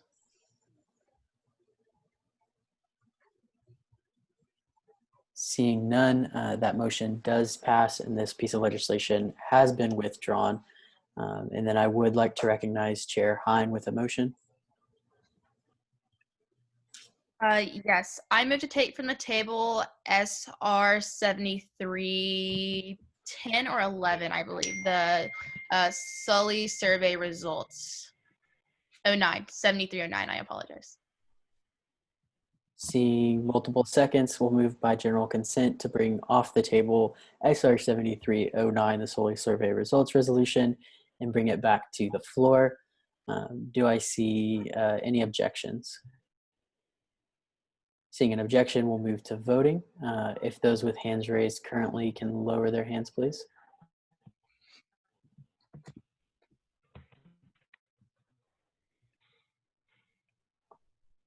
All those in favor of bringing this resolution SR 7309 back to the floor, please raise your hand.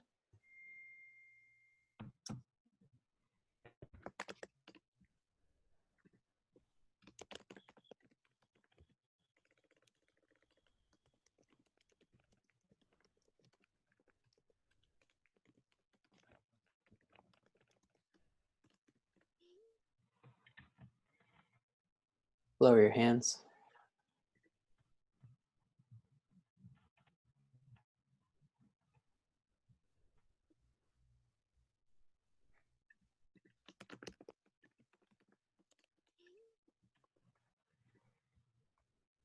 And all those against?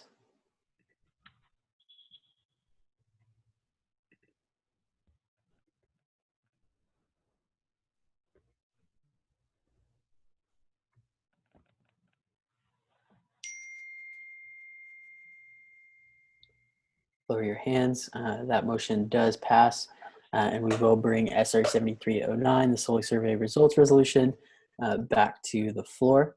And I believe we'll begin with a period of debate. But before we do that, just for the sake of clarity, Chair Hein, I believe we have resolved the issue from earlier, if you'd care to explain. Yes. If you could just give me just a moment. So earlier, we had mistaken that the resolution may have been changed after it was put or sent in for the legislation deadline. We have since found out that the resolution will stand as it is on the drive right now, what you see in front of you under new legislation. And so we will move back into a period of debate or question and answer and then debate. No, just debate. My apologies. With that, we will move into that period of debate. beginning with debate against. Do I see any debate against at this time?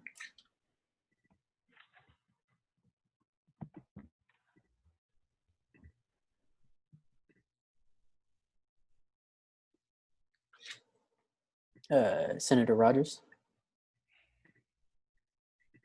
Senator Rogers, Off-Campus Caucus. I would like to make an amendment. What is your amendment? I would like to be able to add myself and anyone else as a sponsor who wishes to.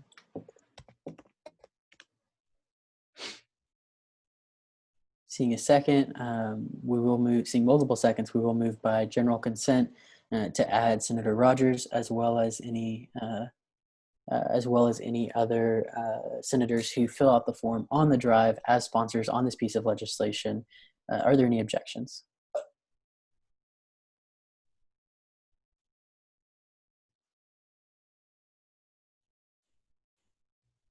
Seeing none, that does pass. Senator Rogers, you do still have the floor.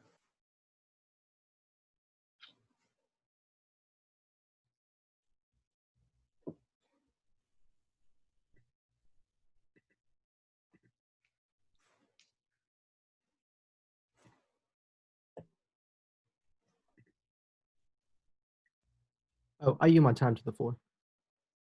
The floor has been yielded to, and we'll go into a period of debate 4. Is there any debate 4? Chair Teague. Thank you, Mr. Speaker. Chair Teague, Finance, College of Ag and Life Sciences Caucus. Mr. Speaker, I move, permission to briefly preface. Very briefly. Okay, I think we've spent enough time tonight debating over the merits of everything. I think that it's time that we just go ahead and put this to a vote. Therefore, I move the previous question on SR 73-09. Are there any seconds to this motion? Seeing multiple seconds, we'll move by general consent to move the previous question on this piece of legislation and move it to an immediate vote. Are there any objections?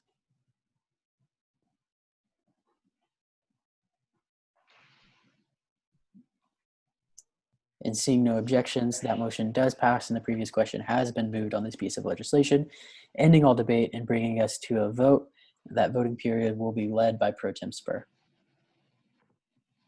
Howdy, Senate Pro Tem Spur.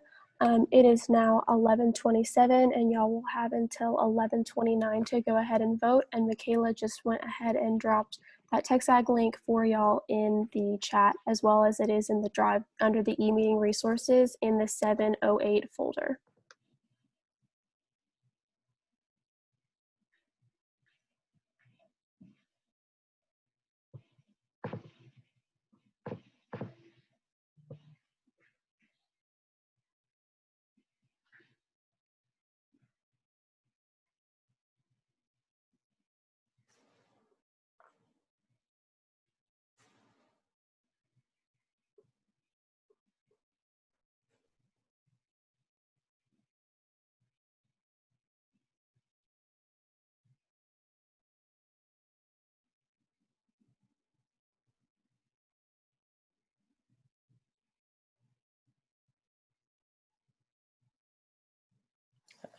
I do see a point of inquiry from Chair Ahmed.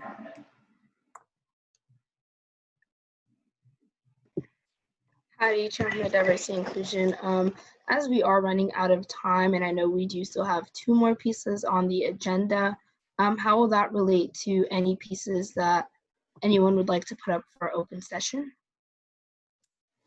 So likely at this point, we're going to have to move to cancel open session for this meeting.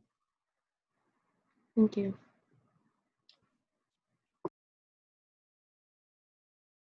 Chair Syed. Chair Syed, Engineering Caucus. This is for both Speaker McHugh and Chair Hein. For the remaining legislation, since it's 11:30 p.m., could we move both legislations as well as or how do we move both legislations to like table or for a potential special session? Do you want me to answer this, Speaker? Me and Speaker McHugh are actively communicating to make sure that we get through as much as possible that we need to get through during this meeting. I have in the back of or in my hand the motion to whenever to make it in order for that to happen. So rest assured, we are going to try to get done with as much legislation, and then what we don't get through will most likely be brought up at the next Senate meeting, whether that be special session or the next general session. Thank you. Okay, as it is 11:30 now, I was allowing them to finish their point of inquiry. It is a vote of 34 in favor and 6 in abstention. And that resolution does pass. And we will now move on. I do believe there's another motion from Chair Hein.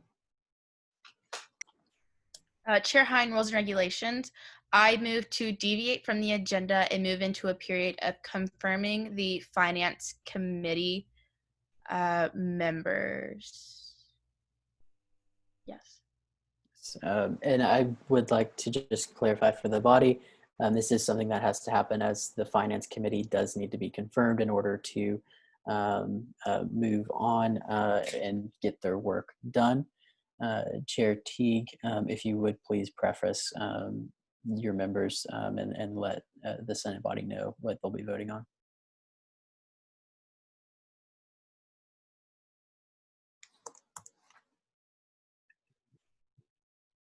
Thank you, Mr. Speaker.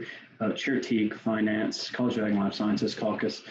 So essentially, because the responsibility given to us as the Finance Committee is so great, because we are responsible for the monies, not just for the Senate, but for various commissions and committees and different branches even, we have to be confirmed by the Senate body just as a show of faith.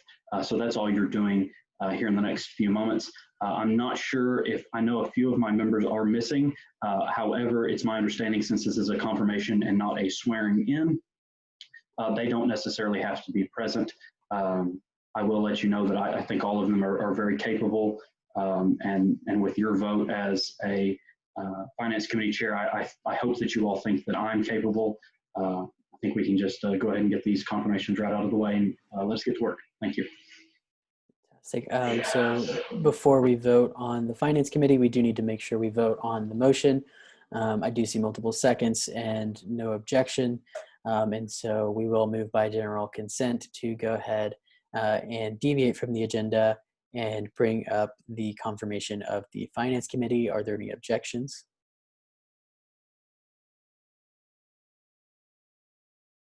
Seeing none, that motion does pass.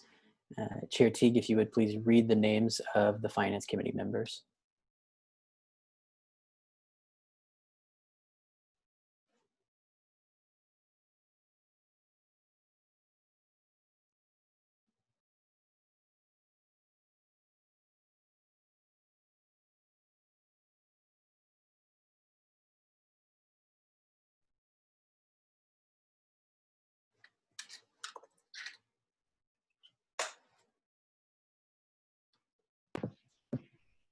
Give me just a second to pull those names up.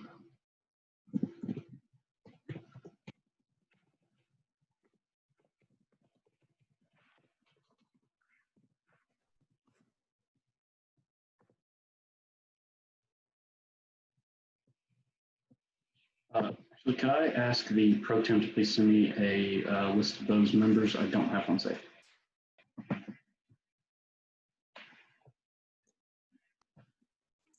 Pro temps for off-campus caucus. I can pull up the list and read it. Would that be faster? Yes, please. Let's go do that. Give me 2 seconds. I probably can do it off the top of my head, but I don't want to forget anybody. So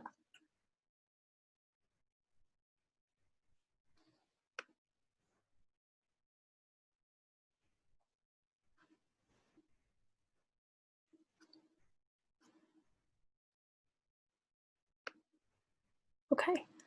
It is Jordan Vick, Dawson Killen, Dylan Bone, Emma Mosley, Daniela Zapata, Celine Korkmaz, Hannah Pejda, and Ryan Carlson. And those are the members of Senate that you will be voting on to confirm as Finance Committee members. We will go ahead with a vote here by raising hands. All those in favor of confirming the members as read of the Finance Committee, please raise your hand.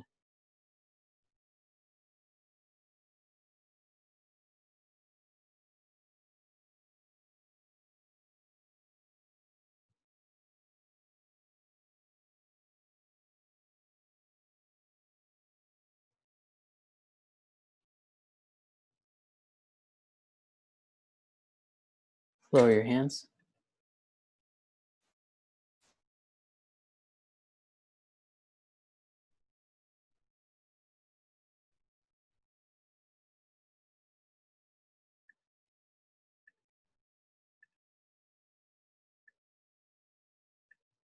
All those opposed?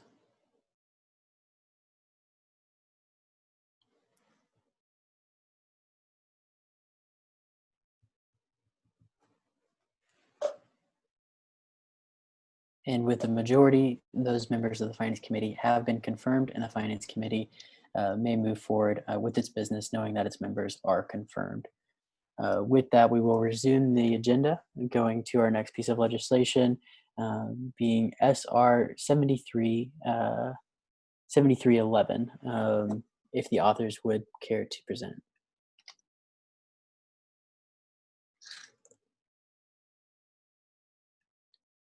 And Senator Wood with the motion.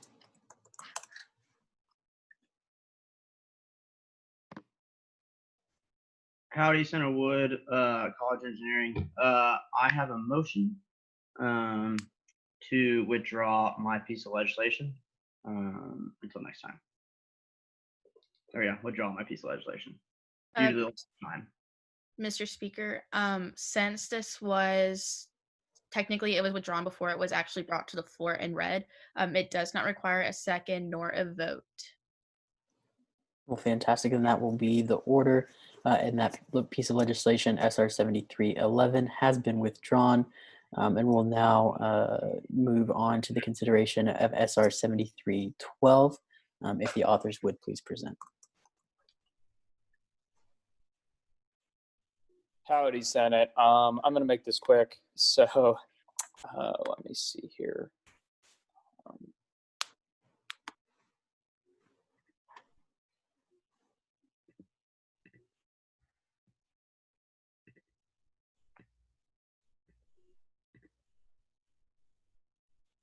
Sorry about that, technical difficulties. So I would like to present the SR 7312, the Thank You for Supporting Higher Education resolution, which is a thank you to the Texas delegation in the United States Congress for supporting higher education.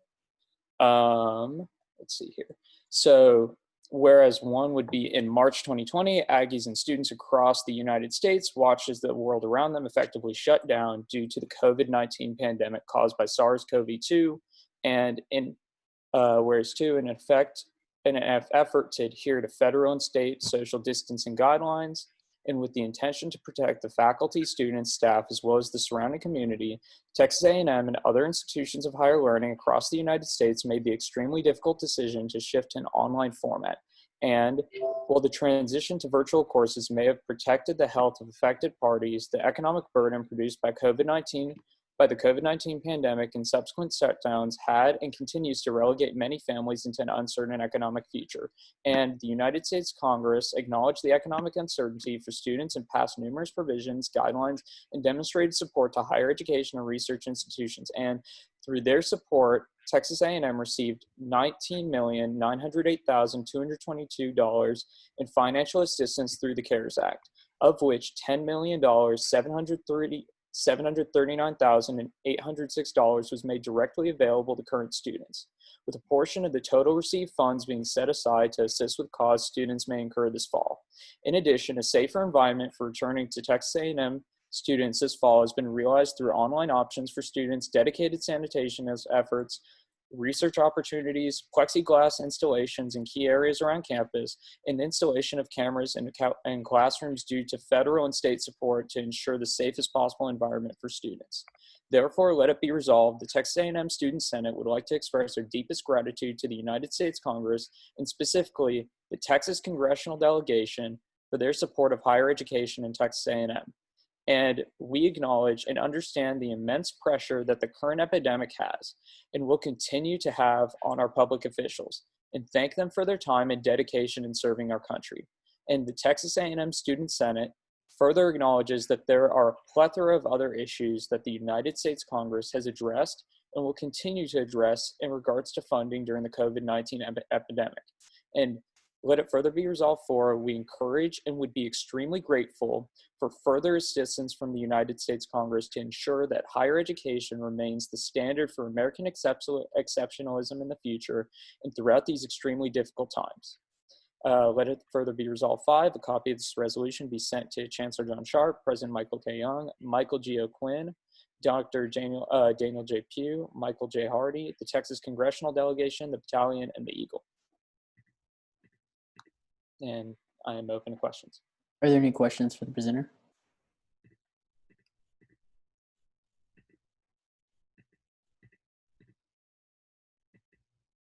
Seeing none, we will conclude our period of question and answer, and we'll move into a period of debate, beginning with debate against. Is there any debate against? Senator Wood?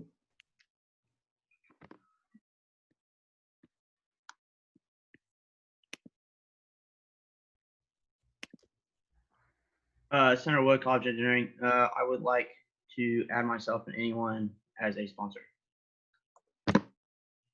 Are there any seconds? Seeing multiple seconds, we'll move by general consent to add Senator Wood as well as anyone else who fills out the form on the drive as a sponsor to this piece of legislation. Are there any objections?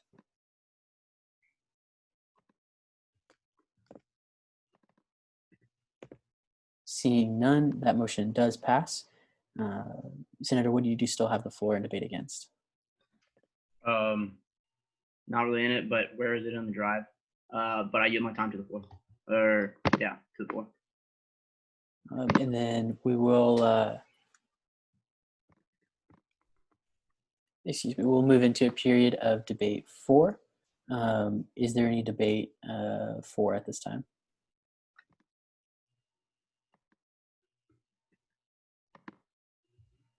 Senator Marufo? I'm gonna be honest, that I had a question, and it did, but so I raised my hand after the period closed. So I just had a question about like the wording American exceptionalism and let it be resolved 4 as to if like it's important, and I didn't raise my hand in against. So, and I didn't want debate to be one-sided because I wanted this to be addressed. Does that make sense? So I'm debating for this resolution. Other than that piece of wording, it just makes me uncomfy particularly, but other than that. Point of order. Yes, Chair Hine. Since we are not in the debate period, Senator Marufo is out of order. I thought we were in the debate period. Dang it. We were in the period of debate 4, but I believe she wasn't bringing a motion up yet. Oh, I apologize. So the senator was in order, and Senator Marufo, you do still have the floor. Oh, then I yield my time to the floor. The floor has been yielded to. We'll move back into a period of debate against. Is there any debate against? Senator Marufo? It's Senator Marufo, Liberal Arts Caucus. I don't know if I do that, but it's literally just for those wordings. Like if the author would be open to like an amendment to just like, or maybe it's just me reading into it. You know what? I would draw. You know what? What is it? I yield my time to Chair Teague. Chair Teague. Once again, I think that we just need to go ahead and move on this. I don't think we need to just keep going around in circles. Therefore, I move the previous question on this motion. Thank you.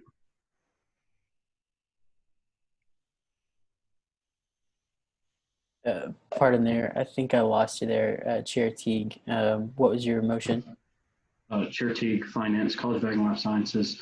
Mr. Speaker, I move the previous question on Resolution 73-12. Seeing multiple seconds and no objections, we'll move into a period of accepting this motion by general consent. Excuse me.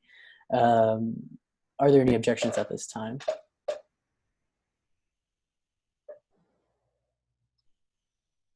The motion to move the previous question does pass by general consent, and the previous question has been moved on this piece of legislation, and we'll move into a period of voting led by Pro Tem Spur.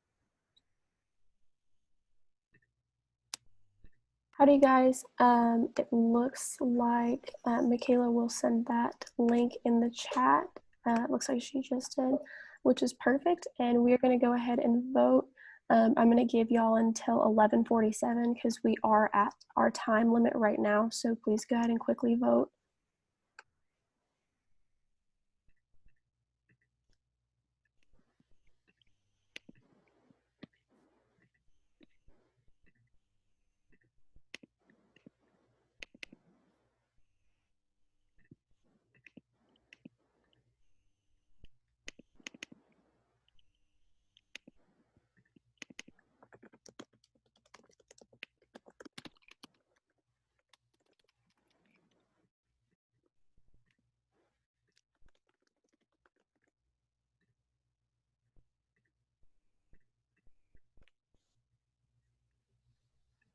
In Pro Tem Spur, it appears that some are having some glitches. I believe that can be solved by refreshing at this point, though.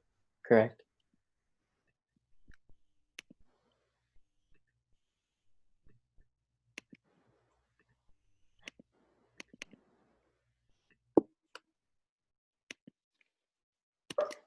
If y'all refresh the page, you should be able to go ahead and fill it out as I'm receiving responses right now for it.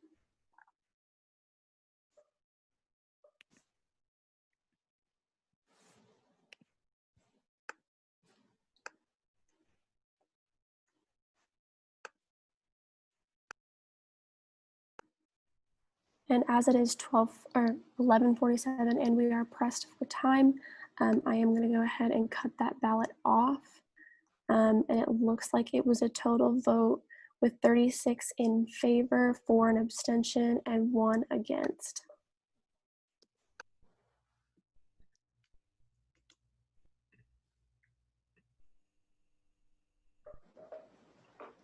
And so that piece of legislation does pass. And we will now move on to a motion from Chair Hein.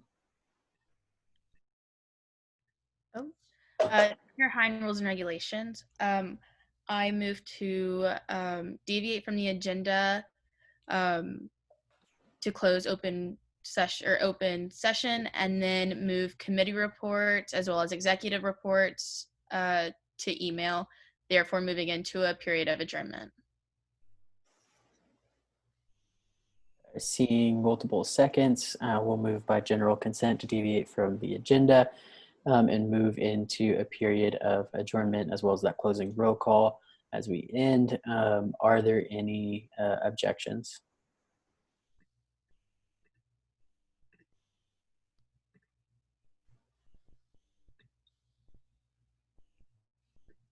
Seeing none, that motion does pass and we will move into a period of closing roll call and adjournment.